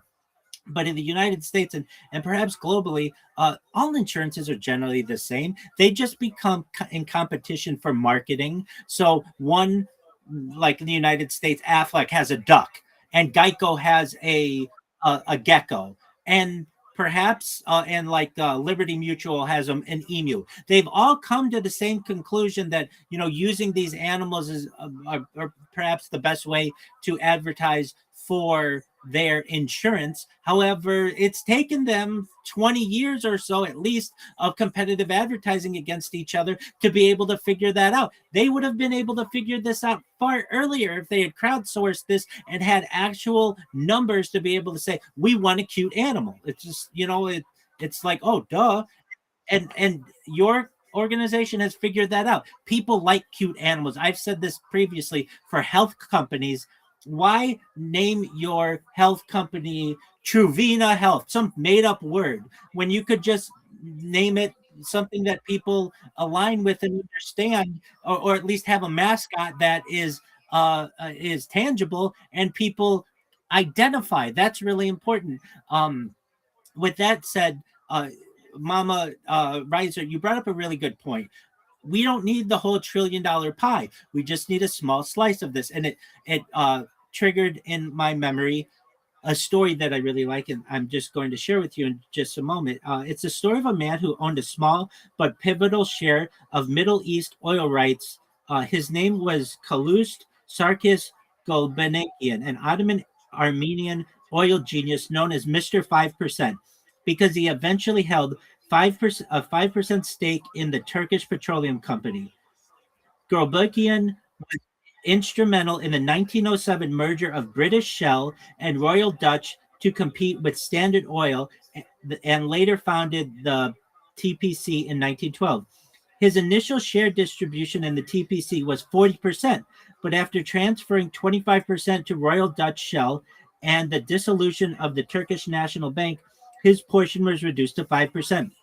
Despite this small fraction, his personal holding and expertise was crucial in navigating the complex colonial competition between Britain, Germany, and the US for Mesopotamian oil reserves. And this man, as I understand, what basically he did was he he was able to get the rights to oil that the Ottoman Empire didn't really feel was that important at the time. It wasn't like gold or silver or diamonds or something like that that caught your attention. And so he was able to essentially recognize it. And there's a quote of his, I'd rather have 5% of a large pie than 100% of a small pie. And then there's also a phrase that I always hear in crypto that is something like I'd rather have 10% of a watermelon than 90% of a grape.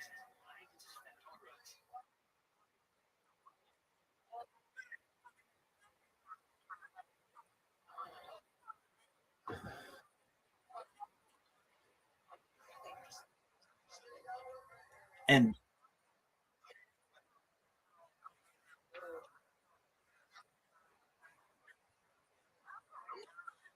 exactly.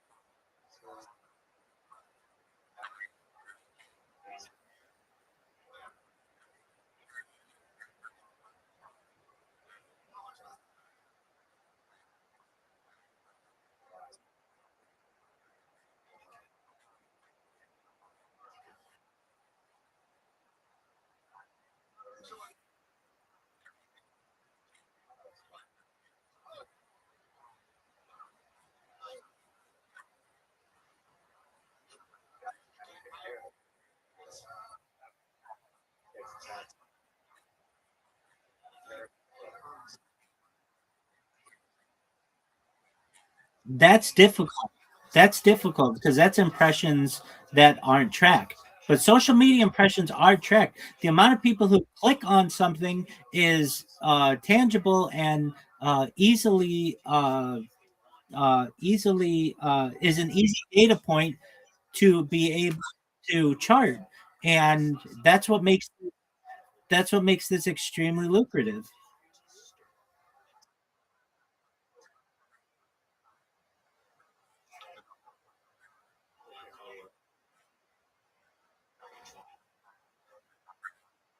Yeah.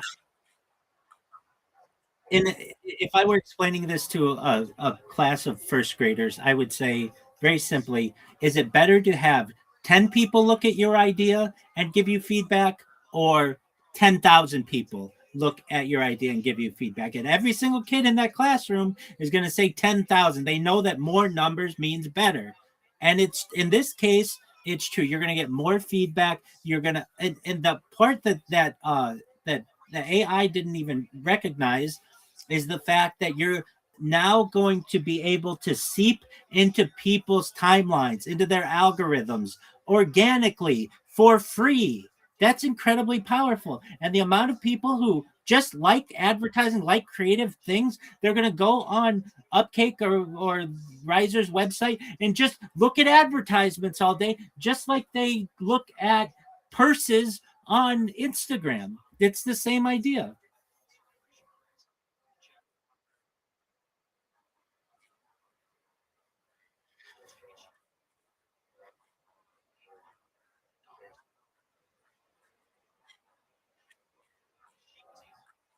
Exactly. And Riser, you and I both, of the things that we discussed, one major one is comedy.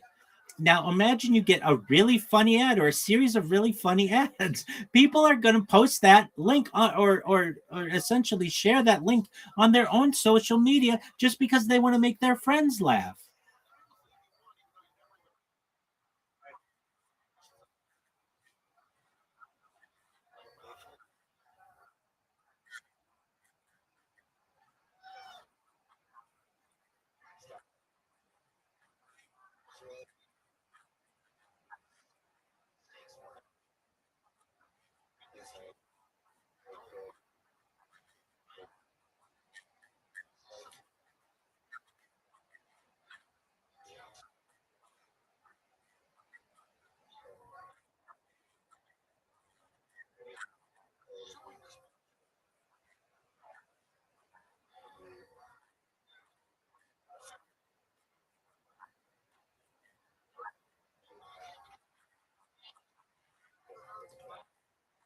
Well, and that's why you allow the company to choose and you don't leave it up to the people. And we discussed this, but just so Mama Riser's aware, there's the story of Bodie McBoatface. This originated in 20. Okay, so you're aware of this, right? With basically exactly. And so that's what you want to avoid, forcing a company to have to use some type of advertisement that they may not want to use. But that doesn't necessarily mean that they can't use Bodie McBoatface at a different time, or it just goes viral. It's cute, people like it, but it doesn't necessarily have to be promoted by the company. Uh, I think that that's exactly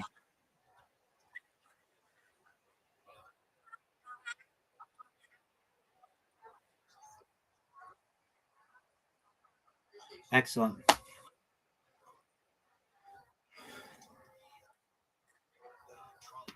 What was I going to say? Oh, I'm happy that your mom knows about Bodie McBoatface, and you guys, I don't want to take up your time. You're gonna watch the interview, so go watch the interview together. But Riser, if I were you, I would put together a really nice business plan. You're gonna need one anyway. I wouldn't necessarily go buying anything else. You're fine with what you've got, and I know who I would have to convince. I don't know about your relationship, but you don't need to ask him for hundreds of thousands of dollars, nor would you ever. This will start to make money within the first few months. Like, this isn't like, hey, we're cash strapped and we have to keep growing in order to start bringing in some income. No, literally, and Riser and I have talked about this. You're going to take 10% of every contest. So if Coca-Cola wants to have $100,000 contest, in order to post it on Upcake, it's $110,000. But that's a flat fee. There's no more to it than that. They don't have an agency that they have to pay. Riser gets $10,000 and the contest is $100,000. And then Riser, you're going to start making money right away.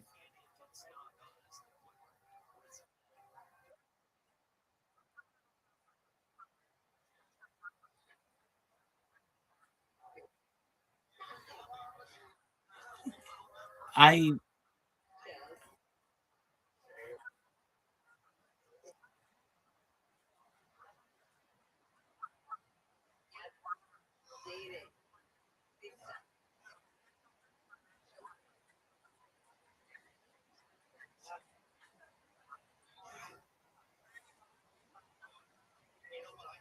well, I'll tell you what, your son, when he wants to put his mind to it, won't have an issue. I know that I've had he's been in calls that I've been in with women, and they find him to be very attractive. So you've done your job there. And I mean, and that one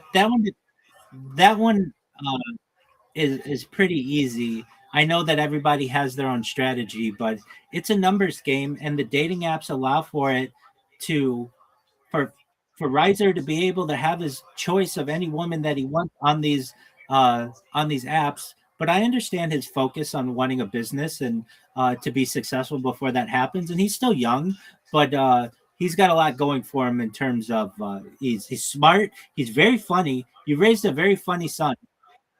I mean it. and so he's not going to have trouble with women. It'd be one thing if it were, is he ever going to get married? No, no. The second that he turns his mind to getting married, he'll be able to get married. But with this type of idea, um, I think that Mrs. Reiser, I mean, you can invest in anything you want. I'm not going to tell you one way or another, but he doesn't need your money.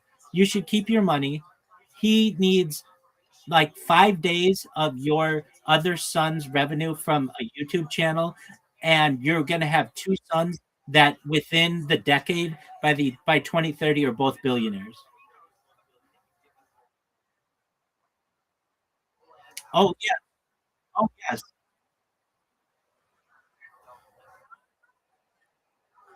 oh okay. Then he then he can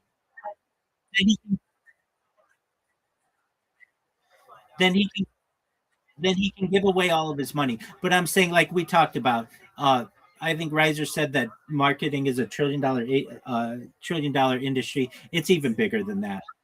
And all we need is Mr. 5%, even less than that. Like you said, 0.5% of this, and he'll be a billion.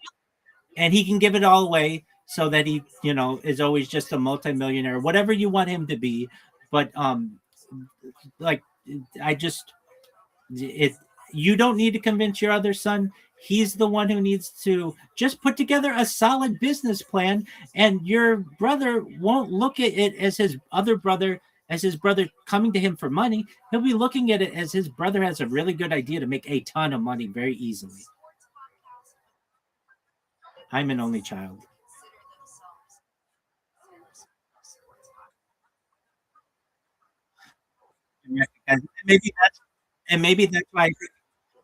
And maybe that's why I think it's so easy. But really, if we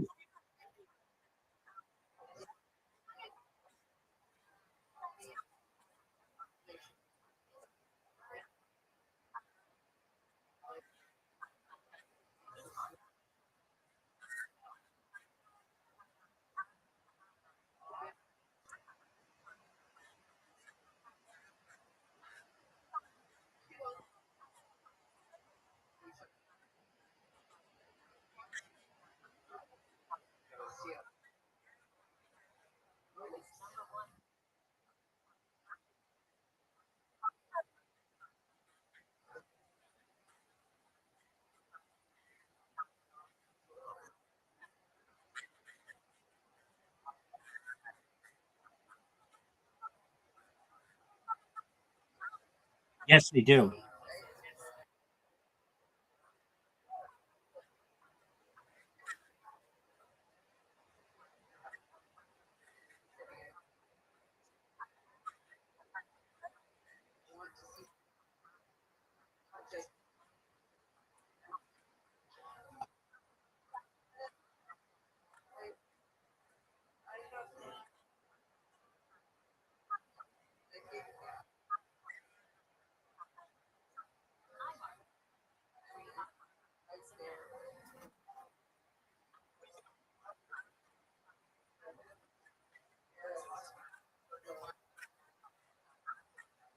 Oh, I don't think you said anything to embarrass him, and he shouldn't be embarrassed at all. His mother wants the best for him. That's only an admirable trait of a parent to have. So you didn't say anything embarrassing. Uh, and okay, I understand. I get that. I get that. But then you got to give up half of it. I recognize that. Well, let me ask you this, and this is going to be extremely how would I say uh, material, but let's just be honest. If your son was successful with this business, he'd be able to get on a scale of 0 to 10. Any woman who's a 10, she comes from a great family. She's absolutely brilliant, drop dead gorgeous, the cream of the crop of women, not just in your area, but in all of North America, perhaps the world. That's what you want for him, right?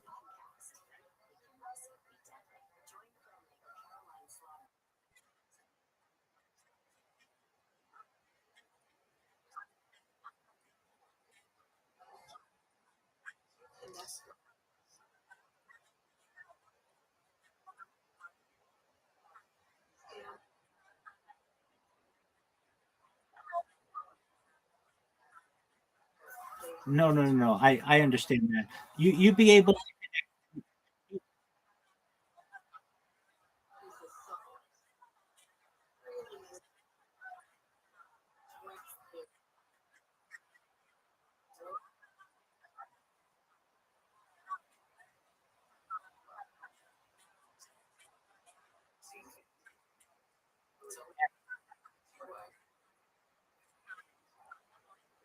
He most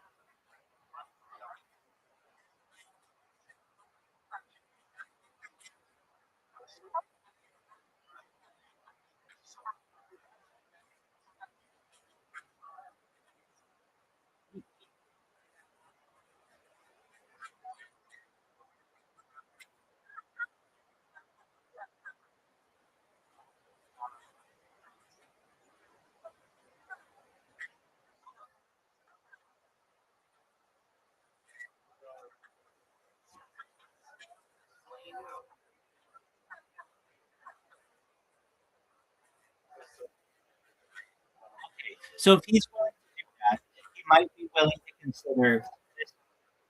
He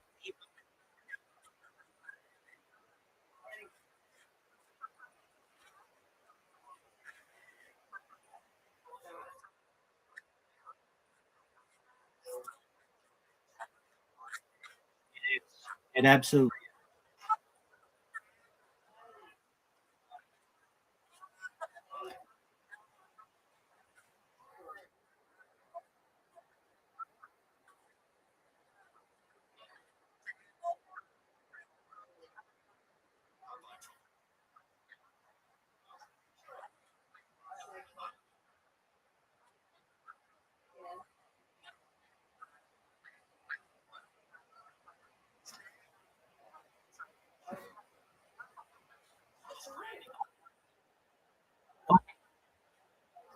Okay, with all things, with all things with all things being equal, though, with all things being equal, that Riser will find a woman who he connects with, who's funny, who's humorous. Would you rather have her be on a scale of 0 to 10, a 6 or a 9? Her everything else the same, education the same, family the same, but in terms of her beauty, I know it fades, but what I'm saying,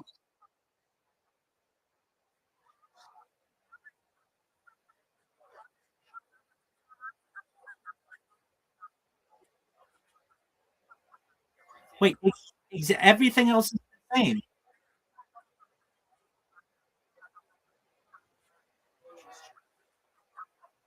Wait, but not all of them do. Many of them are educated, smart, will love him, and want to be with him for until the day they both die, God forbid. And that's what you,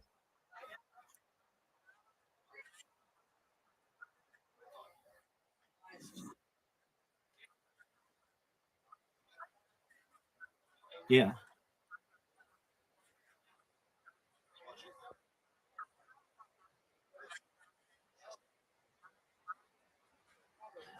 Then they're not necessarily. Then they're not.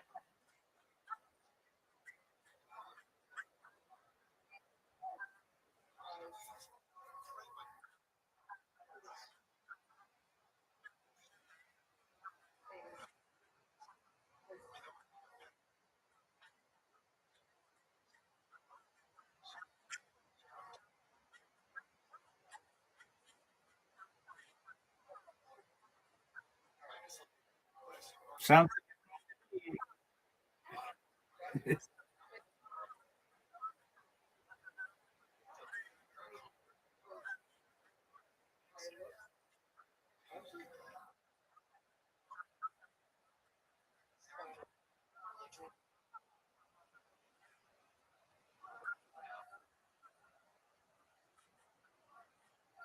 okay. Okay. Then a 9, but let's say a.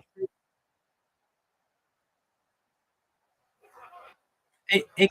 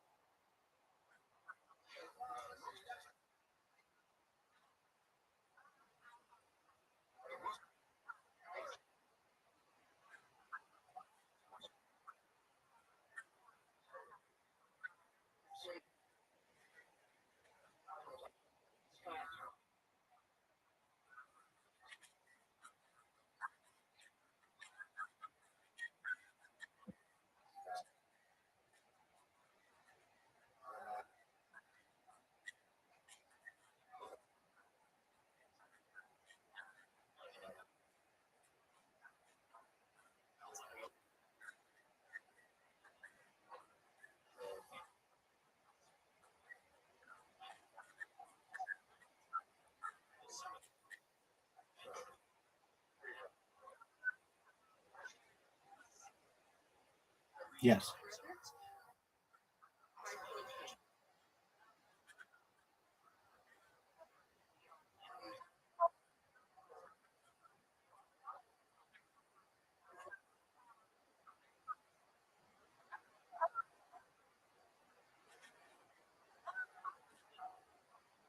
I agree.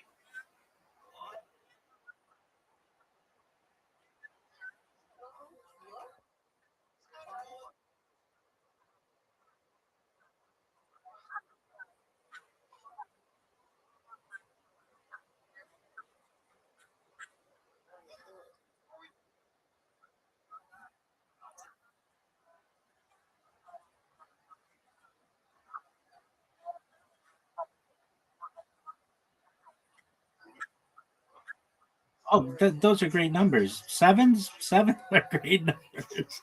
Look, I think we can both agree. He's your son, so your say has a lot more. More. But what I am saying is, we want her to look in his eyes be a 10, and for him to be in her eyes a 10. They may not be tens, they may not be perfect, but we want them to love each other and feel that that is the person for them, right?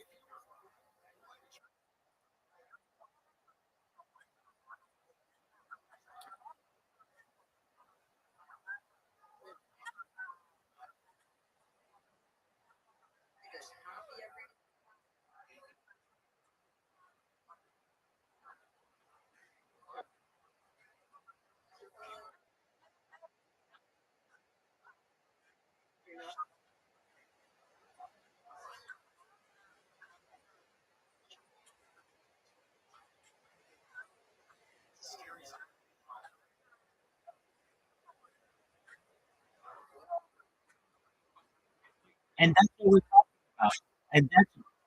And that's what we're talking about. Your son has the opportunity of that.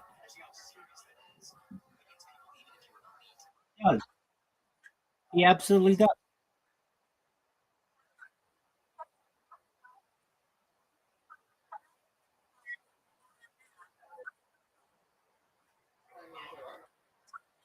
Hold on. Wait. Riser hit the nail on the head. Riser hit the nail on the head.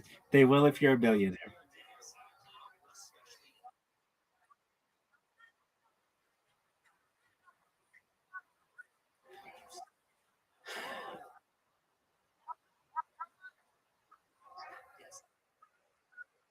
Oh, oh wait. When it comes to that,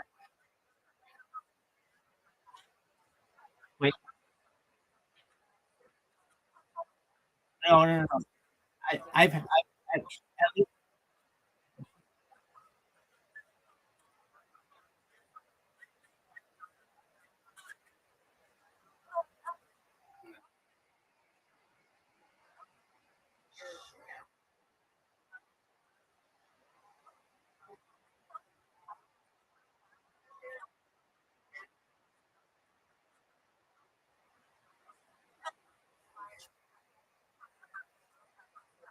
oh, Mama Riser. I At least from my perspective, I've had many female friends. I've lived with women. I have been a pickup artist where I would go in with other pickup artists where we go and see how many women's numbers we can get in a given night.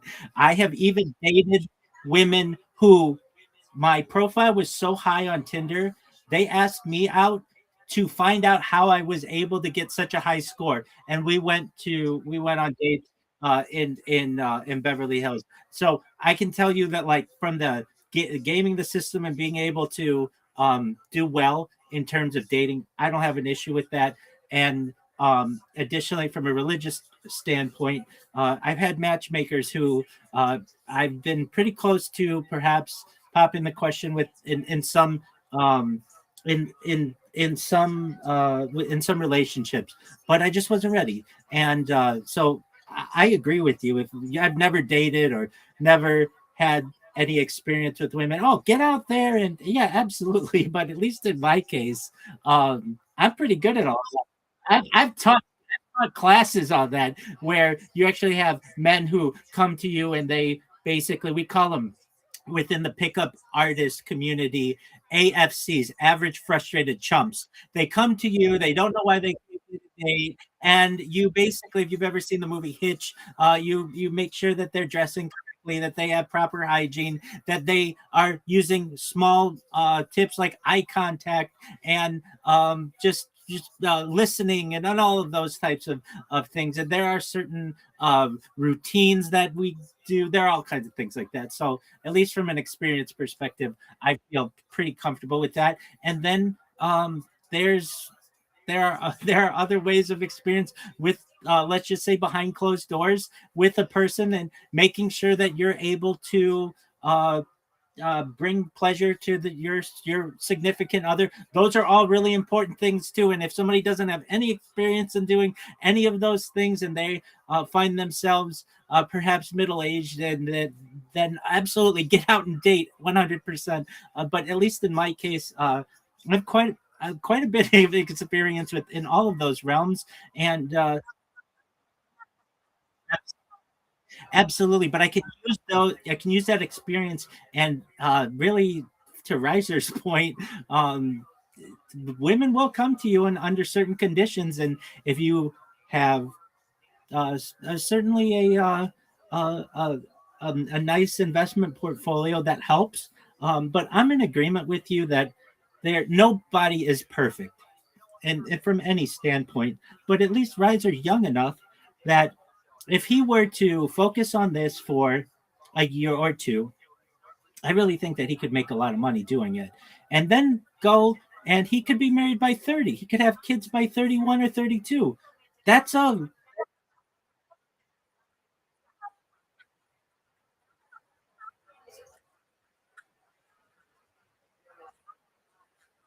that's correct. That's correct. And you're right about that. I agree. And you know,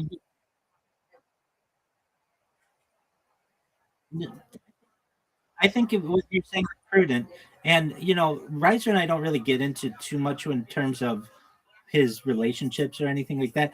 I don't have too much of a worry from him because I just know I've been in calls where attractive women are immediately attracted to him, um, and he doesn't really realize it, and that's cool. But that's kind of, you have to know your self worth as well, and maybe it would be helpful if he could recognize and have. No, no, no, no. I'm not going to name this person's name, but um, someone who a lot of people were attracted to. Immediately, one time, Riser went on cam. One of the first times he ever went on cam, and she was like, "Who is that?" And she was very attracted to him. I'm not going to say her name though. It happened though. I was there, and I remember it quite well. No one in this call, not Mr. Quirsh, nobody like that. So you don't have issues with that. Even Riser, you were like getting a pizza the other day, and like some girl working at the pizza place was flirting with you. You just don't recognize it.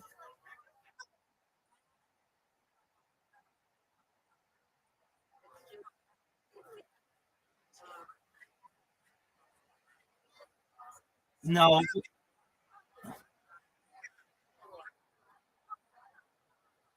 that's all he needs. That's top 5% of the human species. He'll be fine with that. Seriously, he could be he could be absolutely stupid, ugly. He,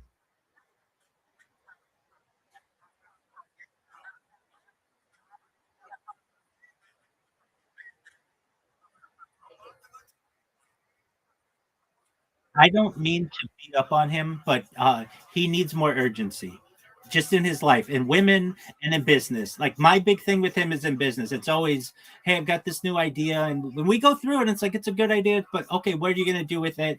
And then it doesn't pick up as much traction as I would like. And perhaps within dating, he should perhaps maybe do the same thing, have more urgency in terms of that. Well, Riser, that I don't want to beat up on you. Most men could only want to be in your position. You've got a great family. You've got a great head on your shoulders, a great personality. You're smart. You've got you're attractive. You're tall. You're athletic. You are a lover of animals. You've got a lot going for you. So we'll make sure that you find an amazing woman. There's no doubt about that. I want you to achieve all the things that you want in this world. And one of them, I know you want to be extremely successful in some type of venture. May not be this one, but in something. But I would say to you, Riser, you've got a winning idea here that could really be industry changing. And I just know myself, I can be a very convincing person. I know I could convince my brother. If we didn't absolutely hate each other, I would treat this like any other business meeting. I would make sure to be over prepared on all of the, just like in just like in Shark Tank or in Dragons Den. I would have the answer to all of their questions. And if he eventually said no, then he said no. I'm not gonna ruin our relationship over this. But one thing that Mama Riser said, that she had two uncles who didn't speak for 35 years. Their idea had a major well, they basically were requiring each other's help. You're not really asking for anything aside from him just writing a small check to you, something that he writes for a watch or just a tune up on his foreign automobile. Like, this isn't huge amounts of money. You're literally saying, I can't pay 1 year of a Google Plus account, but I have a $1 billion idea. I think if you if it were me, I would put together the business plan. I would show my brother I'm really serious. I'd wear a suit. I'd want to, if you can meet with him in person, great. Via video, but I would show my brother that I'm taking this more seriously than he's ever seen me take anything, that I knew my numbers, and then I would give him examples, and I would use my own mother's business organization as the example. I would say, look, you and I both have been watching for our whole lives how this company markets, and they use these animals and all of that, and that's great. And here's one of their ads that they use. Now, for their upcoming advertising campaign, they could just do the same thing that they always do, which is fine, but we're going to give them more options at what they normally do if they don't want to go in a different direction. But here are 5, and I would even create the different creative for him, the different videos for him, and say, now what if you took this idea and you crowdsourced it? And not only would the company have a better commercial, every commercial could always be better for one thing or another. It could be it could have a slightly more attractive person, or it could use slightly different song, or it could use different lighting, whatever it is. You crowdsource what people felt was the absolute best version that they could get, and that made people post it on their own social media. It made people excited about advertising. It made advertising agencies essentially obsolete. It made companies more money. It made people more money. If I had this type of idea that could essentially transform a company that we know really well, imagine what it could do on a global scale. And I'm not asking for much of you, just the initial startup. And from there, it's going to pay for itself. It's not like we have 5 years to be profitable. No, we'll be profitable in the first quarter. All I have to do is then email MeUndies and ZipRecruiter and Indeed and Squarespace and Shopify and some of these medium to large businesses and say, you are already running a contest for something. I just want to put that and feature it on my website, and we'll do the first one for free. And you're going to see all of the creative ideas that we're going to be able to crowdsource for you. You're going to be able to choose them. And if you don't like any of them, that's fine. You don't absolutely have to choose something this first round. You could put some kind of terms and conditions on it, but chances are they're going to want to, especially these smaller organizations. For $10,000 to a company like Squarespace, that they pay for that for Tony Hinchcliffe or William Montgomery or one of our other favorite comedians on a podcast to read one time, they will take the risk knowing that the potential payoff is worth immense amounts for them. And if I were to be able to say that to anybody, including my brother, he's going to recognize that this isn't his brother coming to him for money. This is his brother coming to him with an idea that can make him a lot of money. And that is a totally different opportunity. You're not asking him to buy you a car. You're asking for him to be able to make more money for himself. And everybody likes to hear that if they are looking to make more money. And your brother's one of these people as well. He likes money. He likes his BMW. He likes his fancy watch. Why not have more of that? I'm sure he'd like a yacht. I'm sure that he'd like to be able to, you know, level up.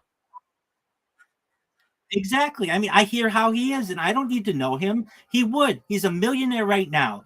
He's a multimillionaire right now. This money means nothing to him. But if he sees the idea, if he sees how, and he knows that YouTube isn't forever, that there can be changes in the world that may eventually mean that the popularity of his niche isn't forever. You never know. Things can change. But this is a groundbreaking idea that has the opportunity to make him a billionaire. And if Mama Reiser doesn't want him to be a billionaire, that's fine. He can be a 999 millionaire for the rest of his life. Thank you. And just have this glass ceiling of the billionaire class and does not need that. And I understand that your mom wants you guys to remain grounded and not to become miserly and not to become greedy. And I absolutely understand that. On the flip side, though, your brother loves money and he didn't come to you with this idea. You're going to come to him with an excellent business plan. And I would make sure my brother recognized that I was taking this more seriously than anything else that I'd ever taken before.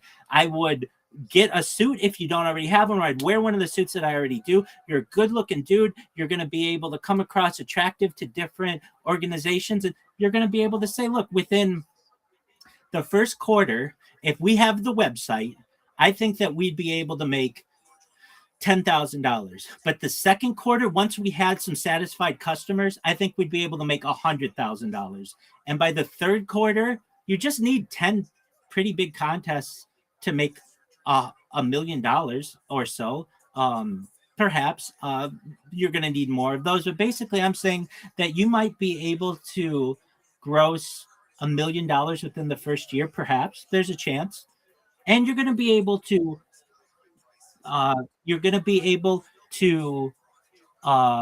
shake up the industry and help people who need money. There's an aspect of that I don't think maybe we're realizing, but there are a lot of needy artists out there and creative people who would love the opportunity of an organized platform to be able to showcase their work. Reiser, you're a muralist. And one of the great aspects of being a muralist is that people see what you do. Well, a lot of times these creatives go into a business meeting, they have a really great idea. The business team or whatever rejects their idea, and their idea dies in a manila folder, and nobody ever gets to see it. This changes that. This gives them a canvas for their creativity. And that's exciting.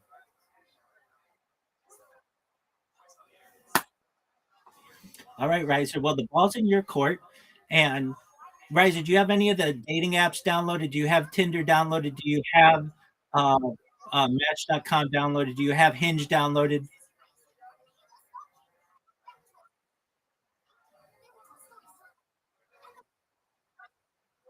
Okay, but it's a numbers game. Why wouldn't you want to expose yourself to the most amount of great women?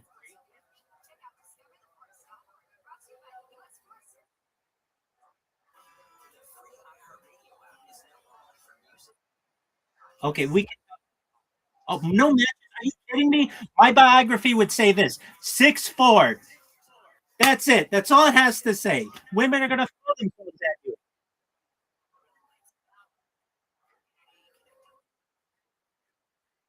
Okay.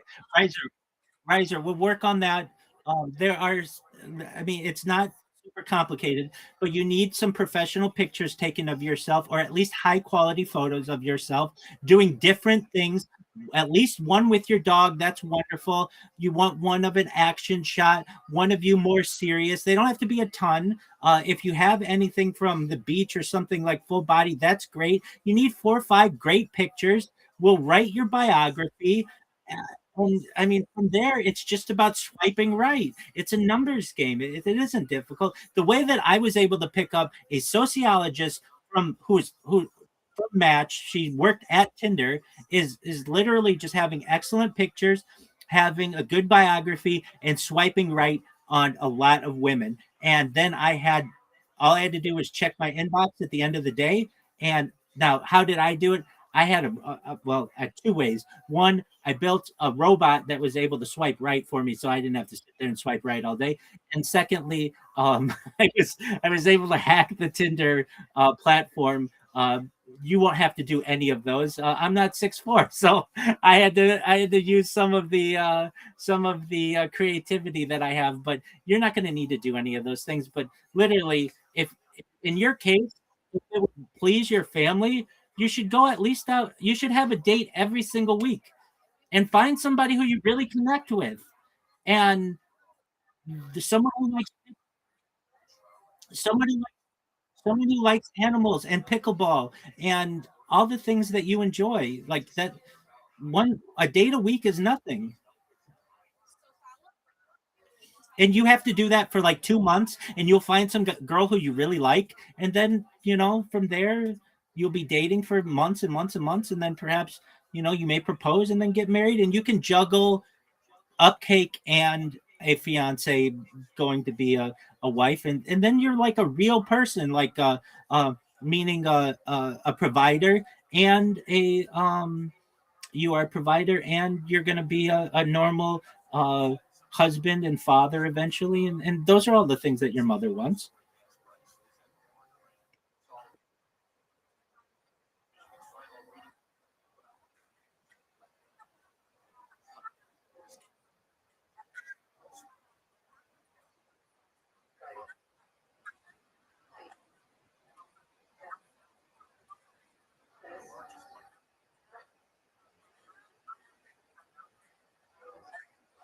I agree. We have we have to first convince Riser he's a catch. He's got to recognize that he is, and he has to recognize how much of a catch he is. Riser, I love this phrase. One time I was talking with an uncle of mine, and we got into a discussion. Riser, do you know how you know if you're cool? You just know. Meaning coolness comes internally. It's something that you have to recognize in yourself, and if you haven't recognized it in yourself, you should. You're very cool. I'm cool. I'm cooler than being cool. I'm ice cold. And I love having you in my life. And you've got to recognize that other people are going to love having you around, and that you have a very high value. And that high value, that high internal appreciation of yourself is going to go and take you a long way. But you got to recognize it in yourself first. No one else can make you cool. No one else can give you that type of confidence. That's something that comes internally. And you'll understand it. It comes with maturity.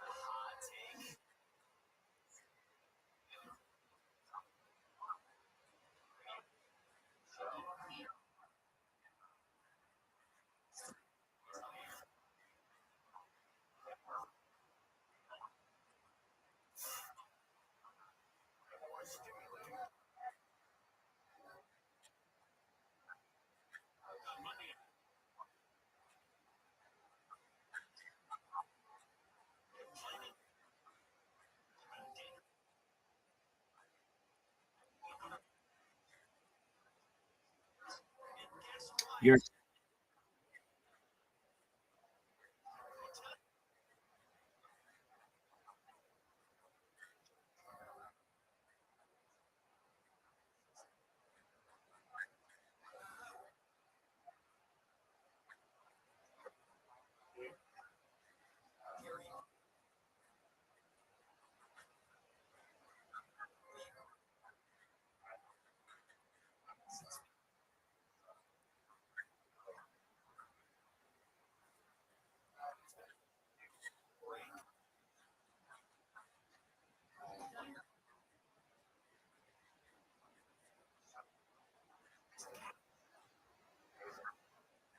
Well, thank you.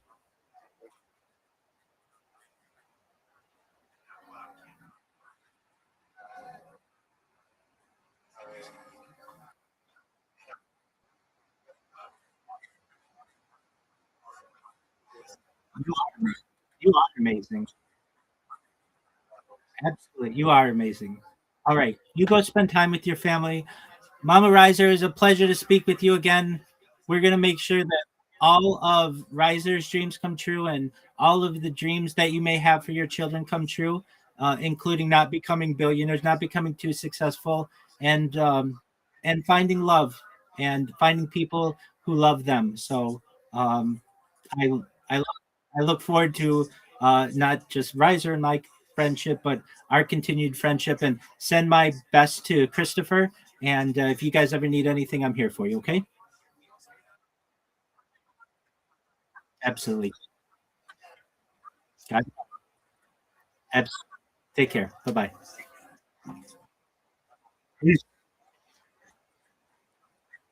Excellent. I look forward to it.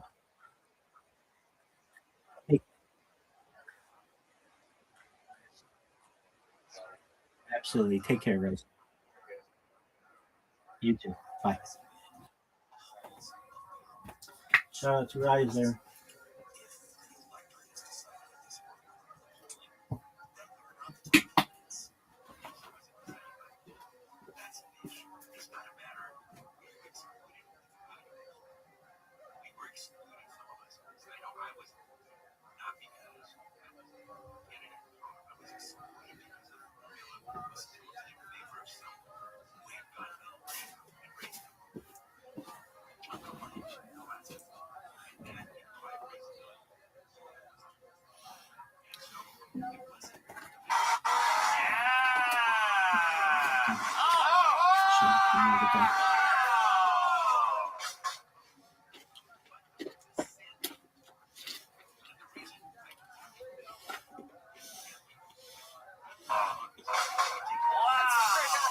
That's pretty good. Wow. That's pretty good. That's pretty good. Just think, that could be one of the lemons that ends up on your next drink, everybody. I'm just kidding. Oh, shit. All right, there he goes. Anthony some more, everybody. He's on Instagram at Antoine_the Don. Don't steal those, too. Lemonade outside. He loves stealing things worth 25 cents. He also looks like Wahoo from the Cleveland Indians. Can you see that? Hold on, he just grabbed something. Oh, Zamora kills himself in a stunning turn of events. What a twist. All right. Mariano DiVincenzo is next. But not before Kaylee keeps us all safe and sanitary up here. Again, the Yellow Rose and the Red Rose, famous for their cheeseburgers, believe it or not. I don't know if you've ever had a cheeseburger. They have cheeseburgers? Yeah, world famous cheeseburger. Wow. How many of you have the cheeseburger at the Yellow Rose? Okie dokie. How many of you love HEB? Fuck yeah. Where's my Matt's El Rancho people at? Where's my Barton Springs, huh? Where's my Pete Terry's at? All right, here he is, everybody. Make some noise for Mariano DiVincenzo. What's up, everybody? So, I know I have a confusing name and identity, but I am actually Latino. A lot of people ask me why I don't do, like, typical Latino humor, and it's because I'm from Argentina, and we're not very Mexican. Yeah. But I do speak Spanish, so that is pretty Mexican of me. I don't know. But I am more Latino than people think. Growing up, I actually used to perform in a Latin soul band with my friend Erwin. We were called Erwin and Fire.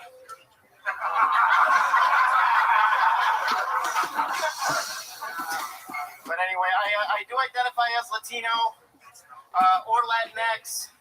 I don't want anybody to get offended. You're all a bunch of putex. Anyway, here in America, most people know us Argentinians. Unfortunately, they're for soccer.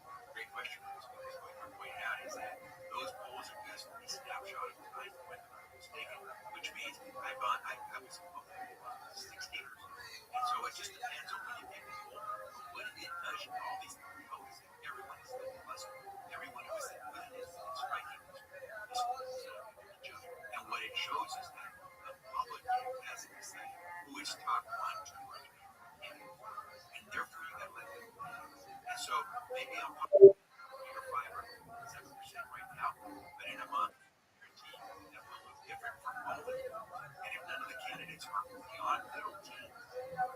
That means we're going to have a far different zone on June 2nd, election day, because to get into the runoff, the top two voters, someone's going to be over 20%. Someone's going to be north of 15, 18%. And so we still have to find out in that runoff. You got to get your message out there. You've got this campaign ad that's out today, and there is still time to get those numbers up. Absolutely. Californians are looking around thinking it costs way too much to live here. Even if you do everything right, we're overrun by homelessness and none of the answers are working. We can't build anything. The bullet train is a disaster. It costs too much to build housing. We're not building enough of it fast enough. And we are increasingly unfavorable. We're increasingly creating an unfavorable climate for business and investment.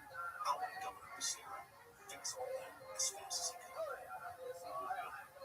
More construction, sign up construction. You had to build the hammer. We will build.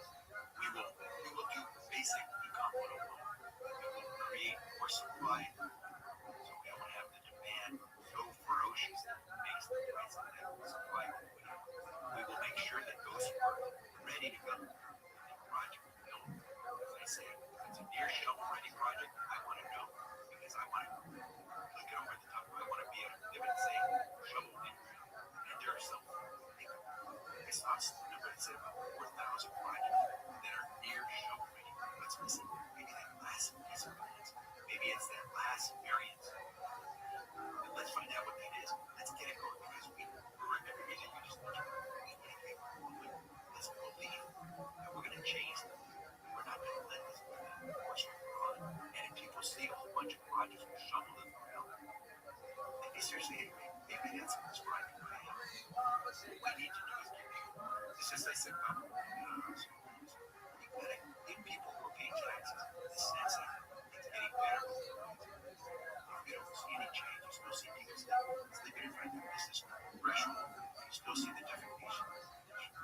Police work.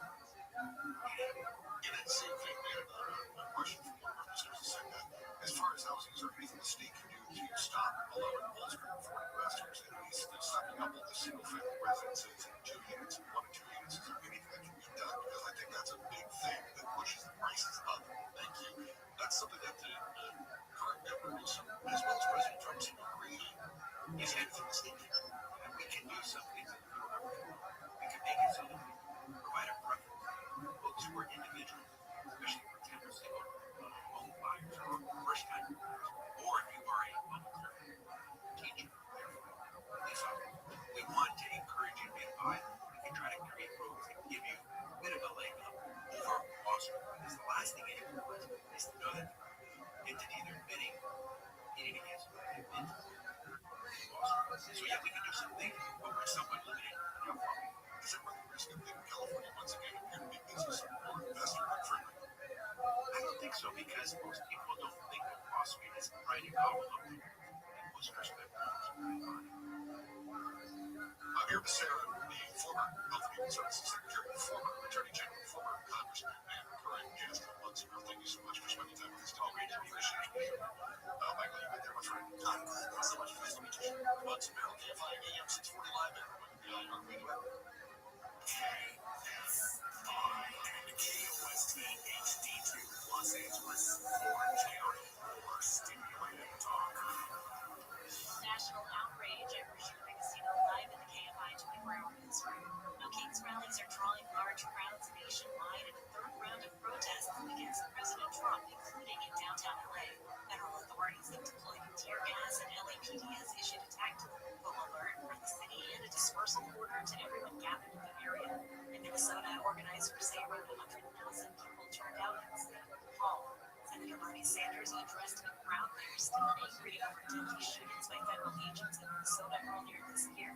He says Trump was right to question endless forcing. He campaigned as a peace candidate, and he promised no more forever wars. He lied. Over 3,000 rallies have been planned today with millions attending. Iran backed Houthi rebels say they've fired a missile toward Israel as the conflict enters its second month. Israel says it intercepted the missile.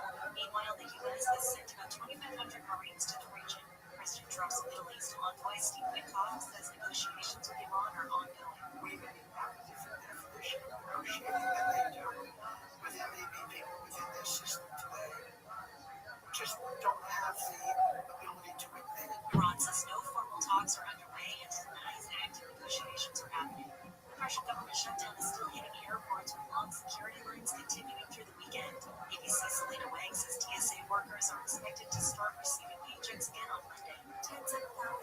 Other DHS employees, including many FEMA workers and Coast Guard personnel, will continue going without pay. A senior administration official tells ABC News that TSA workers will be paid through President Trump's mega bill passed last year.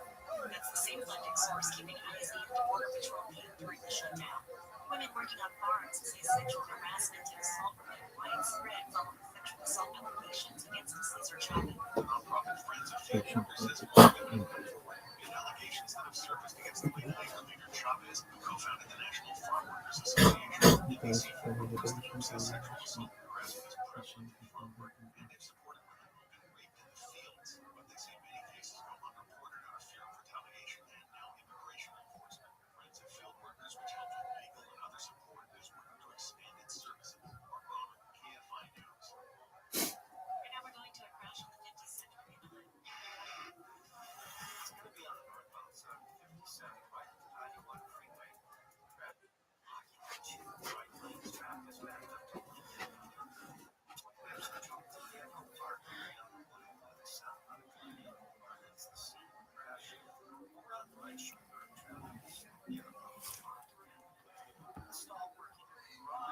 Welcome, Ethan.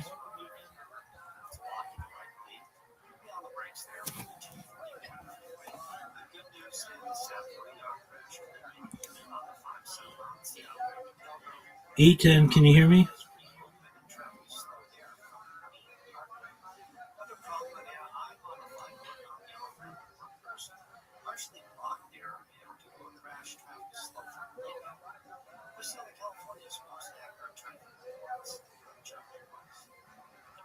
From KFI tonight, mostly cloudy and foggy with lows in the 50s and 60s. Sunday, sunny with highs in the 70s to 90s. And 69 degrees in Irvine, 68 in Cypress, and 67 in Eagle, 57 in Calabasas. Live from the KFI 24-hour newsroom, I'm next, college basketball back in the spotlight. March hoops will have everyone talking. That game was unreal. These brackets are busted. Cinderella stories and buzzer beaters that make. Lock into Fox Sports Radio is your #1 preset on the iHeartRadio app. Plus, binge on demand podcasts for more Dan Patrick Show, The Herd with Colin Cowherd. Brandon, can you hear me? Search college basketball on the iHeartRadio app. Brandon, is there any way you can switch that account with the Baltimore Ravens account?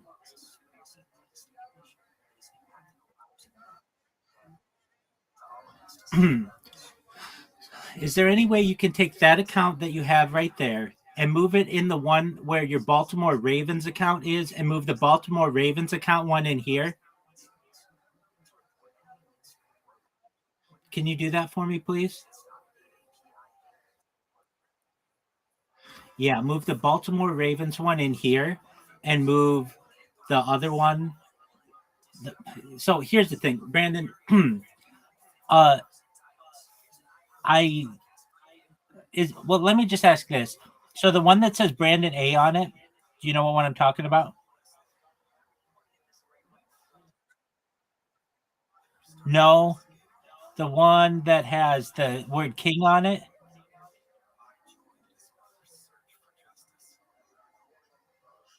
That one, the one that you're using right now.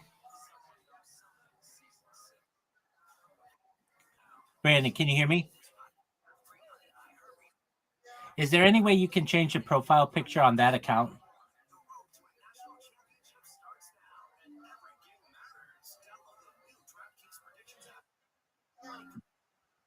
Yep, that one right there. The word, it's got the word king on it.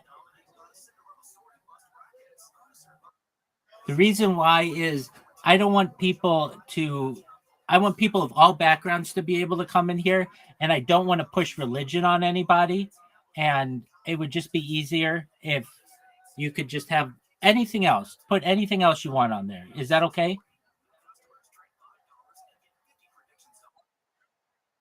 No, the one that you're currently using, it is. I'll tell you what the one it is. Just one moment. And I'd really appreciate it. And I don't mind it, but I don't want the one that says Trump Kingdom 2002. Can you just change the profile picture on that one? I would very much appreciate that. And then uh that's that would mean the world to me if you could do that. You change it to whatever you want. And if you don't want to do that, and I understand if you don't want to do that, then just take that account and move it to where the Baltimore Ravens one is and the Baltimore Ravens one into here. If that works for you. Either one.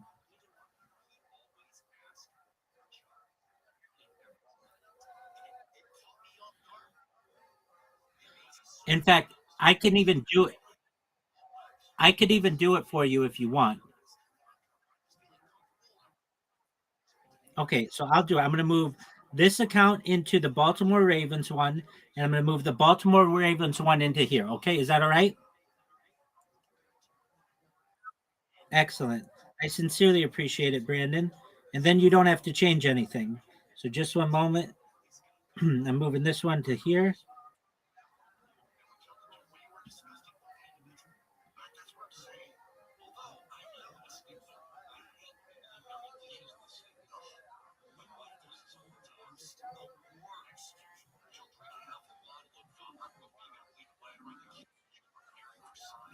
There we go. Brandon, can you hear me?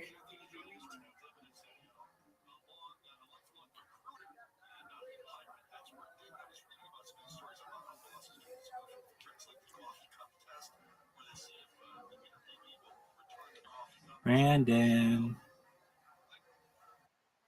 There you go. Perfect. Is that okay? Thank you so much, my friend. I hope you have a wonderful night. And if there's anything you need from me, you let me know, okay? Sweet dreams, big dog. Thank you, sir.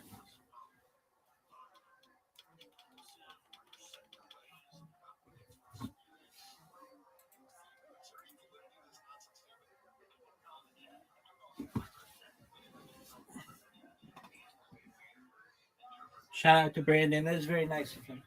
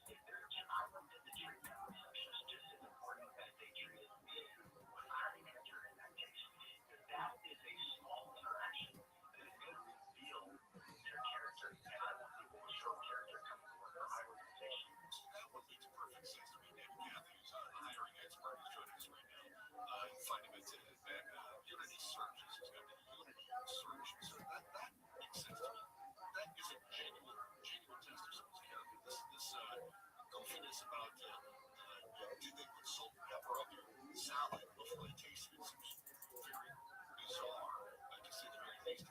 Doesn't this potentially lead to somebody missing out on a really good dinner if they're going to play these goofy little games about salt and pepper shakers, or whether or not somebody uses Tabasco sauce? Aren't they running the risk of just losing a decent candidate because they don't even understand their own tests? Absolutely, they are. And, for whatever reason, if people are going to use one of these, I think they're using to a coffee cup test or a pepper test. I think that's ridiculous. If you are going to use a test, it should be a data point. It shouldn't be if you pass this or you fail this. By the way, I don't know that I'm even taking a test. And if you pass or fail, then I am not going to hire you. I think those little micro tests, they should be data points. And those data points should tell you, okay, here's how he responded or she responded. When they come back for a second about something, I'm going to dig in a little bit more right here on their character to see if they have what it takes for an opportunity on my team, or if I decide to hire them, I know I'm going to have to keep an eye out, or I'm going to have to train them on X, Y, Z. So it shouldn't be a hire or not hire. It should be a data point of which you're accumulating throughout an interview process. David Kathy is a hiring expert, recruiter, just help us understand this test. Don't work on goofy tests, that's what you're saying. Exactly. David, hey, thanks so much for joining us in Maryland here on KFI. You know, guys, you have a good one. Thanks, David. We'll get the latest now from the KFI 24-hour newsroom. Here's the latest. No kings protesters swept all 50 states with organizers saying the official count of demonstrators in the millions once the final count comes in. More than 300 U.S. service members have been wounded since the Iran war began, including new injuries from a missile drone attack on Saudi nuclear base. And the government shutdown drags on with long airport lines this weekend as TSA workers are promised pay by executive order. Check the freeways when we come back. College basketball back in the spotlight. Marshall's will have everyone talking. That game was unbelievable. Brackets are busted. Cinderella stories and buzzer beaters that make history. Log into Fox Sports Radio as your #1 preset on the iHeartRadio app Plus. Binge on demand podcasts for more coverage with the Dan Patrick Show. The Herd with Colin Cowherd. Your front line looks like an NBA front line. And more. Search college basketball on the iHeartRadio app to stay in the know. The Cardinals officially parted ways with quarterback Kyler Murray, top pick of the 2019 NFL draft, spent 7 seasons in the desert, throwing for over 20,000 yards and 120 touchdowns. ESPN reports Murray will visit the Minnesota Vikings. Steve Tisch is giving up co-ownership of the New York Giants after a recent release of the Epstein email. Tisch is asking the NFL to allow him to transfer his 23% stake in Big Blue to his children. This comes after the 77-year-old was outed for asking a late sex offender about a working girl and what the New York Post says was a series of candid emails about women. They get the next blue out of Jazz, 134 by 17 in Salt Lake City. Kelly Brunson led the Knicks in scoring with 28 points. Knicks guard Jordan Clarkson says they understand every game is important. Yeah, it's just a good win. It's not the first time I've been out of this building. I'm just very happy here. Continue to keep working and get the next win now. That's sports. Colin McIntyre. iHeart is America's #1 podcast network. Open the free iHeart app to explore podcasts like this. A few miles from the last spires of the new town area lies the South River. In 2021 and 2022, the woods became a home to activists from all over the country. These people worth fighting for gathered to stop the nearby construction of a massive wilderness training facility, nicknamed Cops. There, in the forest, they built a different community. The forest occupation and things like that present a vision of a society where we can have unity and support each other without being at each other's throats or being subservient to each other. Until one day, the earth shatters. Approximately 9 o'clock this morning, law enforcement was moving to various sectors of the property. An individual, without warning, shot a torch-set drove through.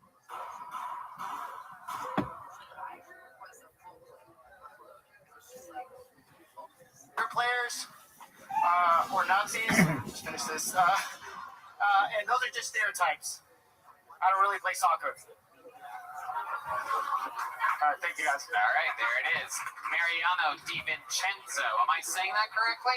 Yeah, you were saying it very correctly. Hell yeah. Fuck yeah. Welcome to the show. How long have you been doing stand-up? Like 2 years combined, very patchy. I just All of kinda it here in started doing- Texas? Yeah, Houston I started, and then mostly in Austin. You moved here? I moved here like 5 years ago, and then I stopped doing stand-up, and now I'm kind of getting on it You again. just restarted? I restarted like a year before the pandemic. What made you stop? I have immigrant parents, and I went to college and stuff, and they were like, I had a job that I didn't like, but I was taking it seriously, and I couldn't juggle both. What was the job that you didn't like? Oh, you couldn't juggle it? Neither could the last guy on stage, but he said that he could. All right. What was the terrible job? I worked in social services. I was like signing up food stamps applications. And, Got you. What do you do for work now? sell insurance. And you love it. Thank you. Yes. I sell like Medicare plans to seniors, so I go to like small towns and food pantries and just work whenever I want. So it's kind of a good lifestyle, and I get residual business. So I'm just trying to do that as long as I can and earn some money so I can eventually do stand up. Hell yeah. Yeah. All right. I think the real loser here is your barber. Oh, thank you. You know who my barber is actually? This Agamar. Who? Agamar, the guy was here last Wait, the wild man? Yes. Agabar? Yes, The legend Agabar. who dressed up extra special last week? That's Exactly. your actual barber? Are you serious? Well, he cut my hair twice, yeah. Did he do that one? He did. I'm overdue for a cut, though. I'm letting it go. But Are you being serious or are you kidding that no, Agabar's your barber? Agamar is my barber. Oh my god, that is hilarious for those of you that actually knew who Agabar is. We thought to ourselves just a week ago in this very room, I can't imagine the type of person that lets this man cut their hair, and there's someone a week later, and that is what it looks like. It just couldn't be funnier. Did he cut only one side of your hair? Like what? Yeah, you look like one of the plants from the middle of the Edward Scissorhands movie, like one of those single mothers like yards, and they're just like, Yeah, your hair. I know, it's. I mean, I let it go. It looked okay about 2 weeks ago. It's really leaning left politically. That's true. That thing's biting hard. So, when you say that it's been a long time, how long has it been, and what's going on there anyway? Like, how do you do that?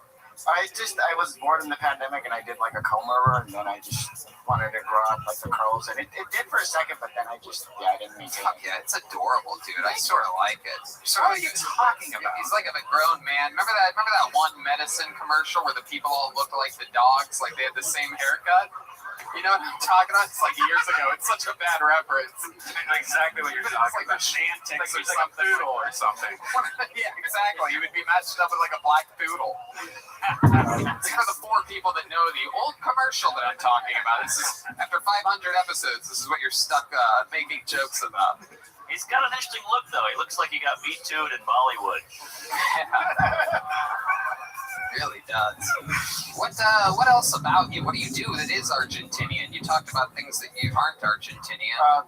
I do actually play soccer. Yeah. Are you good at kicking lemons? Not particularly. I also injured my knee, so I haven't been really playing, which is unfortunate. But yeah, it's a big thing over there. Okay. All right. Any other special skills or talents? You seem like the kind of guy that likes to, sing or something like that. You have What's your favorite cereal? What's my favorite cereal? Man, I don't know. special skills or talents. Not everybody. That's Red Band's bread and butter right there. I see him as like, like a grape nuts guy or something creepy. I don't know. I don't have any like things special. I speak Spanish just the same as I do English, which is nothing, but I don't know that that's entertaining to these folks. So. Okay. How about your love life? What's your love life like? What are you into? Well, it's slow right now. Trying to get out there on the dating apps. What dating apps? All of them. All of them? All of them? Oh, not the the really kicky ones. BlackPeopleMeet.com. Hollywood actors meet. I love it. Well, how about the last date you went on? What was that like? I actually met someone at an open mic like 2 months ago, which was cool, and then we went out, and it was kind of fun. What happened? So it was actually cool. There was like when the Vulcan shows were cool, so we met at an open mic, and we hung out, and then there was a bunch of free shows for. There was like. God, you talk really fast sometimes. Do you know that? Like in the middle of sentences, you really just like you dial it back. Right at the end of this sentence, you go like slow again, and I'm like, fuck, I feel like I should have heard that. When I get nervous, I talk over myself. Yeah, do it again. Tell us more. I want more. Anyway, we went out and we got to see, I think Brett Ernst had a live show that we could just walk in on. So that was really fun during the beginning of the pandemic. Yeah, we want to know about fucking you guys banging your private parts together, bro. We don't want to know which comedian you saw. You know? I don't know. Then what happened? Then we went home. We banged. I came really fast because I was shut into the pandemic. I'm not embarrassed about it. I was just like, it's been a year since the pandemic, and I'm just gonna. Is that what you said right after it happened? Yeah. What else was I gonna say? I mean, I wasn't like, I'm not gonna be embarrassed about it. Are you the kind of guy that like goes again really fast after something like that? Since it had been so long, were you immediately turned on again? That time I was, but not generally. It's been a while, so I was like, all right, let's do it again. Where did you come? Good question. So He seems like the kind of guy that would panic and come in his own hand for some reason. You know what I mean? Like, oh, I'm sorry, this never. I barely pulled out and came on my sheets and then swung. And then you put it on the side of your head and you're just like, let's fucking go. Wait, did you say you came in the sheets? Is it the sheets that you sleep in or the sheets that you use over the windows?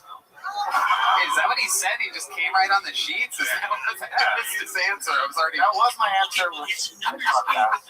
I love it. Absolutely. You just came right on the sheets, huh? Yeah, I tried to pull out and then That's what the tits are for. I know. I didn't. Red band. Are you talking about yours? Yeah, you come on your own tits, push them together, and make spider webs when you pull them apart. Oh, Jesus Christ, Red. What? That's How do you think of this disgusting shit? Charlotte's Web. Oh my God. Jesus. Mariano, you ever commit a crime? Aside from like smoking pot, not really. I don't think so. Not really? Think of What? Huh? nothing. No, not really. Come on, you must have done something. You ever throw like an egg at a cop car or something? No. Honestly, I have nothing. Okay. All right, Mariano. So no favorite cereal. You don't have a favorite cereal, not one of them. Should I? Like if you go to the grocery store, what cereal do you buy? Not everybody buys cereal. Somebody has to. You should like Cheerios. Cheerios. You're a cereal guy. All right. Do you really get Cheerios though? Yeah, I do. You really do? What the fuck is wrong with you, dude? You get plain Honey Cheerios? Nut Cheerios. Honey Nut Cheerios. For your parents or for you? For myself. Oh my God. You're just saying honey nut to cover up your mess. That's right. Like, no, but it's cool though. They're honey nut. You know what I mean? Like they're good people. It's the good ones. Mariano, I love it. You mentioned before you go, you mentioned your immigrant parents. What do they do? What are they like? So my dad's an engineer, so he's from like an immigrant family in Argentina, so they're very like just kind of, he made it in America, so he kind of had the same thing for us, and so kind of that's like the family pressure. Who'd they vote for? Really? Yeah. Yeah, that's what they told you, huh? Yeah, no, that is, so like Venezuelans and like people like that are very Trumpers, but like Argentinians are a little more left-leaning. All right, kids in That's cages. just right. Oh, that's the former president of the United States, Donald Yeah, Trump. us Mexicans. And, Talking about us Mexicans. really, When Mexico sends its people, they're not sending their best. okay, thank you very much. There he goes. Dump the call. That's the president of the United States. He's a And funny there he goes, Mariano Di Vincenzo, his first time on Kill Tony. Thank you, Mariano. Follow him on social media. It's at Mariano_Di Vincenzo. Gotta love it. This live, raw fucking talent. When anything can happen here. You guys ever have like crazy haircuts like that? Like I once did when I was in like, I think I was a freshman in high school, me and all my friends, it was the lamest thing I ever took part in, but It was like 1999, and that was the time where like everybody did like the top of their hair bleach blonde, but the bottom stayed the same color. Yeah, I used to do the flat top. Remember the flat top? You ever do weird? You ever bleach it or anything when you were growing up? I did the peroxide while I was a skateboard douche. Hell yeah. All right, let's keep it moving. Bradley Yandel. Bradley Yandel. Oh, coming up from this side. Look at this. From right here. Hello, there it is. Bradley Yandel, everybody. Oh my God. One more time for Bradley Yandel. There he is.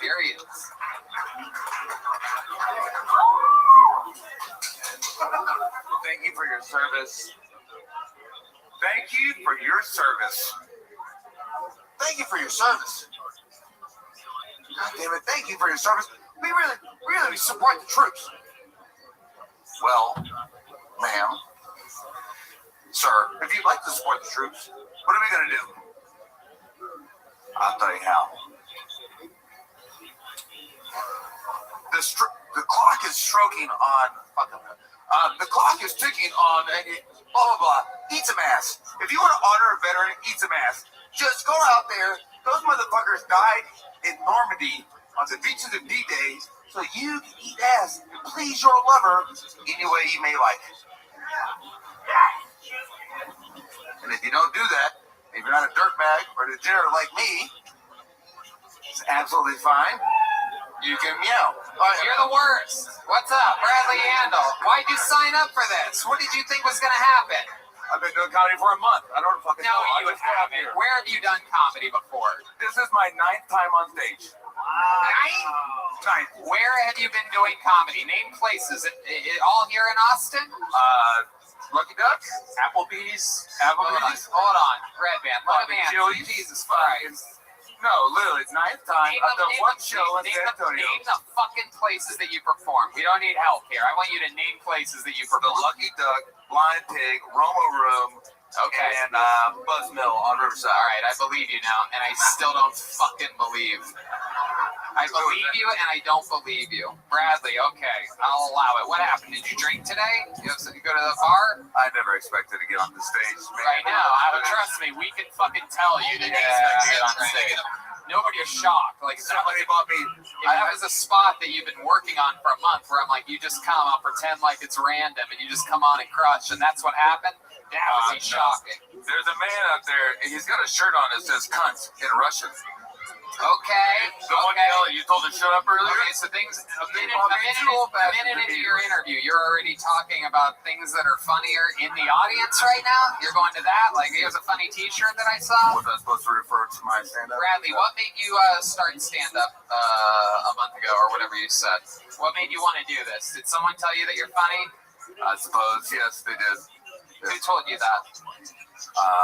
A couple of people along the way. The first time it was a sergeant in the Marine Corps. I was 20 years old and I was told to stand up, and I guess it stuck with me. Oh, you fought for the United States military? Yeah, that's why I said eat ass for a veteran. We didn't understand anything you were saying. No, it's fair. How about a hand for this man? I like him all of a sudden. A U.S. patriot. What branch of the military were you in? Marine Corps. I love it. Hell yeah. 02 to 06. I went to initial invasion, 04, 05, and then, yeah. Which invasion? The initial one. Oh. Whoa. Which one? Talking about Iraq. 03 Iraq. Yeah. Iraq or Afghanistan? I didn't go to Afghanistan. Where'd you go? What invasion? The British invasion? Iraq. No, not that fucking old, man. Come on. I know. Iraq, so you're used to bombing. Yes. That was a layup. Come on. Yeah, that was a layup. That was a layup. Yes, you're the Chris Helms worst. You really are. You're something else, Bradley. Why does every comic in this town dress like they're going to a picnic? What's going on here? Just in case they get invited to one. That's what it is. I guess so. Bradley, is this where you're born and raised? Nashville, Tennessee. Nashville, Tennessee. Love that goddamn city. What are you doing out here? I moved here to play rugby 8 years ago. I graduated from Ole Miss, and they asked me to come play rugby here, so I played for 6 years. I fucked off a couple years ago, and then now I'm just trying to figure shit out, so I'm moving home. Okay. Wow, one of those Iraqi drones just flew right through the stage. That was incredible. They heard you say Iraq, and they're zipping right through. All right, Bradley. So what do you do now? What do you do for work now? Unemployed. Okay, good to know that our servicemen are being taken care of. Yeah. You know what I mean? Nothing better than hearing about a good old unemployment. I got fired for being too direct with people at a restaurant. Oh, how direct were you? There we go. We just stumbled across a little pile of gold, Very didn't fucking we? direct. I told the manager she'd do his fucking job, baby. And I had a Buc-ee's mask on. I told you about Red Band. I saw you at Red Band Vulcan. Right. I told you I had a Buc-ee's mask on, and I cut someone out in a Buc-ee's mask, and He could make it move with his mouth so it looks like Bucky's moving. you inhale the mask just a little bit, and then you're talking just like Bucci. Wow, and they... Gee, I can't believe they would fire you for this. That's incredible. I can't either, man. I worked there 3 years. I worked at the one in Miami. Bucky, I was down in the South Beach. What? Serving Buc-ee's? tables. The restaurant. The restaurant, North Italia. Fuck them. I put them on blast. North Italia, Domain, and Wow. Here downtown. How long did you work with that company? 3 years. 3 years. And at the very end, you're wearing a Buc-ee's mask, moving your mouth like the Buc-ee's, slightly Cussing out a brand new manager because the GM's on vacation, and shit was going fucking. Things were stinking. So What was sinking exactly? Were you in the weeds? You had to get more bread? No, I had 20-minute ticket times. I had salads, feeding glasses of wine to the tables. I had everything going wrong, and so I told somebody to do their fucking job and have to be the manager. Wow. God damn. Very interesting. And how long ago was that? How long you been unemployed for? A month now. Okay. And I moved to Nashville May 1st, so I can't get a new job. Somebody just cracked up at the fact that He's newly fucked. He's newly fucked. I love it. Do you have any PTSD from the, Yes, did you see his set? I mean, Yes, he has PTSD. like Oh my real God. PTSD? Like you wake up like in cold sweats and No. I go to sleep hoping I don't wake up. so you Jesus. Way to really tee him up for a big... You asked, brother. You asked. You asked that question, so yeah. When's the last time you got your ass eaten? Yeah, I mean, I know you get mad when salads come before wine, but Yeah. when's the last time you got your ass eaten? It's been a couple of years. There's a lovely woman here. She mumbled. We did this, and I mean, she's happily engaged to another Marine who's an officer now. Oh wow! But I don't know. I was an enlisted guy. I got out as a sergeant. So Well, if she wanted your ass, Jorge will. Yeah, that's for sure. where'd Jorge go? She was cute. Yeah. She was real cute. I met her first thing. I told her Snoop Dogg sucks. And he said, why? I said, because he's done dealing with the Koch brothers to build a weed empire. He said, well, everybody likes Coca-Cola. I said, no, the Koch brothers, C-O-C-H. And he fucking ran away. K-O-C-H, right? K-O-C-H. Every time I went to their house, I saw the big K. It's another win for Iraq right there. Another win for Iraq. Wrap it up, brother. It is. I love it. I mean, very, very interesting stuff. What else do you do for fun? What else about you? You seem like a guy that has... I'm a rugby guy. I longboard, skateboard, do stuff like that. You seem cool. It seems like really cool stuff. I'm not funny. I seem cool, but I'm not funny. So what's going to happen? Are you going to bang this married Marine's wife or whatever? I guess I never really followed up with that. Now I'm interested to know. I didn't imagine the lights would be so bright, but I can't see it from her. here. Listen But to the voice yes, of that I will. fucking lady. What was that? Come on, come eat my pussy. Jesus, lady. You don't really have the voice for heckling, huh? Maybe whisper your ideas in someone else's ear and let them yell it. Hey, why don't you go fuck yourself? Lindsay Lohan.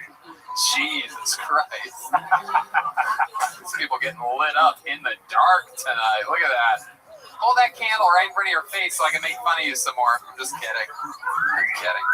Bradley, what's the funniest thing you think you've ever done in your entire life? You ever prank your old bunk mates or anything like that, or anything crazy? I'm not really a pranker. I'm the kind of guy that says if you punch me in the nuts, I'm going to hold it over your head forever to make you suspect when I'll punch you in the nuts. How do you get nuts way up there? Because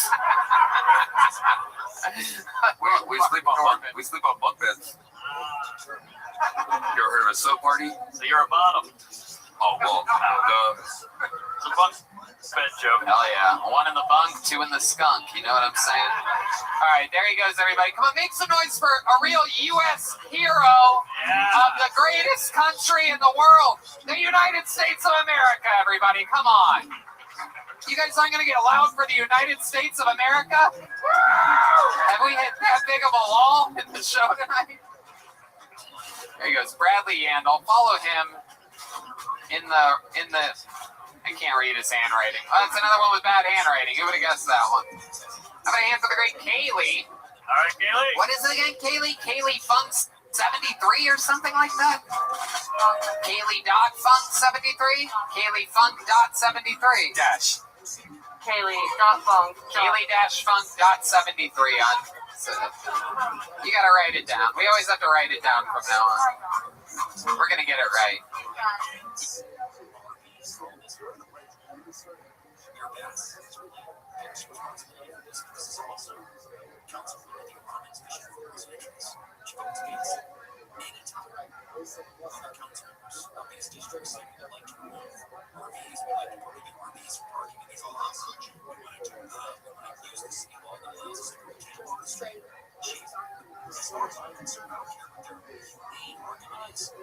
Probably more people will follow you because I got it wrong, believe it or not. It's one of those things. It's how podcasts work. Then they'll be like, I remember the time Tony got it wrong, so I'll follow her, because other people probably didn't follow her. Anyway. You guys having fun out there? Indiana Jones? Anything can happen. It's Kaylee.Funk.73. How about DL? We got eyes on DL. Anybody see him? No? Anybody? Yoni? Number 2, did you see him at all yet?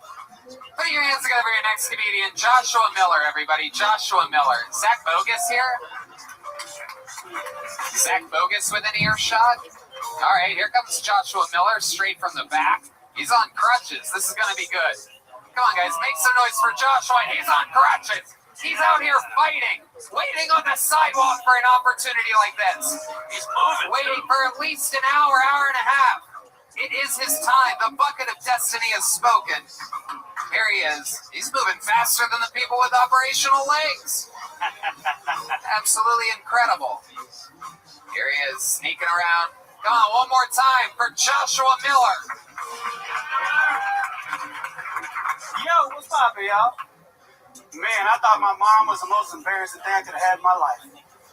Then I bought a dog. This motherfucker's dick is hard 24/7. Y'all think I'm playing? We go take a shit. And he gonna look at me with a hard dick taking a shit, smelling pussy on the ground. Look at me, Dad. You wanna get some of this? Man, I don't want none of that.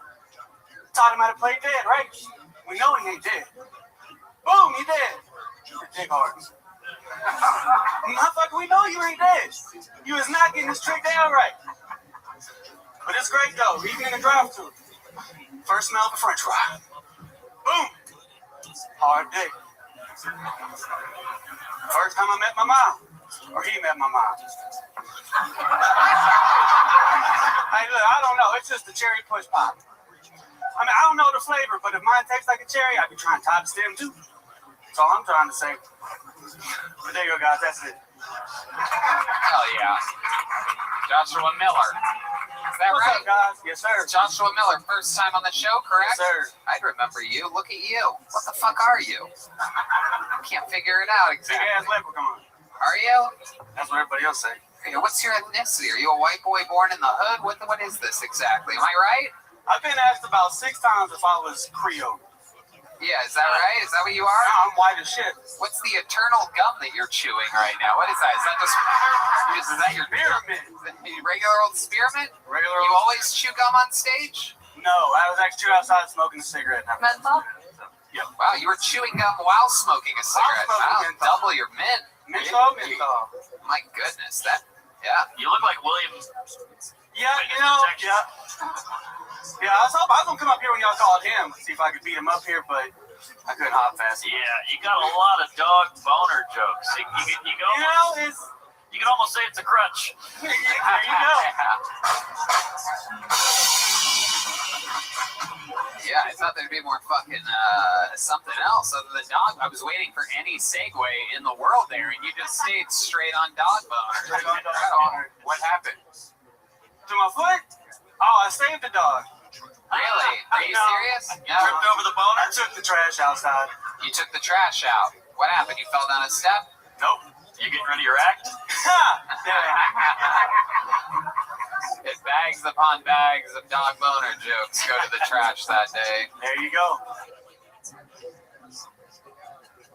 What really happened? Describe to I us. just took the trash downstairs, walked back upstairs, woke up the next day, foot was swollen like a fucking balloon. How do you know it was the moment that you took the trash out? Did you hurt yourself? I broke the side off my pinky toe.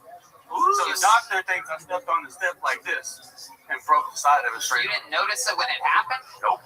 Really? What the fuck? Yeah, you got those. You might have those diabetic feet rolling already. There you go. I can't feel my toes. You might be right. Is that true? Well, not right now. After surgery, I can't feel them yet. How long? You had surgery? 2 weeks ago. Okay. This is actually my last day. Get this thing off tomorrow. Okay. Absolutely. Man, I'm telling you. Castaway. I love it. What do you do for work? I work at HEB. Whoa! Yeah! Bling, bling, bling, bling, bling. God damn it. I thought we had a goddamn American hero up here before, but my friend. There you go. Yes, dogs. Perfect timing for the dog sound effects after the HEB announcement of all the dogs. Of all the dogs. They're all hard as fuck. Absolutely. That's it. How long you been working at HEB? About 7 months. 7 months. Heck yeah. And I bet they took good care of you when you broke your toe. Actually, yeah, they're taking all right care of me. Absolutely. And when I go back, I get a promotion to be an assistant store manager. Whoa! Look at that. That's one of the tricks of moving up the corporate ladder at HEB. Break your foot. You move right up. What location? What location? Woodlands. I'm from Houston. Sweet. Oh, Woodlands. The Woodlands is one of my favorite blunt wraps. There you go. Absolutely. All right, Joshua. What do you do for fun? Usually just play golf and get drunk. You play golf? Since I was 8. Wow. You must be good, huh? You know, I suck. That's what people that are really good say, though. Yeah, I'm just there for the drinking part. Okay. I believe that. First place I can go and drive legally and I get pulled over. Okay. All right. How about your love life? What's that like? You into white girls or black girls? Because you talk really cool. You talk like you have the confidence to shoot for black women is what I'm saying. There you go. I'm definitely on that train. Really? So, okay. my favorite. How's that been going for you? What's your white girl to black girl ratio? Oh, it's probably like 2 black girls to probably, I don't know. It's interesting that you would start with the one number without knowing where you're going. Because I don't know what the white number is. But it's less than black ones? Yeah. So you're Black is 2. That's it. I'm just saying. You're saying like 2 to 1. Yeah. This is just shit. There's no other number. 2. 2. Or maybe 3 to 1, huh? 3 black women for each white girl? No. No, 2. 2. Maybe it's just been all together, not even a ratio. Maybe you've only been with 2 black women. 2. That's it. Really? That's 2. And 1 white woman? No. More white women. Way more white So you totally misunderstood the original question. Just trying to. I was just trying to think about how many present during this episode. I'm trying my hardest. There's moments where I'm like, did I miss something? No, I was trying to think about how many black women. And I had to think of 2. Okay. So more white women than black women. But what do you think of the black women? Did they? They're your favorite. Most definitely. That's who you're trying the hardest for right now. Oh yeah. When's the last time you were with a black woman? 3 years ago. 3 years ago. My goodness. When's the last time you were with a white woman? Probably about 2 weeks ago. 2 weeks ago. Where'd you meet her at? Some Already white knew her. place? Already knew her. You already knew her? Yeah. Yep, that's as white as it gets right there. Boom. Boring as fuck. Already knew her. No fun at all. Friend with benefits. Just go get it. Go home afterwards. You already knew her. Already know her. Easy. Easy. Easy. Easy. Absolutely. Absolutely. I'm on crutches. I ain't working for shit. Hell no. You got I could get black girl confidence, but not with crutches. You know what I'm saying? Right. How could she explain that to her friends? She couldn't explain that to her friends. Wow. I don't even know where the fuck did that sound effect come from. That was the one black chick here. Is that Yeah, what's up? Is there a black woman in the audience by any What's up, chance Lou? tonight? Oh, wait, I do hear someone talking loudly in the back of the room. Perhaps there's a chance. I can't see shit. I love it. Wow, Joshua. So what's your move? What would you try differently? If there was a black woman and a white woman, what would you say differently? Do an impression. Pretend like Allie is a white woman and say your original pickup line to her. Like she's at a bar, you walk up to the bar, what would you say to her? What's poppin'? You want a fresca? You want a fresh what? Fresca. Fresca. Okay. Now let's say she's a black girl. How would you greet the black girl? What would you say to her? How are you doing? Oh! You see how much more respect? See the respect? Wow. White women's like, hey, sup, want a fresco or what? Fucking fresco. Black woman, he's like, now, how are you? How are your feelings? How's your day? How's your job? How's everything? You just talk for a while, and if at the end I get lucky, I'll just let it happen. And There goes. I'll still throw in a fresco. Boom. I love it. Joshua, what's the thing that you notice most about the difference between a black woman and a white woman in bed? In bed? Yeah. Probably about everything. Everything. I'll How say about one about thing? 60% of white women just kind of lay there. 60%? Wait, you've only been with two? No, white women. A lot of white women. Black women, no. They're percentages. Shit's crazy. You're one of the worst math students we've ever had on this show. I've only been with two white women, but 60% were really black women. Two black women. 60% of white women don't do shit. I can confirm that that's true. Ah, look at that. I love it. Joshua, any other special skills or talents that we'd be surprised to know? You freestyle, rap, or anything? No, I do not. No? You do anything? Anything else?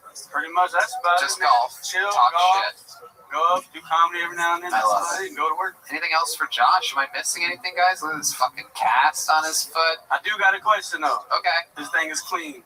When I clean, there's no signatures on it. So if I got called up, I was going to see if y'all can sign it for me. You want us to sign? You're taking it off tomorrow. I'm going to put it on the wall. You're going to put that on the wall. You can't put a cast on a wall. Why? Do it.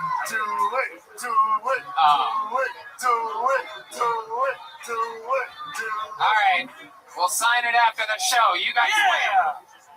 You notice, when you take that shit off, it's gonna smell. It's like bone marrow. Like you're gonna want to throw that away. All the soft stuff comes out, and then the hard casting is still there. There you go. We'll sign it. Absolutely, we'll sign it. That's it. Since the crowd went wild, and they're not gonna find out that we didn't sign it anyway.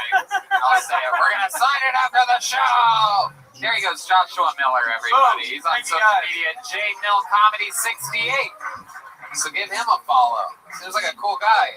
Let's go golfing sometime. I'll go golf with you, dude. He sounds like he could roll a blunt. What you talking about? You know what I'm talking about. Oh, shit. How about a hand for Kaylee, everybody? Your next comedian's Tamer Hassan. Tamer Hassan sounds like a new name. We love that. A lot of people get pulled up multiple times here in Austin since we started doing the show here. But Tamer Hassan seems like a new name, new story. Could be a local legend. Who knows? Could be his first time. Anything could happen. How about a hand for the band, huh? A real live band?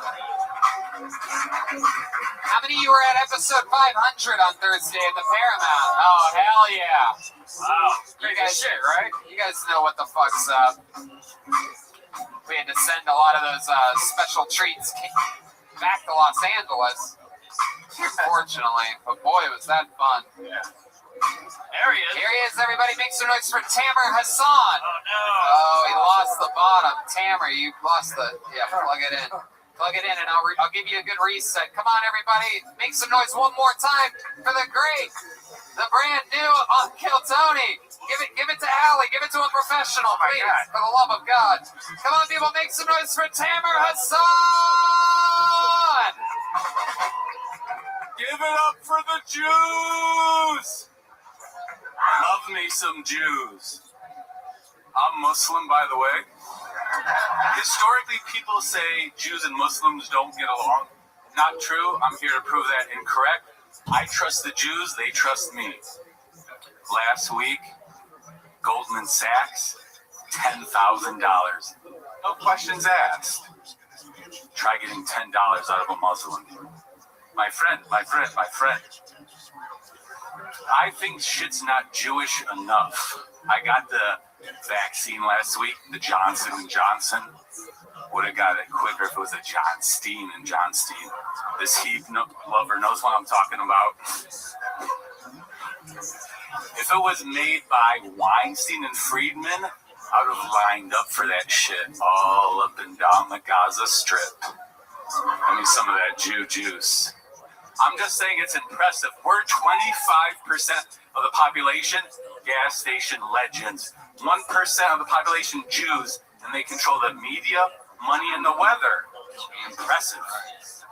Tamer Hassan, my God, barely, really not that many jokes. More like what somebody says right before they shoot a place up. But an AK-47.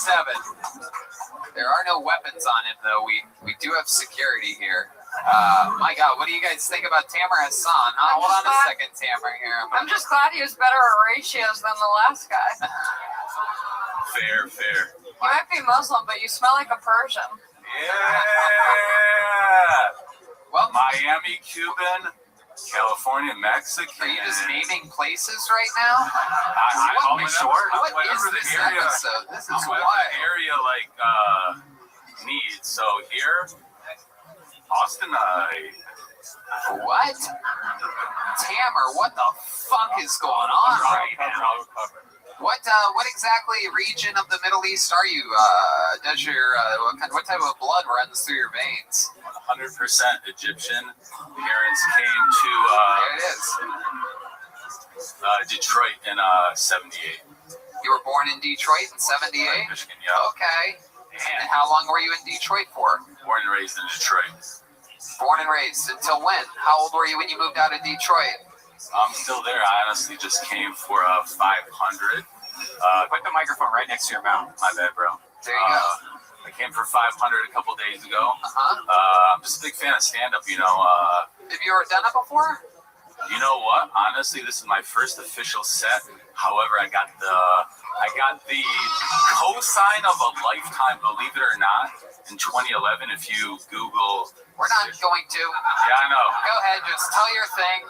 2011, Sarah Silverman, she came to Detroit. I'm a big stand-up fan, obviously, everybody. She had like a little Q&A after the show. Tamer Hassan seduces Sarah Silverman. She gave me like a big cosign, basically saying that you might be a comedian, you should do it. I've always been a writer. She told you that if you try it and work hard at it, you could do it. And here you are 10 years later, trying it for the first time. I've always wanted to be a writer. I'm a writer. Are you? Written scripts and shit, you know? Okay. But I'm a big fan of you, obviously. I saw you at Oddball 2016. I've always just been good with getting tickets and shit, you know? Oddball was like, I saw you there. I was a little late to kill Tony. Saw it like 3 years ago. Like my mind was blown up. What's the plot of your best script? Honestly, with scripts and shit, I have an awesome script. I mean, I would hate to reveal it tonight. A couple sentences. Oh, he doesn't want to give away the plot. name. You know what? I'm actually gonna. Does it end with planes hitting the World Trade Center? You know what? It ends with a tragedy. I appreciate that. It ends with a tragedy. I'm actually gonna say this. Believe it or not, I'm going to reveal the name here tonight on Kill Tony. What are you revealing the name of what? The script. Okay. Even though I tell you the name, you'd never see it coming, but it's going to be one of those foreshadowing. I don't think we will ever see it coming anywhere near us, but... Final Party. Final Party. It's foreshadowing in the title with the writing, to where when you see it, it's obvious, but you can, I mean, it's one of those things. Wow. Oh, wow. I'm pushing for the Muslim ban. Yeah, exactly. This is like Long Night Shyamalan up here. Fair. What's the big twist? Is there a big twist in the movie? It's literally the final party, but literally revealing that Final Party. Like before the end of the world. It's literally like a comedy. Because I'm pretty sure that James Franco did this a few years ago. Stop saying the word literally, too. It's the final party? Yeah. So it's like, it is the final, I'm not going to say the microphone. Yeah, it's the final party. Jesus Christ. It's the final party, so it's all comedy and all that. So it's people, ironically having their final party. Okay, It's Tamara, real- I can't Well, take no, it's another real fucking life. second of It's you real talking life. on It's this real show. life. It's real life to where everything ends. So just like we're having a sick ass time tonight. Yeah, we're having the sickest time. So sick that I think we should get out right now. Real quick, Not gonna get any better than something this. like a tragedy happens to where people are having. Hold on, Tamara, shut the fuck up for a second. Shutting the fuck up. John Deese is gonna say something. You're freaking me out. I just want you to ask the next one. Come more, step up to the mic stand, Tamara. Right up there. That's where you belong. There you go. Oh wait. Oh, You don't have to put put it all the mic sad into the mic stand like that. You don't have to make that like. You have to make that little cutie pie face that you give the TSA agents, dude. Come on, it's a comedy show. Yes, bro. Relax, all right? You don't have any additional inspections or anything. Anything else for this guy, guys? I mean, this is wild. I can't imagine how bad the veteran that kills Middle Eastern people is biting his tongue right now in the back. Just got his thumb right on the safety of his gun. Just like, I gotta get the fuck out of here. Right. He's a fake Muslim. You're like Al Quesadilla. Mark motherfucking Norman. How was the writing? Decent? How was the writing? Cameron, all you talked about was stereotypes up here. My friend, and then you just went on some really racist tirades about the Jews. The writing, honestly, I mean... Sarah Silverman, Tamara Hassan. But what did she say? What did she didn't see... I know what she said, because she was being encouraging, because she's being a good person. She's being nervous. But she didn't... Stop fucking talking, Tamara.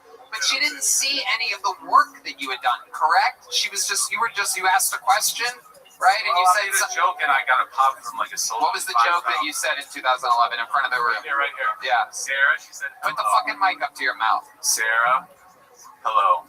My name is Tamer. If you could make out with anyone in Hollywood, male or female, be honest. It's not a joke. Wait, it's a who would it question. be? And she said, She made a joke. myself included. It popped 5,000. Did your question pop or did her response pop? Tell the truth.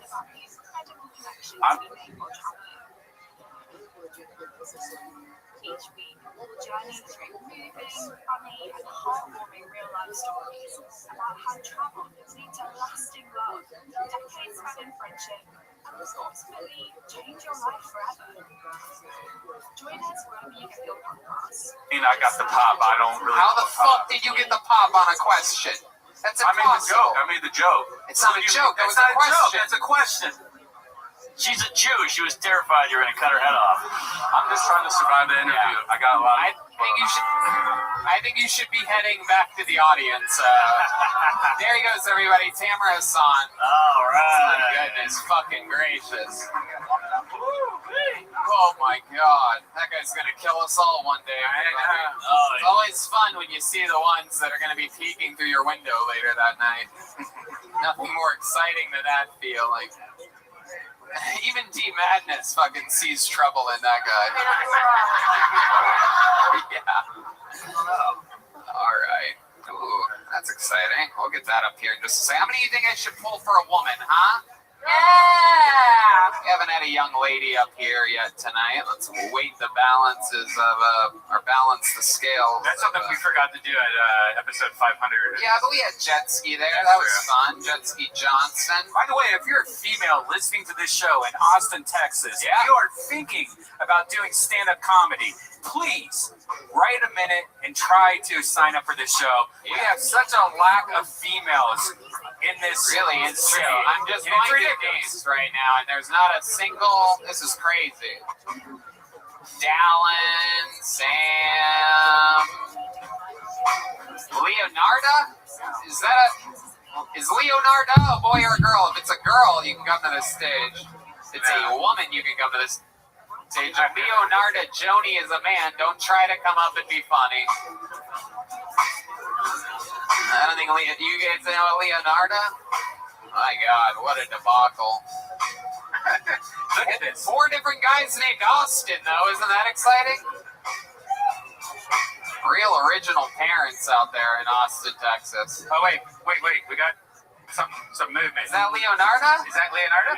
Oh, wow, here we go. Leonardo Joni, everybody. How cool. Come on, make some noise for Leonardo, everyone. What's up? What's up? All right, if you guys didn't catch that, my name is Leonardo. That is Albanian for we were expecting a boy. So, do we got any Albanians in the house? What a surprise, huh? There's like 3 of us in the world, and the other 2 are taking Liam Neeson's daughter. So, my dad watched that movie and was like, she's a whore. Who told her to go to Paris? I was like, I hope I never get taken. He'd be like, don't bring her back. I did turn 35 this year. And thank you. Any other women in here expired? I do miss how it felt to feel young, right, ladies? Because this only lasts for us until we're what, like 13? 13. Like, I knew I was getting old when I stopped being afraid of getting molested. It went from show me where he touched you to I'll show you where to touch me, huh? Wow, look at that. Set of the night so far, out of nowhere. Wow. Knock that off your Las Vegas risky bet that the set of the night would be a female comedian for the first time ever in the show's history. Leonardo Joni, welcome. How long have you been doing stand-up? About 2 years. I love it. And you're really Albanian. I am really Albanian. You know who else is Albanian? The very famous from the Comedy Store, Rose the bartender. Oh, yes. Yeah. And you kind of have that Rose energy. Yeah, you really do. Very like sort of you have like gypsy family members or whatever, like gypsy-ish. We don't talk about them. Right, exactly. I know. Gypsy's like a rugged word, but yeah. I love it, Leonardo. So how long have you lived in Texas? I just moved here 3 weeks ago. Wow. And again, how long have you been on stand-up? 2 years. 2 years. And where were you doing it? New York. Oh, great. Hell yeah, that shows. Have you seen, you guys ever worked together? Or seen Yeah, she's funny. She killed in New York, but she came here because they're terrified of her. Yeah. Why are they terrified of Leonardo? Well, she keeps it real on stage, and I think New York's getting a little... Yeah, a little too wokey for the jokey, huh? Yeah. I love it. Well, we're always looking for more. I mean, we were literally just saying that we need more women to sign up here, and the market here right now. I mean, even Ali Makovsky just comes to visit. She just does JRE and fucking Kill Tony, and then skips town again. She's actually on the road. I'm just joking around. But you excited to be here in Austin? It's Austin. What do you? Hold on. Way to really win everybody over, Leonardo. This is your chance to have a built-in in-city fan base. He's just kidding. That's one of her jokes, everybody. That's one of her jokes. She loves it. I just think we have better homeless people in New York. That's all. Why? Why are they better in New York? Well, they sing.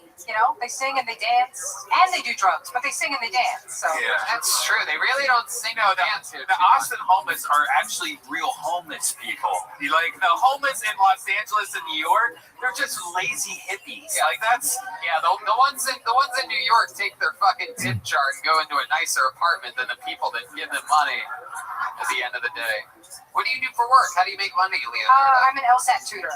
LSAT. Yeah, so it's law school test prep. Wow. Got some LSAT. You've gone through law school? No, I just took the test, did really well, and then tutored everybody. You did so well on the test that instead of going into law, you just said, fuck it, I'm going to stop right here. that's fucking awesome. Hey, Red Band thinks it was a great business decision. No, that's cool. I mean, you are that smart. Have you always been a nerd, like growing up? Is that what got you into comedy? I said, I kind of keep that on the down low, but you're blowing up my spot right now, so. Hey, you're a nerd. She's got a real attitude. I do see what you mean now, Mark. Just like Rose, by the way. She's a real fucking spunkmeister, this one. Leonardo, what's your love life like? You got a boyfriend? I do. You keep him on a tight leash, don't you? No, he's good. You beat the shit out of him, don't you? What does he do? Oh, he's a producer, like film producer. Oh, okay. He's a hot black. Hey, is that true? Oh, yeah. Oh, wow, look at that. Thanks for blowing up my spot, Mark. So, I'm pretty sure your black boyfriend's the one blowing up your spot, if you know what I mean. Let's face it. That thing was built for Albania, not for fucking WrestleMania. You know what I'm talking about? that's actually a bassist, by the way. Oh, shit. Hell yeah. I love it. Leonardo, what else do you do? What do you like to do for fun? I mean, that's a hard topic, you know. What do you mean? Well, I just work a lot. So, Yeah. I don't What's do a like your release, though? What's something that you like to do? Like me, I'll take a couple drops of eucalyptus oil, put it on a nice little washcloth, boil some water, pour that shit on there, and I throw it right on my fucking face. What's your version of that? I have recently discovered paddle boarding in Austin. Okay. That's fun. That is fun. Okay. Yeah, Paddle boarding. We don't have that in New York. Better than waterboarding. It's true. Which our last comedian on stage has gotten really good at. Yes. I love it. Did your boyfriend move out here with you? Yeah, we moved out here. Okay. How's he liking it? He loves it. He's like, I'm never going back. If he wasn't black, I'd say he was whipped. Jesus Christ. Mark Norman. Sorry. Powerful. You know, I am always looking for new talent. I would love to invite you to the Vulcan show Thursday if you can. I love to. Look at that. How cool. Leonardo Joni in the mix. Thursday at Vulcan. How awesome is that, huh? Put your hands together for her. There she goes, everybody. It's Leonardo Joni, everyone. She just booked a show live Thursday night at Vulcan. I'm at Vulcan Friday and Saturday. Going with Tony Hinchcliffe and his current friends. I just picked it up today, so you could be the first people to get tickets. Friday and Saturday. Just stand-up shows. I'm going to host them. Friends are going to be here, whoever's in town. We'll see what happens. Okay, back to the bucket we go. You guys good with that? Bucket one more time, huh? Make some noise for your next comedian. He was on Kill Tony 500. He's back again. This guy, an incredible story. He just got pulled out of the bucket. Make some noise for Philip Garcia, everybody. Here we go again. Philip Garcia. Oh, fuck yeah. This guy, incredible luck on this bucket. Really is. Oh, there he is. Here he is, one more time. Make some noise for Philip Garcia, everybody. Hey everybody, I officiated my buddy's wedding 2 weekends ago. Yeah, I was a preacher for my friends in college. They were like, it was a weird situation though, because like, hey, that's Preacher Philip, but the whole family, like, all my friends from college, like, that's the plug, you just don't know. It got even weird though, because after the ceremony, I went to the restroom in the reception, and a little kid about 5 years old comes up to me, he's like, hey mister, can you help me do my belt buckle? And I was like, not this weekend, dude, I'm a preacher. You know, it's a... Like, oh, Philip Seymour Hoffman, I get it. It's okay. You don't remember the 2008 box office smash hit Doubt. You remember the 2007 box office smash hit Transformers. Yeah. Remember those guys who thought driving yellow and black Chevrolet Camaros was their biggest personality trait? Like, hey, dude, I don't know about you, but I drive fucking Bumblebee, dude. I like to think all those guys are now doing as mentally well as Shia LaBeouf. That's where they're all at now. Thank you, I'm Philip Garcia. There's Philip Garcia. This guy just won $500 on Thursday night. It's to our friends over at Ridge Wallet. You have your new Ridge Wallet on you? That's actually in my girl's bag right now. Oh, but yeah, perfect. Way to really help us out with this it's sponsor. the best wallet I've ever had in my entire life. Right, though. changed your life, didn't it? Ridge Wallet changed my life. Did it help you out with the extra money you got towed? You just moved into a new place here in Austin? Definitely did. Did you spend it on anything frivolous? Yeah, barbecue. Because that's basically gold in this fucking town by weight. It's crazy. Absolutely. What else? What else has happened this week since your newfound Kill Tony fame? I moved in, actually. I'm a Austin resident now. Whoa! Yeah. Newest resident. What part of town do you live in? Riverside. What were you saying, Mark? I was going to ask if you won the Jonah Hill lookalike time.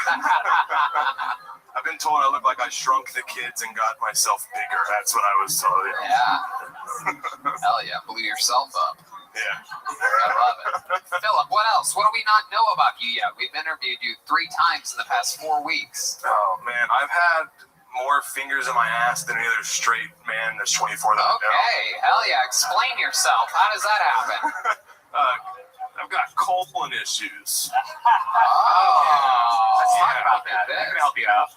Let's see. Semi or full? Semi. Are you talking about like male periods? Basically, that's what started happening. I was like, that's a interesting. Is it internal or external hemorrhoid? Wow, this is disgusting. Watching you it two was fucking actually- morbidly obese people talk about your bloody assholes. Incredible. Be sure to try the hot dogs here at Antone's, everybody. Get yourself a good old delicious Cliffy dog, everybody, while these guys talk about their engorged fucking Alberts. Okay, go ahead. Let's hear more of this bloody mess. Where's your fart board? I mean, if you're ever going to do it. What? I'm going to save the fart board for next week. Wow, look at that. Oh, I like to talk. I don't know. It's always awkward being at the doctor's office and like having to bend down. I never know what to like say there. I'm usually just like playing with the subway like paper at the end of the bed, just like golf much, you know? What do you really say to a doctor? So what have they treated you for? What are they calling it? Polyps. Polyps Sadu. Jesus Christ. They told me I need to stop eating like red meat and smoking cigarettes, but I just can't stop eating red meat and smoking cigarettes. Right. Yes. This looks like a great guy for your cereal question. What kind of cereal do you love? Lucky Charms. I'm gonna say Honey Bunches of Oats. Ooh. Yeah, I like that answer. Right. Yeah, I don't know you, but you look like you have allergies. Thank you. You look like the human version of "Can I speak to your manager?" Yeah. I feel it. Really, really. I'm actually a stepdad. That's actually something you don't know. I can see you hitting a Yeah. kid. Wait, how did this happen? How did you become a stepdad? The fucking pandemic, dude. Oh, I was like, the road might end. I was like, I gotta experience everything this pit of hell has to offer. So our relationship really sped up, and then I just stepped in the How old's position the kid? 5. 1 5-year-old. Yeah, 1 5-year-old. I like to say I got to skip all the hard shit. I guess so, but now you're like a real dad. How long have you been in this position? Like a year? A year, yeah. Oh my goodness. Yeah, it's Boy or girl? girl. Okay. I'm trying to. And is her dad in the picture, or are you just the only dad now? Not really. He's kind of a bad person. Oh. I'm just like, I don't. Do you like? You seem like the kind of like guy. it? I love You it, seem yeah. like the kind of guy a lady would date after getting out of a really bad relationship.